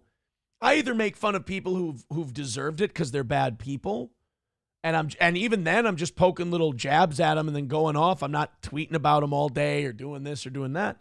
Just having a little fun on my show passively. Not making 30 clips of them anymore or anything like that. We did go too hard on Chad. And it was for really shitty, selfish reasons. And looking at how Chad's doing now and seeing him do better makes me realize that maybe I played a part in slowing down that process, and that's not cool. But Sam Tripoli had a lot to say about Chad here. Let's get to the end of this clip. I just wanted to say that April and I did go way too fucking hard. And, I know at that time people were like, you're fucking owning Chad. You're killing him. We weren't owning Chad. We were poisoning our souls. You don't win anything. They don't bring you a medal. You don't make more money. You don't, that it does. If anything, some of our OG fans probably got fucking sick of it. So, like, if you hang your worth on the, I'm owning this guy on the internet, that's a you problem. Because, like, now, isn't it better to have Chad healthier, happier, and making content rather than, like, let's see if we can shit talk this guy more. And, oh, look, he touched his nose in a weird way. Let's make a 30-minute video about that. Fucking gay. You know? He looked healthy, yeah. So I tell him this, I am rooting for Chad. Me too. It's just you have to be guarded. And I told this to him, his face, because Chad, there was a time where he didn't care if he burned it down, even if it wasn't his to burn down. True. Even if he was inside it, he didn't give a shit if he burned it down. And Tripoli's right. Like, you see this new Chad, and you're like, this is fun. You can tell he's just bullshitting. You can tell he's not wrapped up and invested in this. And that's kind of cool. And so you're kind of rooting for him to just go out and have a good time. But you're also like, okay, but if this turns, this guy can turn into a fucking lunatic. So you got to keep your distance. And that, to me, is dangerous. You don't want that. I'm a big fan of Chad Zumock. Well, I'm a fan of great Chad. Comic. And Chad, he's very funny, yeah. Chad's a good writer. Oh, great shit. writer. Do you know, like, Melton and people like that see this and they lose their fucking mind, by the way? Because Melton can't do stand-up anymore. Nobody comes to see him. He bombs when he goes on stage. There's a lot of wood beams that won't support him. There's a lot of obstacles in his way, mostly stairs. And so when he hears someone like Chad, who he's far beneath Chad and I especially, but he sees himself as on that level.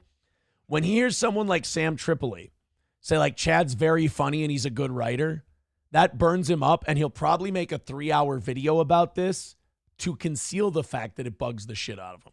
Performer, and he's doing really great on the internet. I root for Chad. He's also very nice to me when I first moved out here, and I haven't forgotten it. I appreciate it. Oh, now, look at that. I talked to Chad. I got upset with him when somebody was coming at me on the internet, and he's like, yeah, and he threw me under the bus. Chad loves beefs, though. Chad feasts on beef. Chad he loves feasts on beef. Yeah. And he also says it's low vibration. Yeah, see, there you go. Even Chad wrote, sorry, Carl and Melton. Real comics love me. I mean, it's true. He goes, it's very I think tough. Carl kind of hurt his brand by being kind of a weaselly snake motherfucker, too, though. That's too bad. I mean, if that's what he wants to do, that's okay. I mean, everybody gets to chart their own course, but I think he lost a lot of respect. Toxic. I go, yeah, I get it. I go, that's why you got to take that and you got to get out of that, because you're all fighting over about 5,000 fans. Right. That's why you don't want to be proud to call yourself Dabbleverse or Hackverse, because you're fighting over, honestly, it's not 5,000. It's about 2,000 people you're fighting over. You got to do other shit. That's why we talk about the news and other things on this show. Listener-wise, I mean, this year was the first year that we've ever had, 2,000, 2,500 people at a time at one point. This year was the first time we've consistently had 1,000 people watching live at our peak. We've had our best live numbers and still do ever this year. And it's because we branch out and do other things. Yeah. So, and they're just running back and forth from you guys. And it's great. He says he's doing great. I'm happy. I like all those guys. I like Kumia. I like them all. Yeah. I like I consider them friends. I think I subscribed to his Patreon, Chad Zumock. You used to. Yeah, that's a sore subject. Chad doesn't have that Patreon anymore. No, but, Sam's right. Sam hit the nail right on the head. But a lot of these guys, they can't go and leave that universe because they're worried that they won't make it. And they're right. Like, these guys and their fans go outside of their universe and they get ripped the fuck apart and they can't handle it. But that's what you have to do if you're going to be able to grab new people. Otherwise, again, you're just talking to the same couple thousand. That's it. Numero uno, Josh Denny fan with $1 says every problem in Zumock's life is someone else's fault somehow. No. I think Chad admits that he was out of control with the drinking and everything else. I think he admits that. All right, guys, that's it for today. Thank you so much. That is awesome. I'm happy that we owned all the haters today. I'm happy that we made them go fucking insane, and I know they hate hearing that, and I know they're going to stay in the chat and write more shit about it. Hey, kiddos, I'm going to give you the last word. The rest of you, thank you for a perfect week. We nailed it all. We're going to celebrate with Rumble Friday tomorrow. It's another win for the toe. Talk to you soon.